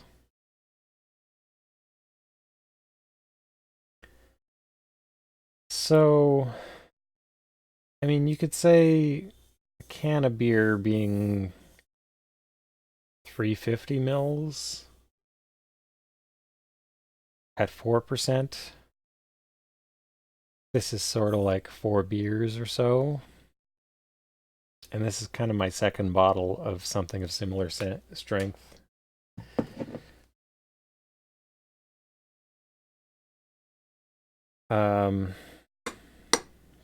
But, I mean, as I stepped away and was walking around, I kind of realized the extent to which I'm inebriated. And I guess I've become kind of lightweight because I don't really drink that much normally. I haven't had any alcohol at all since the last time I streamed, I guess. I mostly drink when I stream. But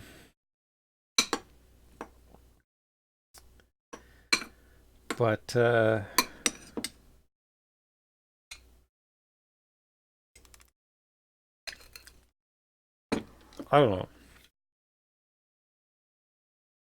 I was just kind of realizing I'm at that point where I don't want to add any more alcohol to my system because it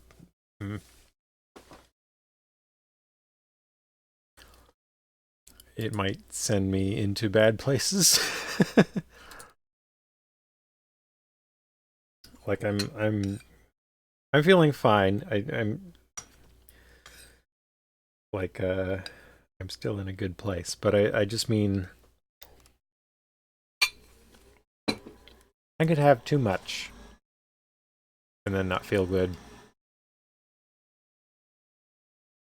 And I'm not too far from that place. Like if I had another beer, especially of this strength, I think it would send me over the edge. Not the edge of being silly, but just the edge of just feeling sick.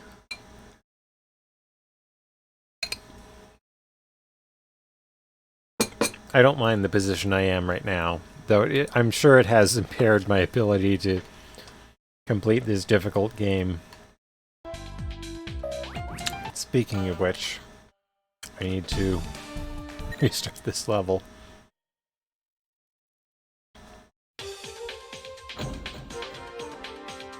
Stopping prohibited? What? Wait, what?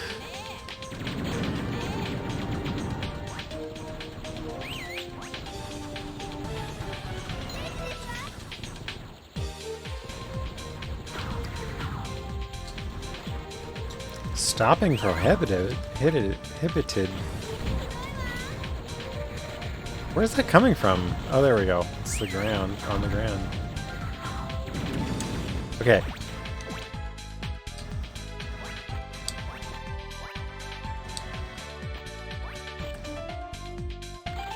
How did I get under this? Wow, that was just unlucky. That one I can never kill because it's behind a green block.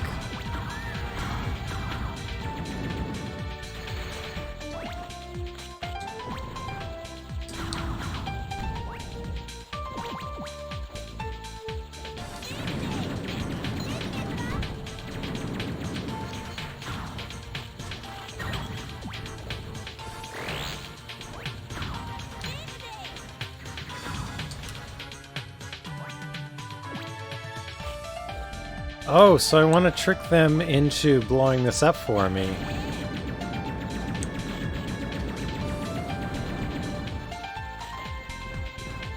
There we go.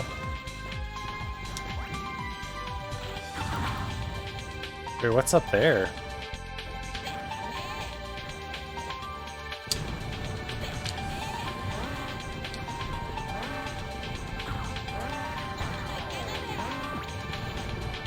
Oh! Some more.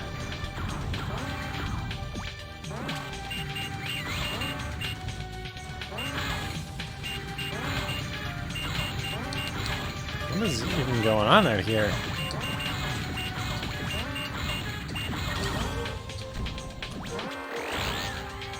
I guess the energy's worth it.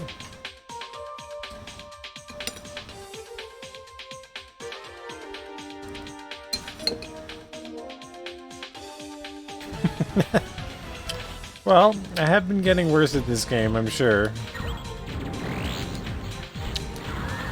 I'm speaking of it, characterizing it as moaning of it. Oh no. I've done the bad thing.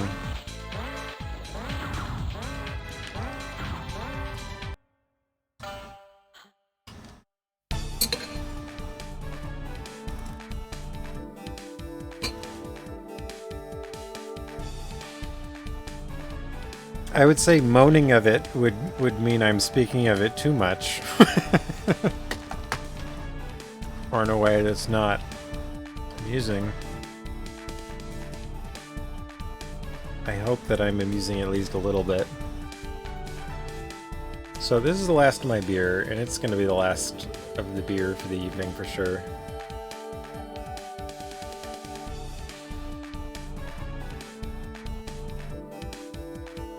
Because, as I said, I don't think I can handle more. That's also why I grabbed a snack. This is more rice and beans.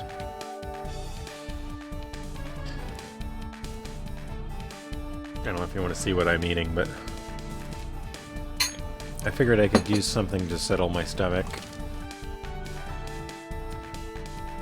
Because I realized I've reached that kind of tipping point where I don't know, there's just a feeling. I would call it. Oh, I should go left. I haven't tried left here. But I would say there's like this antiseptic kind of alcohol feeling when you've had too much alcohol.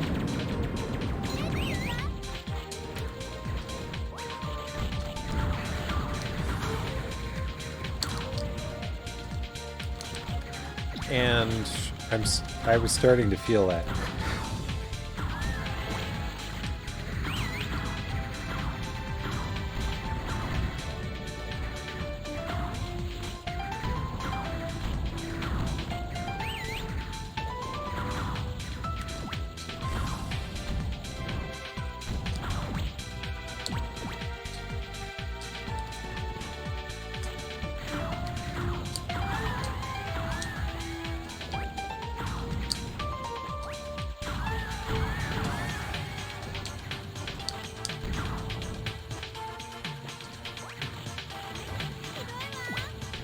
So this is why I feel like the straight shot is, in a lot of cases,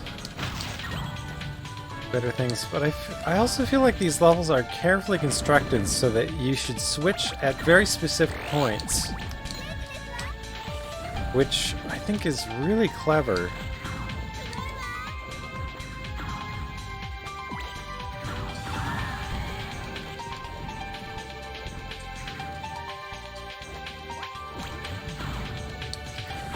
And basically, like the game I'm planning to make, I'm planning to kind of steal that mechanic, but I also want it to be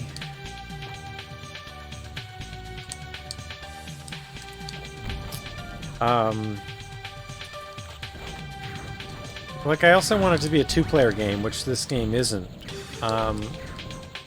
But the idea is that you'll always be able to switch between bouncy shots and gravity shots. Not homing shots, but gravity shots. Gravity, or like homing is... That's probably out of scope for NES. Like, you can do it, but it's just... yeah, it ends up you have to like balance all your targets and stuff like that. I don't know, it's just really hard to handle a lot of bullets and also homing. Or like in this game, like bullets that can hit back on bullets. Like there's no way I can do that.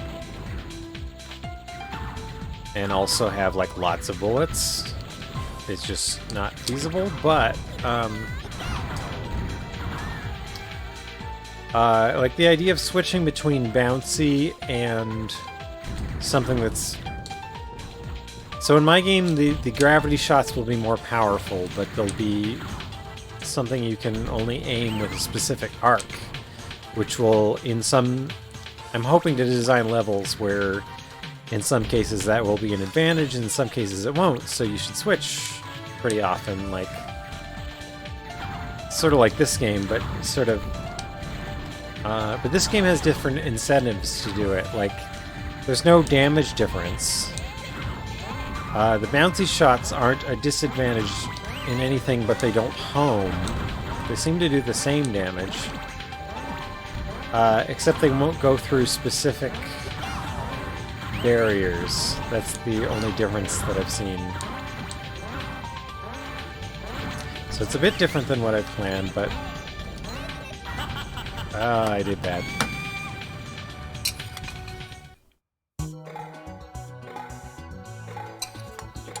Rekka's homing with him. Well...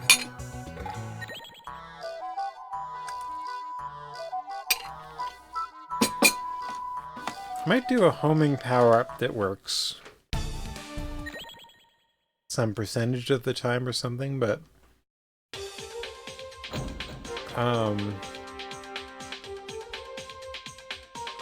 Even Rekka's homing laser is really compromised in its ability to home.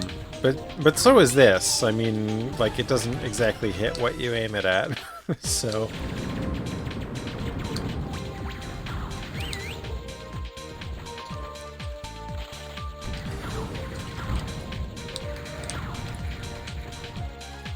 But I like seeing how that manifests in here. Like, a lot of the plans I had for the game that I'm working on existed before I had even tried this game at all. And at this point, I'm further into the game than I've ever seen, but... I knew it was a game I kind of wanted to emulate and reproduce in a way. And I feel like this particular genre, like the all-directions shooter, is underrepresented in the whole, like, shmups oeuvre. There's a ton of, you know, just like scrolling 2D shmups. There's a billion of those. I don't feel like making another one of those. Actually, well, to be honest, I do feel like making another one of those, but as a music game, I think there's a good rhythm game that can be made out of that. And I think the Beat Trip people might have made one that's sort of that, but not quite what I would have wanted to do.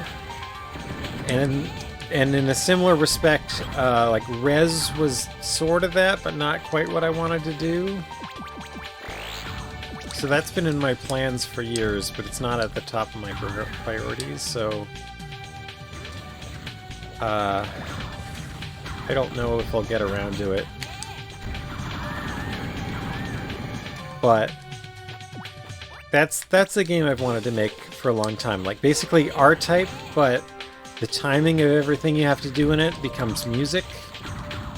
Like, that's basically the elevator pitch description of a game I've been thinking of for a long time.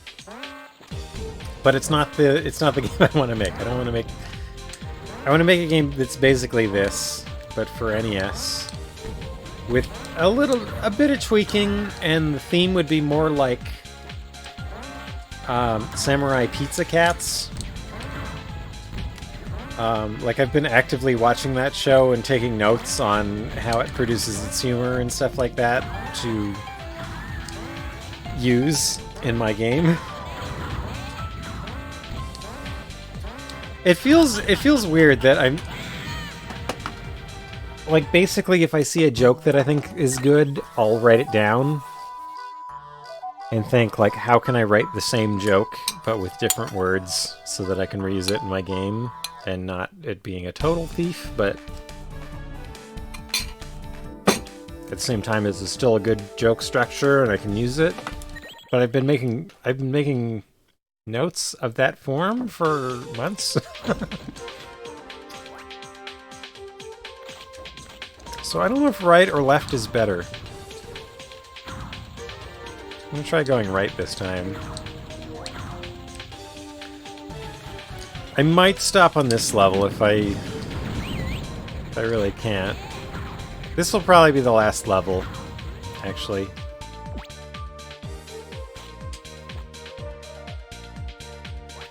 Yeah, I only played Bit Trip Runner. I played a bit of Bit Trip Beat, I think it was, and Bit Trip Shooter or something.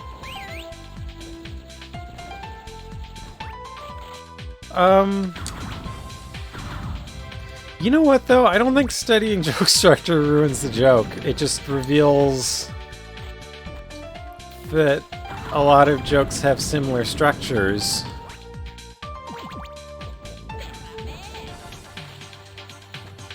Which is probably good to know if you want to come up with new jokes.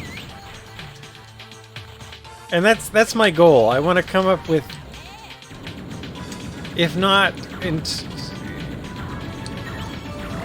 You know, like, the idea that you can come up with everything on your own is kind of silly.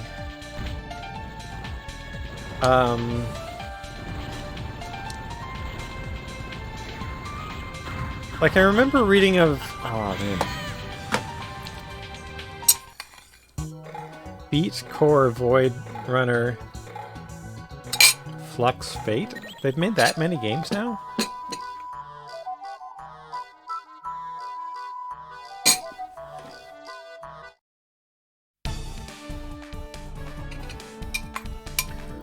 So, like, Beat Troop Runner was okay, but basically what I didn't like about it was how much it locked you into... You have to do this one jump at this one time, or you restart the level.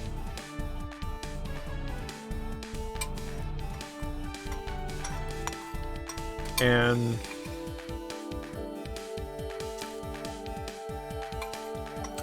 I mean, that's okay in a limited fashion, but...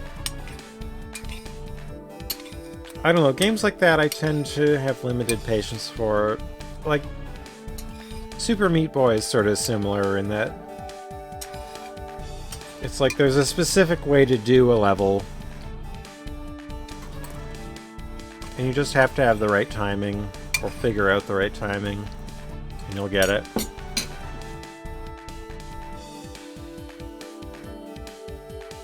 And it's narrow enough that you'll have to try 50 times to get that timing right. And I don't mind doing that, like, to some extent. And I enjoyed Super Meat Boy quite a bit. But, like, the first time I played it, I got a ways into it, and then I was just like, nah.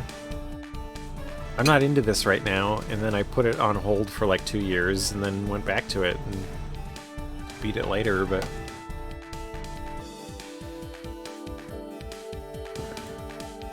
That tends to happen to me with games like that. It's just, I'm not 100% in the mood for that kind of thing all the time. Okay, I'm gonna go left.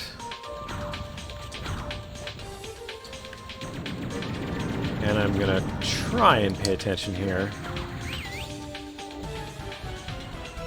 So I got some of them, but there's one coming at me. And it's interesting how the homing cannot target incoming missiles at all. So you have to manually notice all of them and shoot them down. Which is doable, but you have to pay close attention. And I'm definitely at a reduced attention span right now. Like, I can see them coming, but my reaction time is definitely not, you know, my normal reaction time. So I'm dubious that I'm even going to be able to beat this level, but I could probably do it.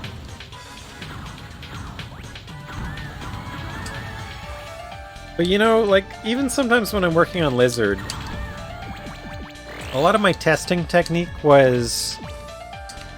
So I'll do this room, and then I'll do this room the way I'd play it as expert player who's been playing the game for years and nobody else has seen this game, but here's all the techniques that exist. And then I'll do it like, here's what happens if you never press down. Here's what happens if you never press back. Here's what happens if you don't know if you can jump. Like here, if you're not very good at jumping.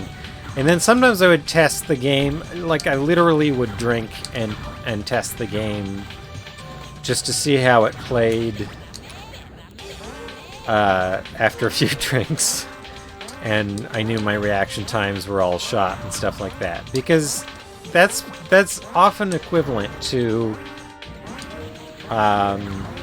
you know, skill level, like a couple of knocks down on the skill level, or just someone having slower reaction time and stuff like that. But it's important to test your game in a compromised state where... Like, I hate to say that alcohol is a solution to a testing problem, but it really is in that case. There are other ways to do it. I mean, you could play, like, loud noises, or, like, hit your hand with a hammer, or something. You know what I mean? Like, you can make impediments to playing and see if it's still doable. And it will be harder, but you just want to see how far you can be impeded and still do it. And that's important to know.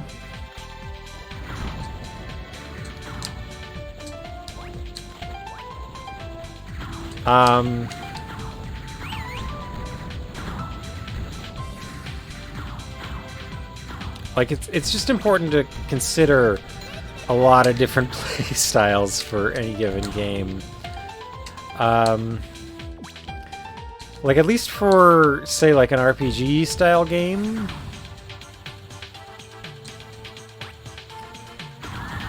drinking is helping to beat games all the time in early 20s, coming over after the bar, few levels ahead the next day. I would say it definitely can improve, like, patience for things like grinding, like especially RPGs and stuff like that. But yeah, sometimes it can eliminate distractions and make you play better just because you're not paying attention to the things that would usually worry you.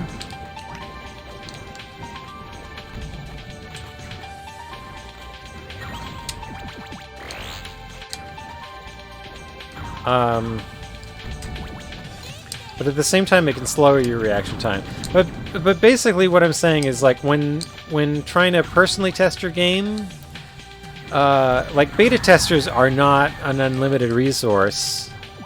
Either you're paying money for them to work every day, which I was not with Blizzard because I can't afford that as an indie developer.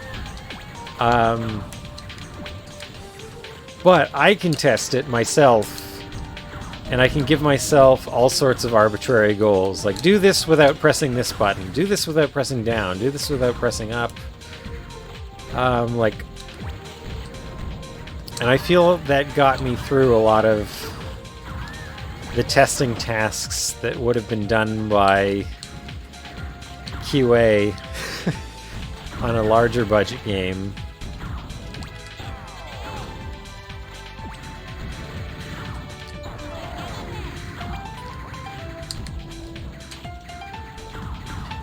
Like, it was also weird,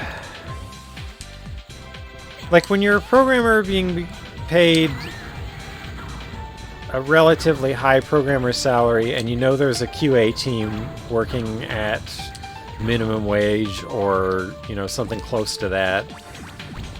Like, you know, you're not supposed to spend time just playing the game too often. You're supposed to do it.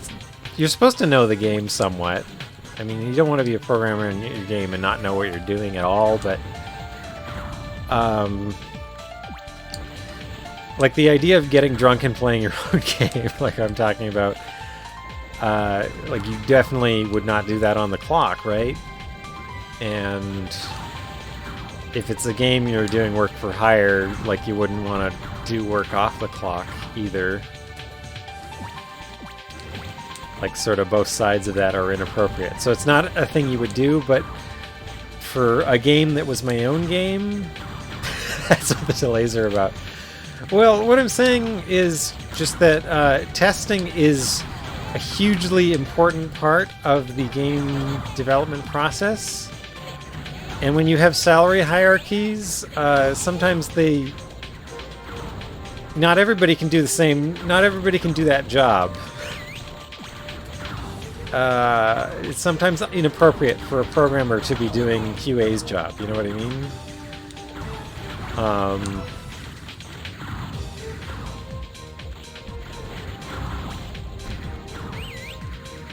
But in a case like indie development, where there's a lot of time and only one person who's really on the clock for anything,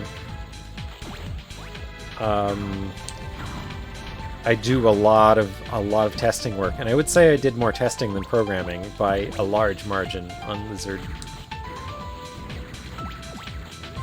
Like, for real. Like, that's one thing I find interesting about NES Dev, like the forum. Why would this spawner go down? Oh, I took a hit.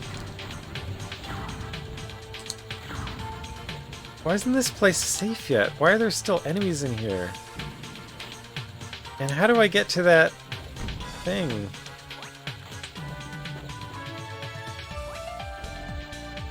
Ah, it's over there. I want to refill my health, but it's like blocked in the next part of the level. Okay, so that's safe now.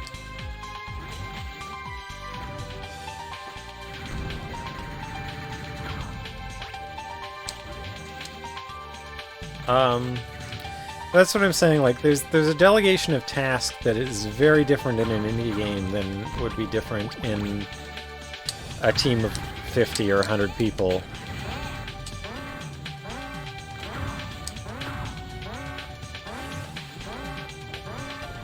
And it's kind of interesting. But I would say, like, in terms of hours, I spend a lot more time programming. And I talk to a lot of people on like development forums like NES Dev or other places where it's people learning the program. And I know they're having a lot of trouble with programming in a way that I don't, because it's just been something I've been doing for years and years.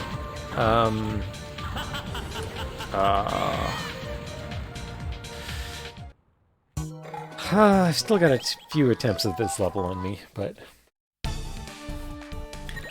what I'm saying is, like,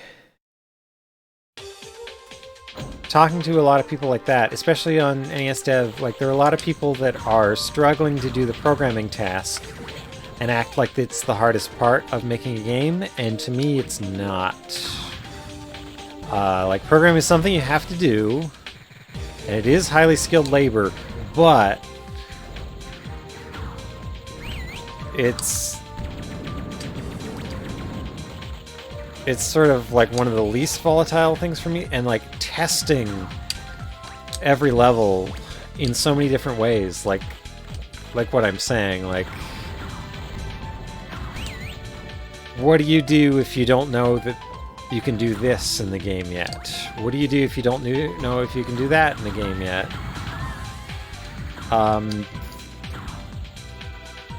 Or just, even when you are an expert, what are the consequences of placing this block like one space to the left and one space to the right? Oh, I'm doing exactly this level again. Already so low on health. I'm trying to do it carefully, but yeah, my skill at reacting to this is very shot. It also seems it doesn't seek unless the enemy is on the screen. I'm not sure quite how all the rules work for that. Okay, there's gonna be a spawner. Oh, there's the spawner.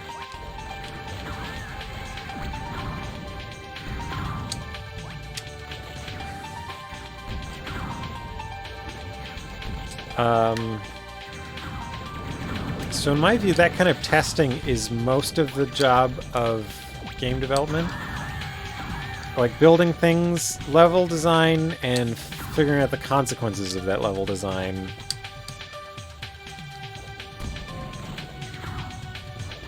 Which is why I kind of think porting a game is a really great job as a programmer. All the design work's already done, you just have to make it work again on another platform. And I'd love to be hired to do that. And actually, I've got a secret game project that is porting a very specific game. Well, obviously it's a specific game if you're porting a game, but I started a secret project just because I felt I needed to do that just to keep my programming chops going while I'm working on other stuff that isn't that.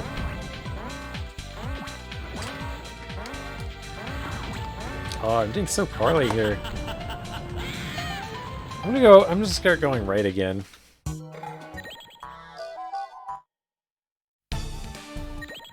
There was only the one soft lock on the right.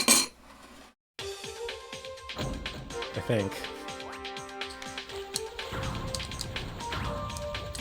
But it bothers me that I haven't even gotten to whatever the space is above. Like there's this blocked spot up here.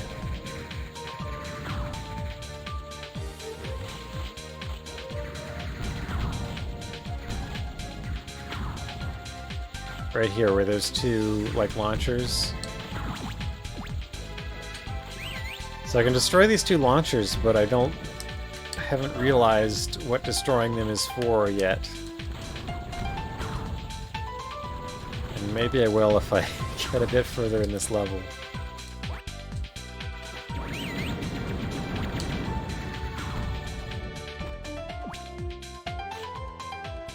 This I don't even need to destroy, it seems. These I can't destroy. Oh no, I did it. I did the soft lock. Okay, I got a get left.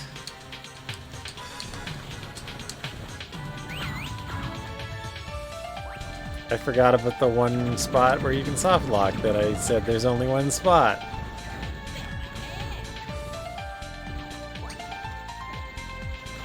Is there 2 soft lock spots? I only remember that one.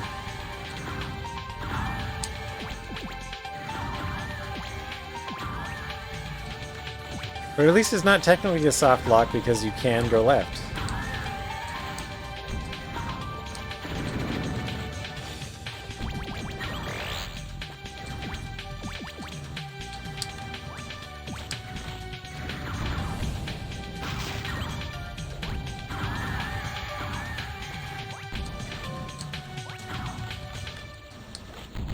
Okay, I got the spawner. Got that. Another spawner up here.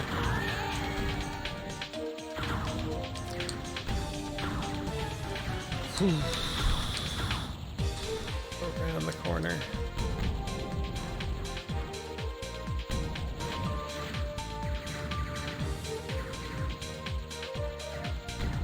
Like, the actual angles you can hit that around the corner are so narrow.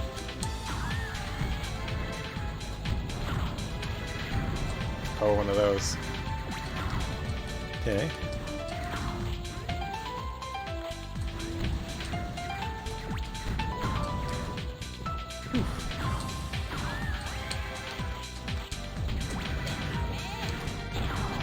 So, like, if you're developing a game and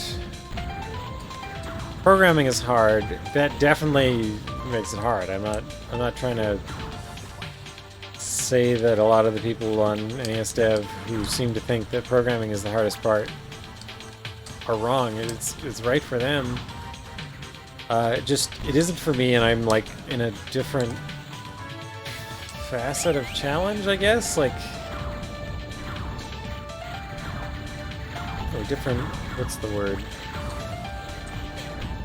Different area of, like, I want to make longer scale games. Like, if you make something like Space Invaders, that, okay, programming is a large part of the work, and maybe most of the work, you could say. Though even then I still wouldn't. I would say testing is king always. But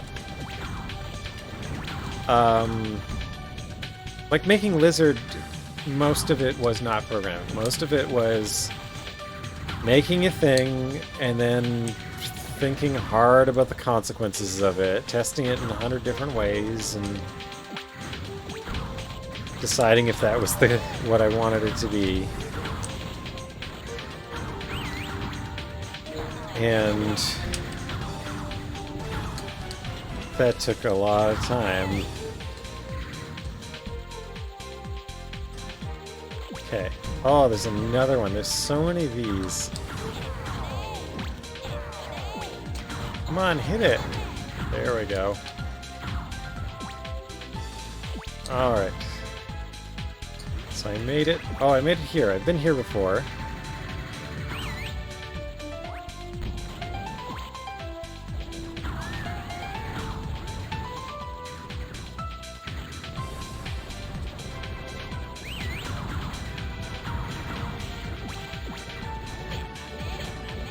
What?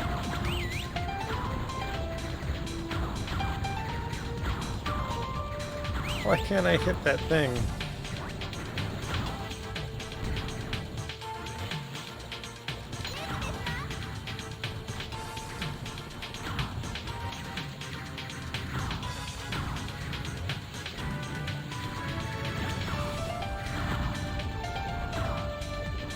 This is what I mean, like, it seemed like homing should be the good default solution, but it's really not in a lot of cases, especially like right here, like everything is the wrong angle for it. And that's kind of amazing design. Like, how do you, they had to do a thing and then test it every time, basically. Oh no, I'm doing badly. The purples.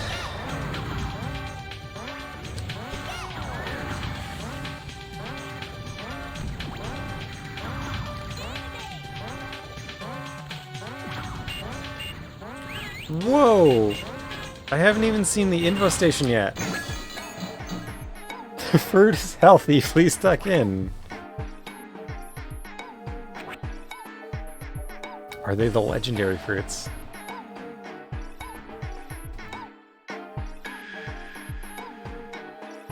Yeah, you probably do have an intuition for the radius.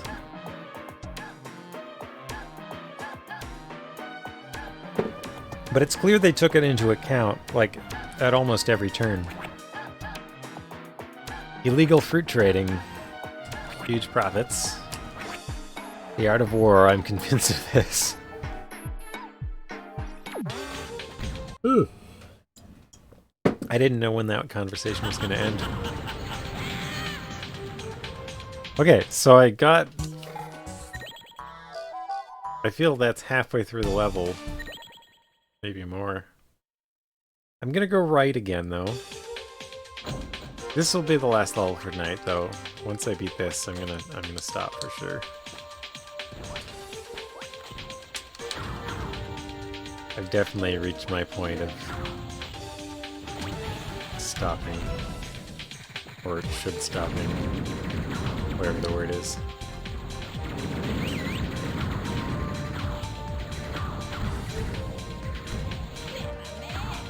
Ow.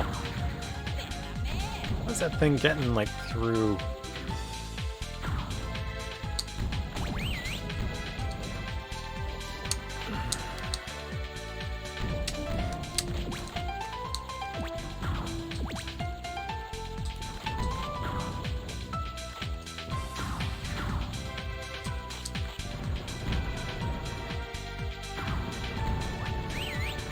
Okay, so the deal is...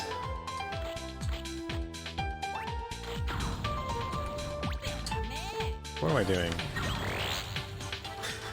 What am I doing? Okay. So the deal is don't drop all of these at once.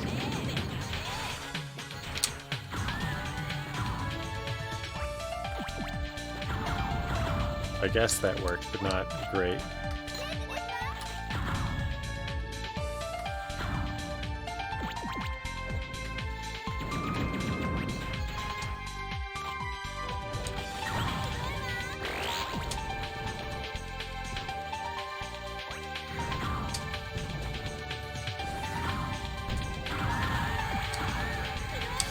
Oh, right. There's...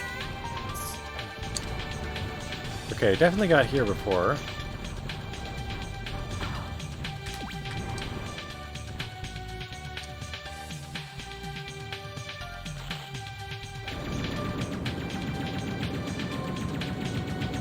think I need to blow this up. Oh, there's health there. I can get it now.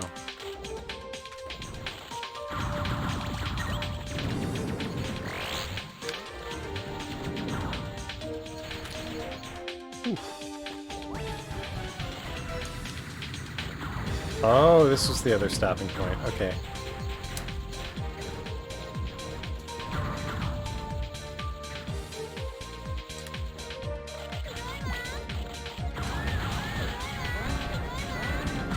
Oh!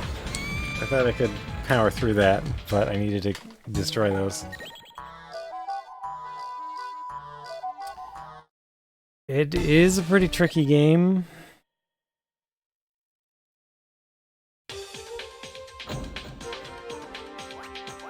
And I'm only halfway through. Ah, oh, that was a bad start.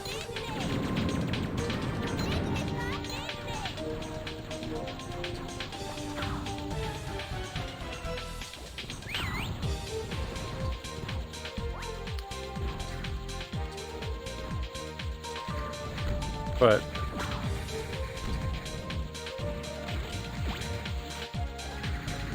I am liking it. The measure of me liking a hard game is just me feeling... I've said this earlier in the evening. I like it when I feel like something's my fault. When something goes wrong. And this game definitely has that. It's doing a good job of giving me an opportunity to screw up.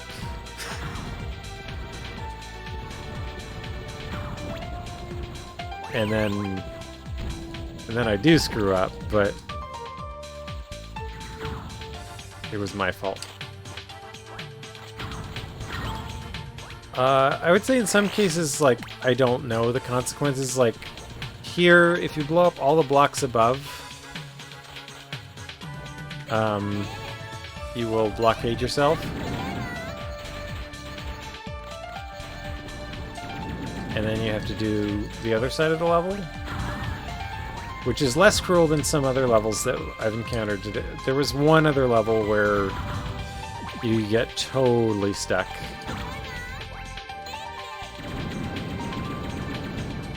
If you went the wrong way, or if you didn't do something fast enough. But only one level. Here, there's a backup. If you get blocked in this level, you can go the other way, it seems.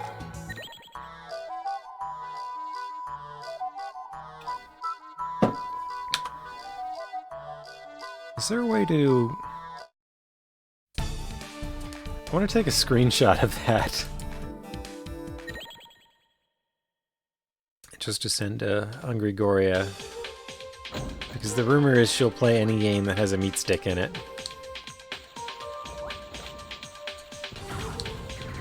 Because that's her, it's been her avatar forever. This one. So I feel like...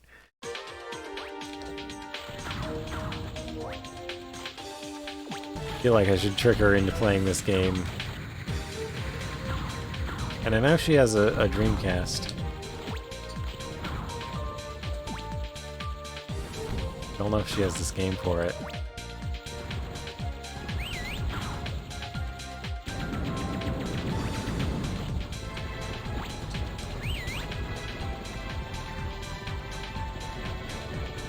I'm not sure if it'd be her kind of game. I've never seen her play a shoot 'em up, but has a meat stick, which means it's relevant to her interests somehow. Oh, so now I gotta restart the level again. Oh, this is quite a level. Oh hey, I've reached a green badge on my own channel. That's interesting.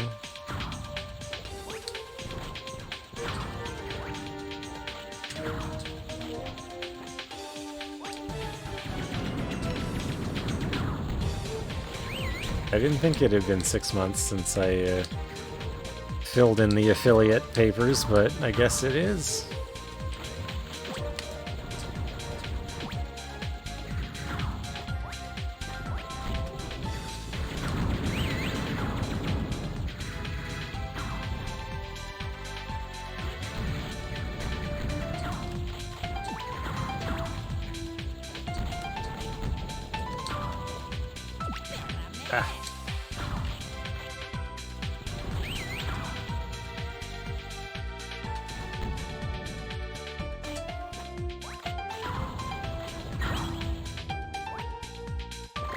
Okay, so don't get trapped in here again.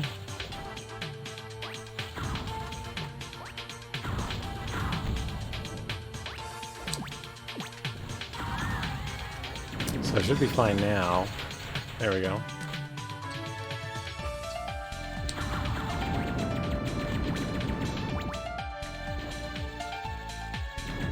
So things behind a green screen you can't ever destroy.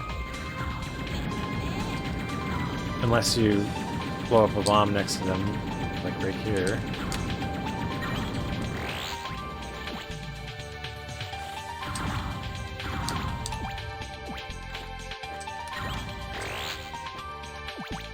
But right now I'm going to try and go up rather than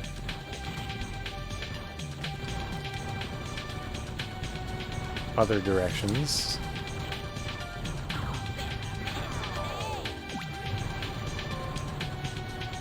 But I don't remember what's beyond here.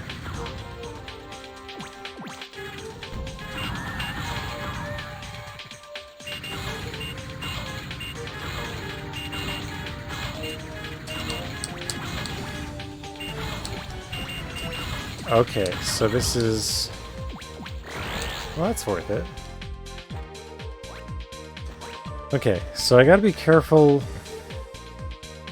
up here, because if I drop these wrongly, I won't be able to get through. Should use this one.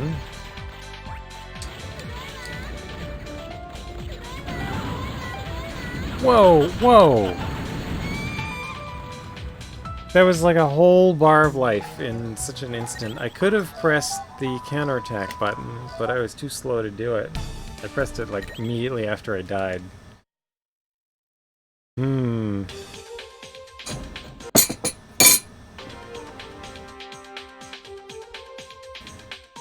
So I think I like right side better. I think right side is easier, but... And I feel like I'm inches from the boss a bunch of times now.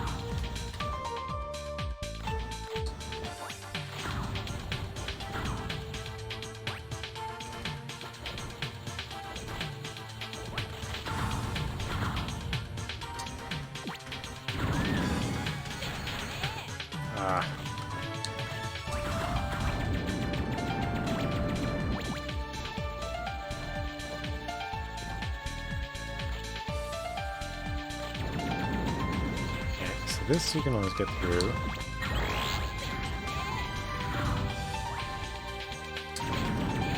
Health followed by damage.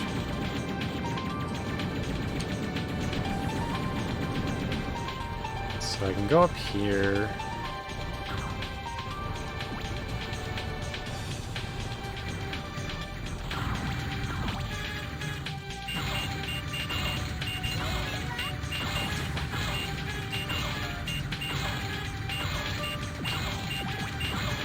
No civet fruit. Nothing is worthwhile. So I've never heard of civet fruit before. I've heard of civet cats because of the like news stories about civet cat poop, coffee or whatever the deal is there.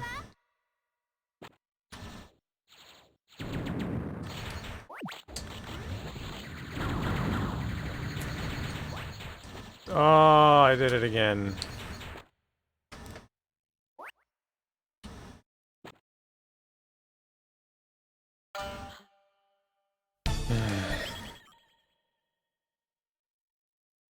Don't do that.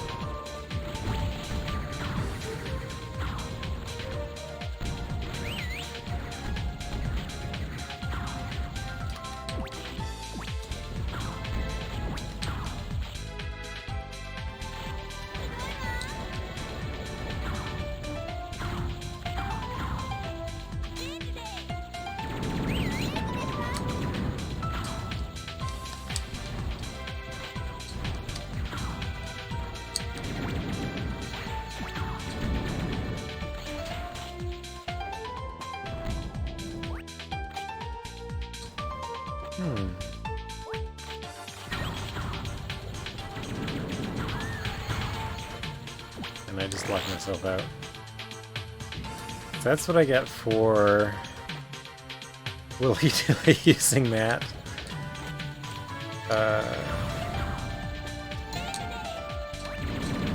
using the bouncy lasers.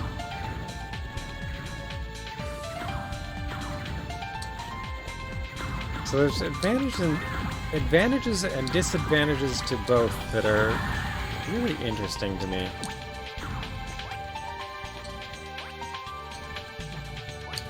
Civet fruit is durian?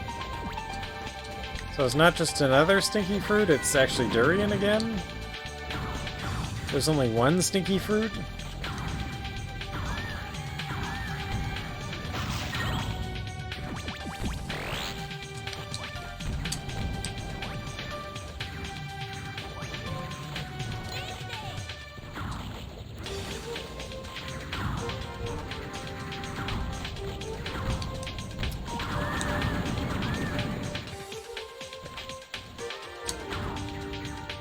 Do it slow and safe, maybe.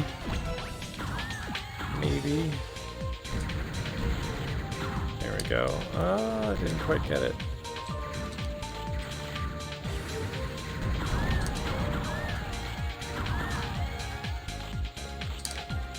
Bullets.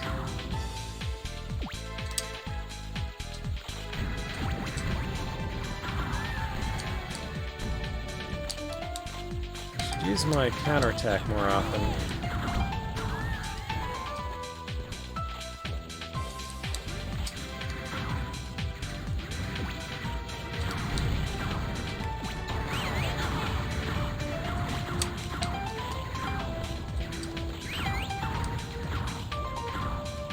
Seems to be doing pretty well.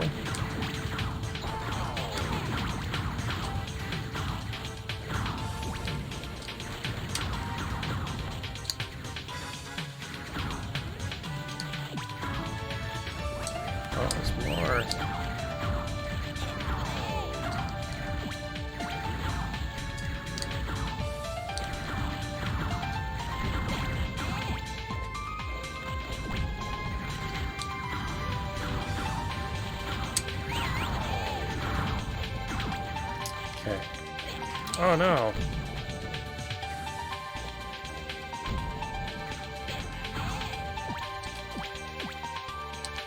That's the one thing about this game. There's a lot of things that drain your health super fast.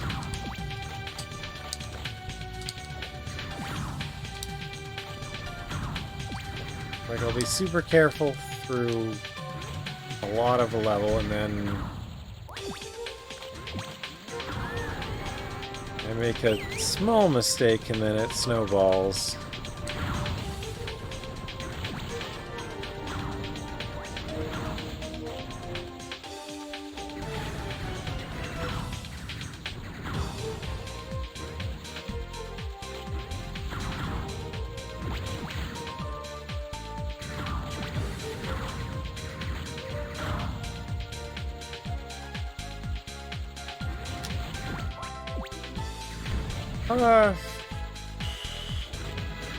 I wouldn't say haggis smells awful or tastes heavenly, but I mean, haggis left out does smell not good.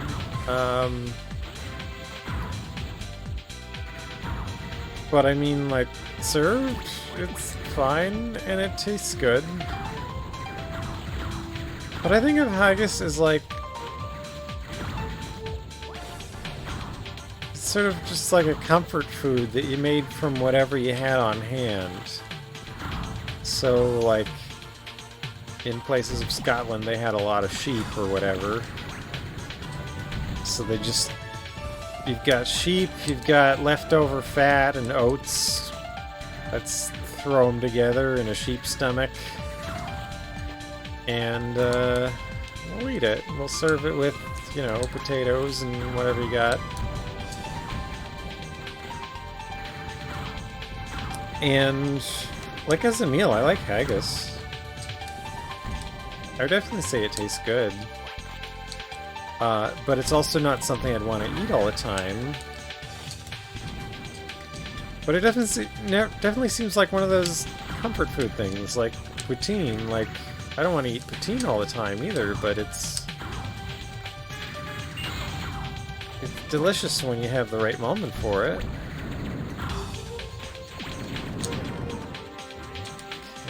got here? Not doing too well on the health, but I think I've unlocked a couple things which will...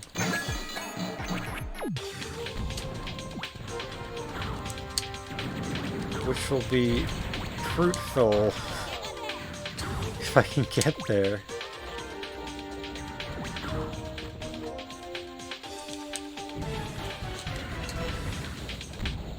Just need to clear out these things that are spawning infinite enemies at me.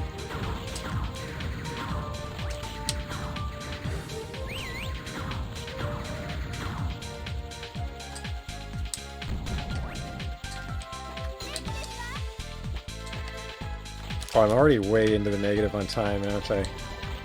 That's funny.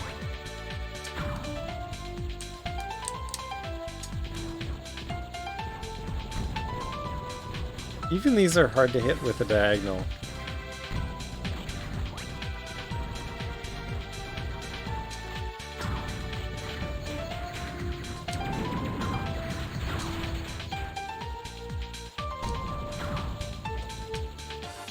Finally opened that.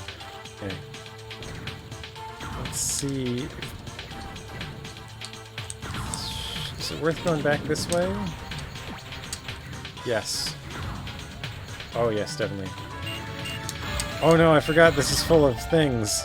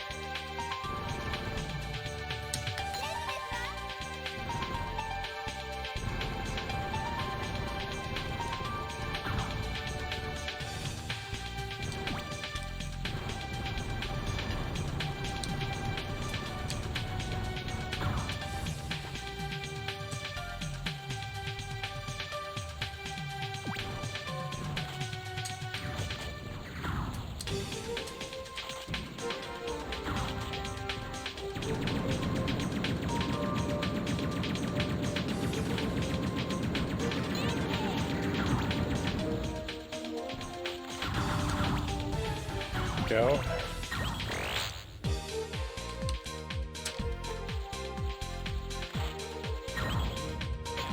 Ah. Should I have gone for that? I'm not sure if I came out ahead on that.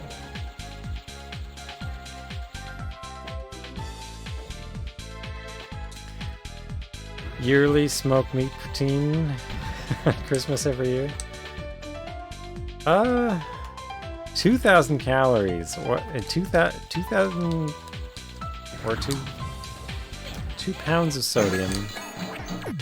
I guess that would be about 1,000 grams of sodium. That's a lot of sodium. Seems like a lot of sodium for a poutine.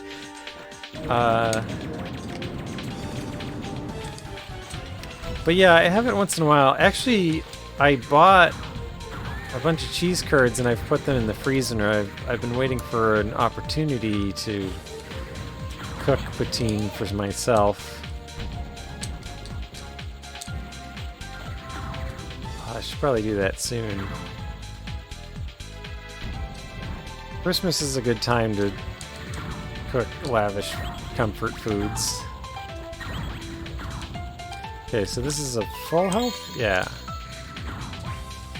I don't know if that was too soon, but... Where is that coming from? How is something hitting me from all the way out there?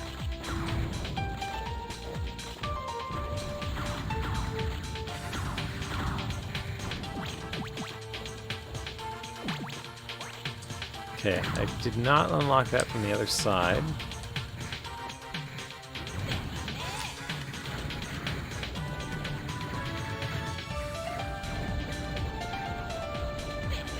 No, no, no, no, no, no.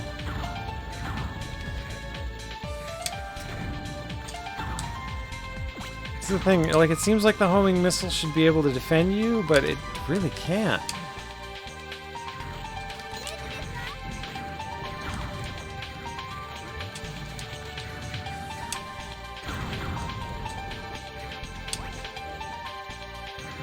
And I really admire that about this game. It's doing well. Okay, so the boss is clearly going to be in the middle of this level, which I've been circling for a while here. I just want to keep destroying the things around it. And maybe at the same time collecting health power-ups to...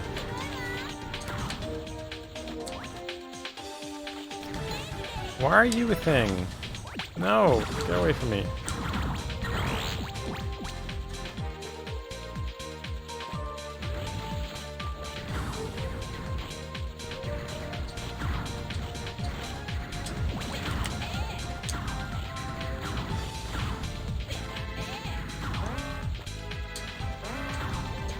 I'm doing worse off than before.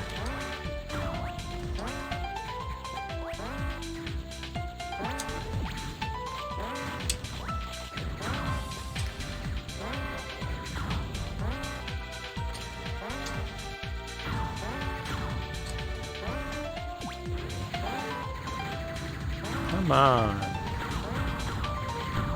There we go.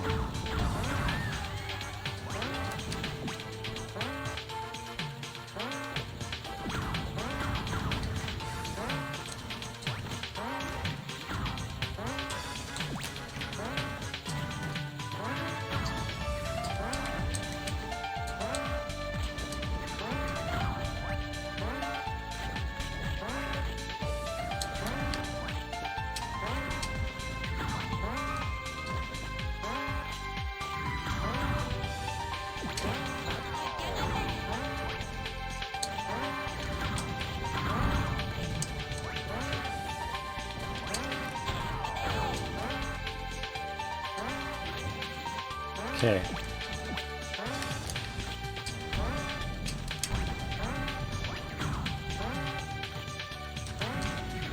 Oh good, the boss is a core. I'll be fine as long as I can get to it. Wow, I'm minus 400 over the time.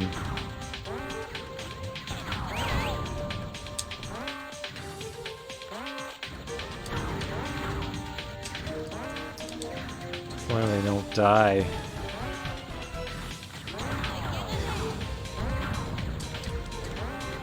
Where is the spawner?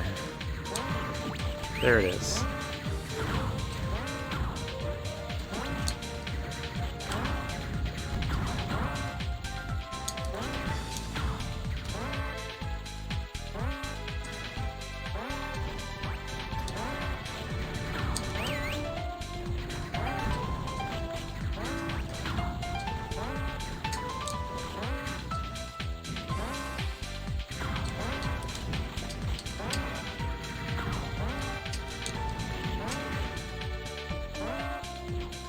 Oh, it's a yellow enemy spawner. I don't know how to deal with them yet.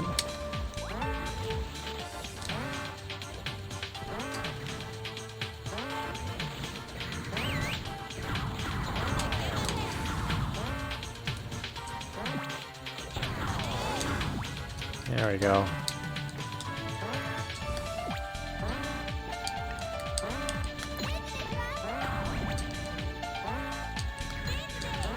Okay, so just don't get flamed here.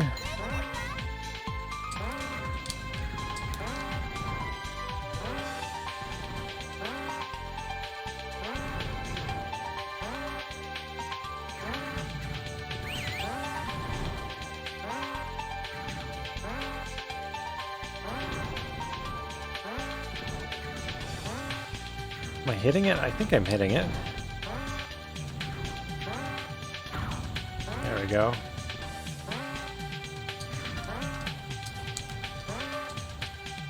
Don't get flamed again.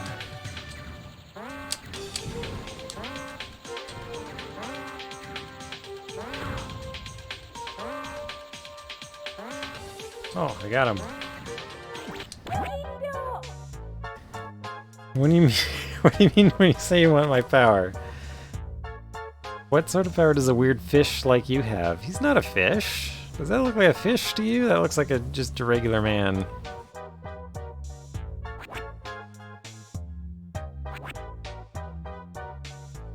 have the feeling that you do have power.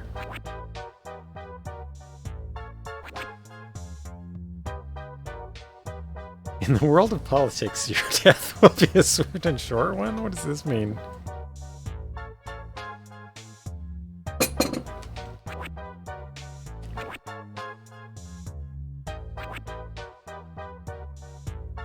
That I who feared as leader Harumage should be mocked by you. Who was feared as...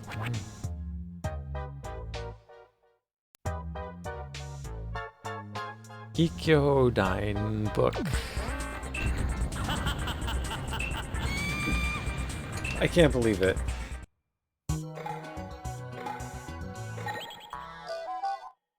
Back in! Back in! What's more? Oof.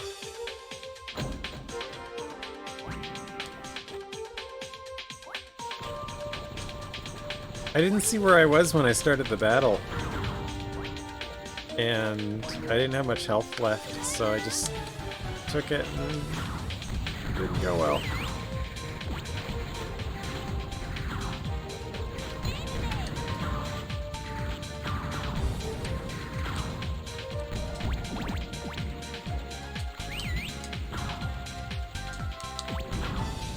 Okay. So let's see if we can go the right path.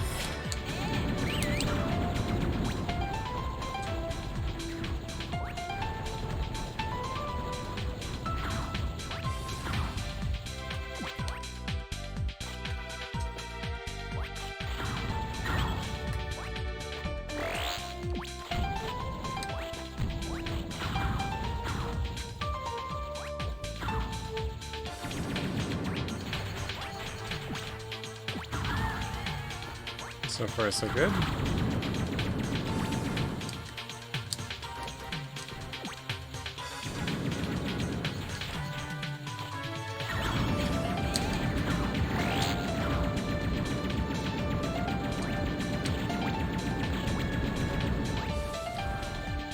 So take a detour up here.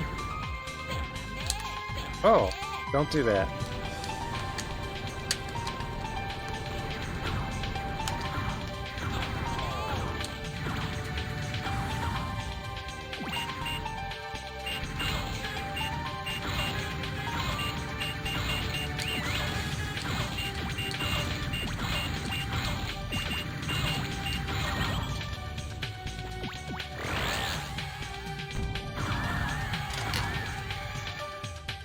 Good night, Eclipse Moon. I think I'll get it on this next one, though.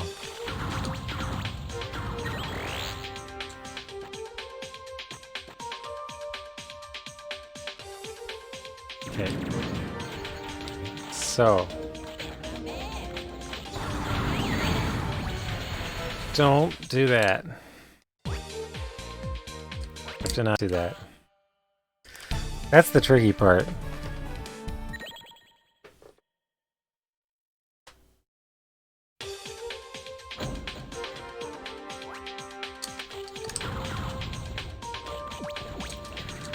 That's basically the one part that's most tricky on the...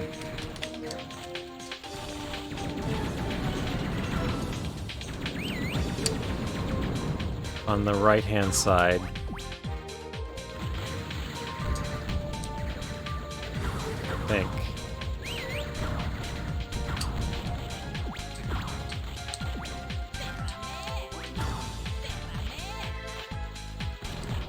That didn't go well. Ow.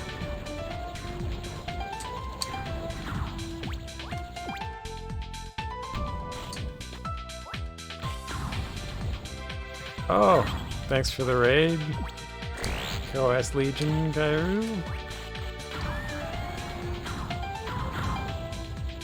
I'm playing Bangai-O. It is difficult.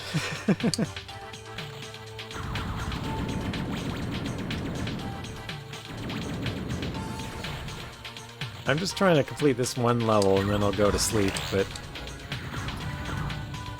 it has proven tricky.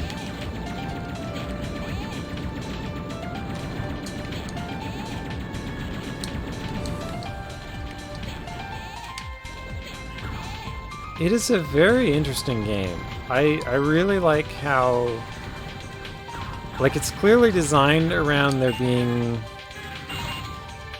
optimal... Like, there's two main modes of firing. There's this, like, one weapon that bounces off walls, and there's this one weapon that seeks at enemies. And it's hard to tell which one is the appropriate one at various places.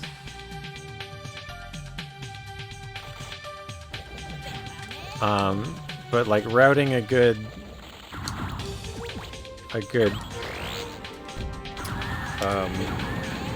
speed run would definitely revolve around choosing the right one for it. You know what? I don't think I can do the right-hand path. That one spot there is just too dangerous. The right-hand path seems faster, but it just seems too dangerous to do that. So I'm gonna go left.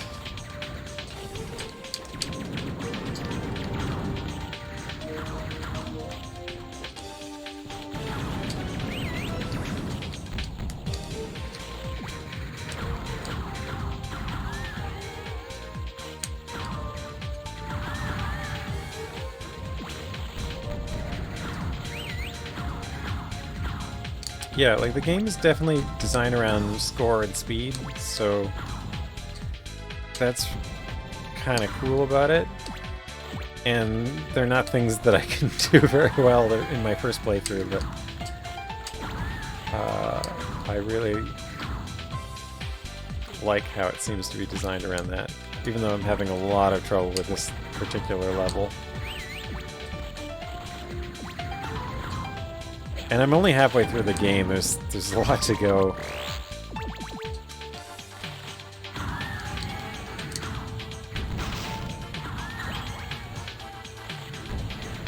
There are some things that like hold me back. Like, it is really hard to see what's going on in this game.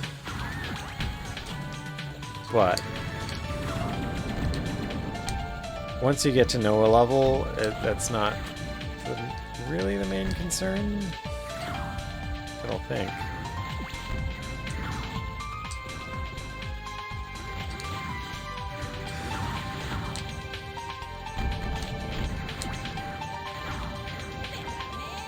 The other thing is, when there are a lot of bullets coming towards you, you can use your special attack, which gets stronger the more stuff is around you.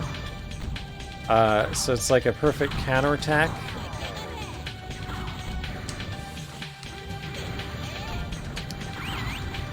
When something big is happening, but it's kind of wasted when not much is going around. So like right then was a good time to use it, but if, for example, if I use it right now, it'll throw out less bullets and they won't hit anything. And it takes... and you gotta destroy stuff to charge it back up, so it's a limited resource.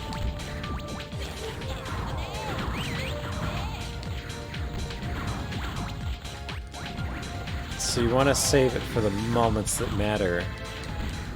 But if you're trying to find the fastest path through a level, you want to kind of bait the big attacks and hit your counterattack at like just the right time to take advantage of it the best. Like that thing I was too late on, and I took a bunch of damage from it. But if I had hit just a little bit earlier, I would have gotten a big attack against it.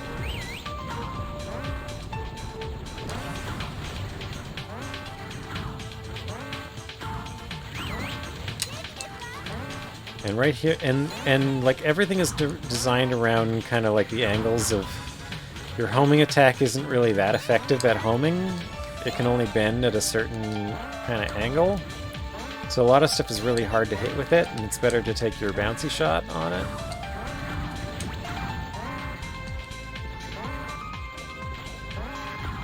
I could keep attacking blue-yellow lasers to farm my meter. Well, I can attack their source.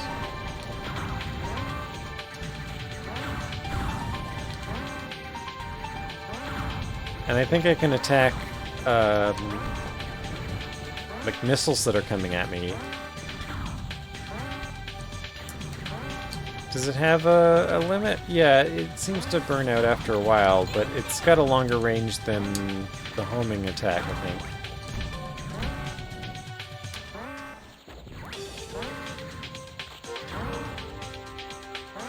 You gotta figure out when to switch between the two.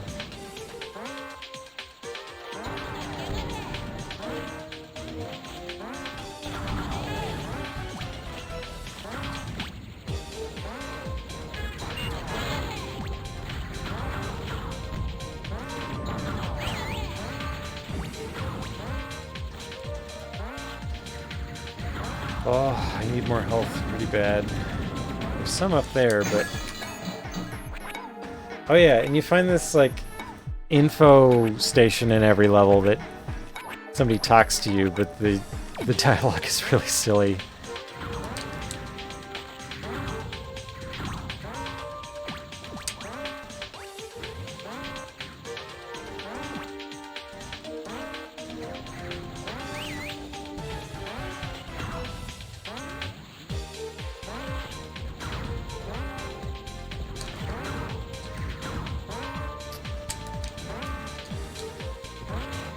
There we go. I want to destroy this spawning station and get less enemies after me.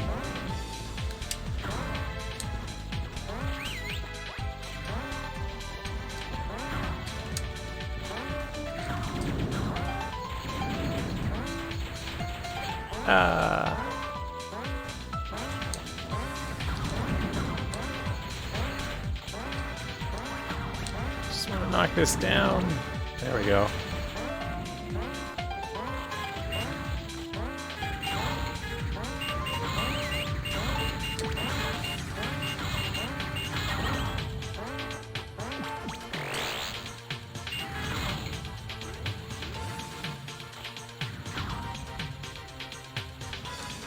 Okay.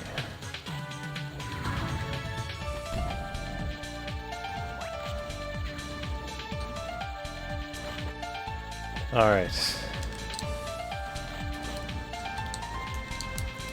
So I'm back into the final part of the level. I can't believe, like, I died to a core boss. All the core bosses in this game, like, basically, they don't attack you at all. But there was just, like, an enemy right next to it, and I didn't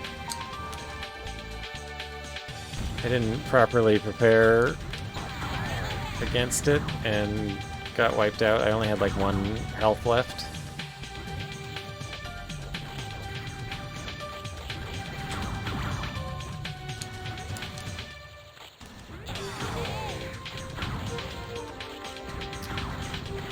Oh. So, like, right here, the homing's doing me no good. It's hitting nothing.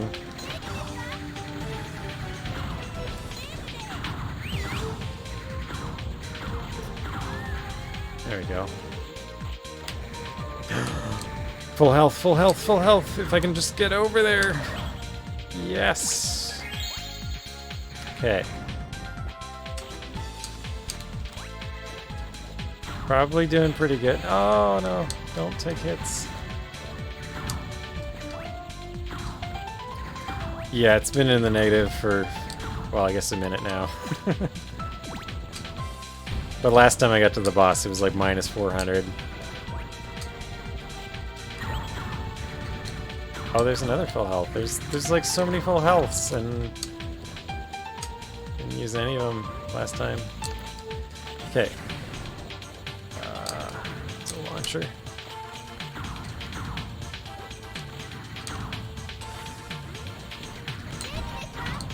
Should really start using this more. There we go.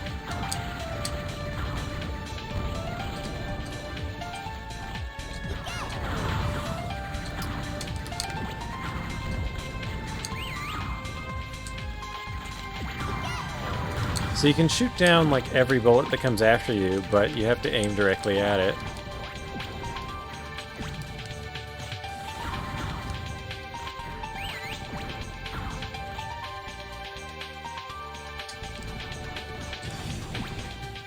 Okay. Alright. So...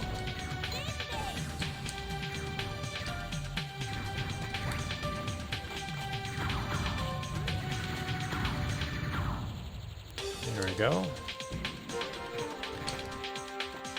Those are out of the way. I'm definitely gonna finish this level this time. I think. So the last task is to get these flamers. That...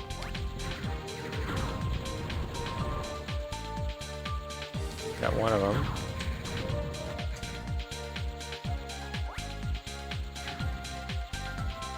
Just get this other one here. Oh, looks like I got it already. And this time, instead of approaching the boss, I'm gonna see if I can angle shot these missile launchers here. Got one of them. That's what got me last time. There we go. So here's the boss.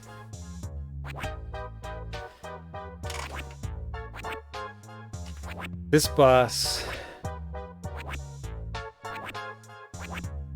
it's unclear what he's saying, but has no power to shoot me anyway, so I can just... all the core bosses, they look like this green ball, are defenseless. Why is he making this sound?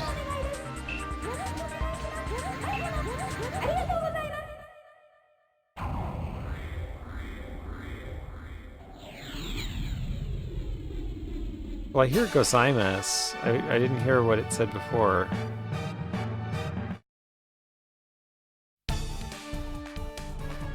Alright. So that's 21 levels of...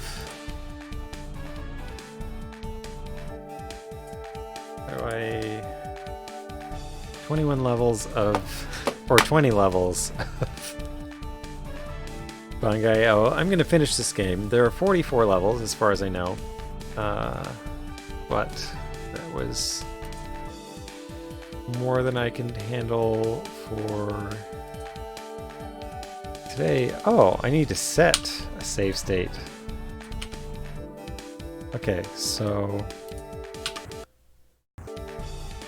what?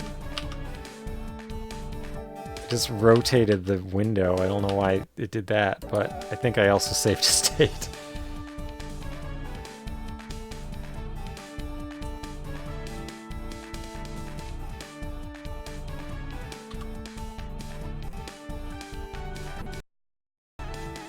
Okay, I think that saved a state. It should also save to the memory card, but that'll be it for tonight. So, thanks for watching, everybody, and wow, it's later than I thought it would be. Have a good night.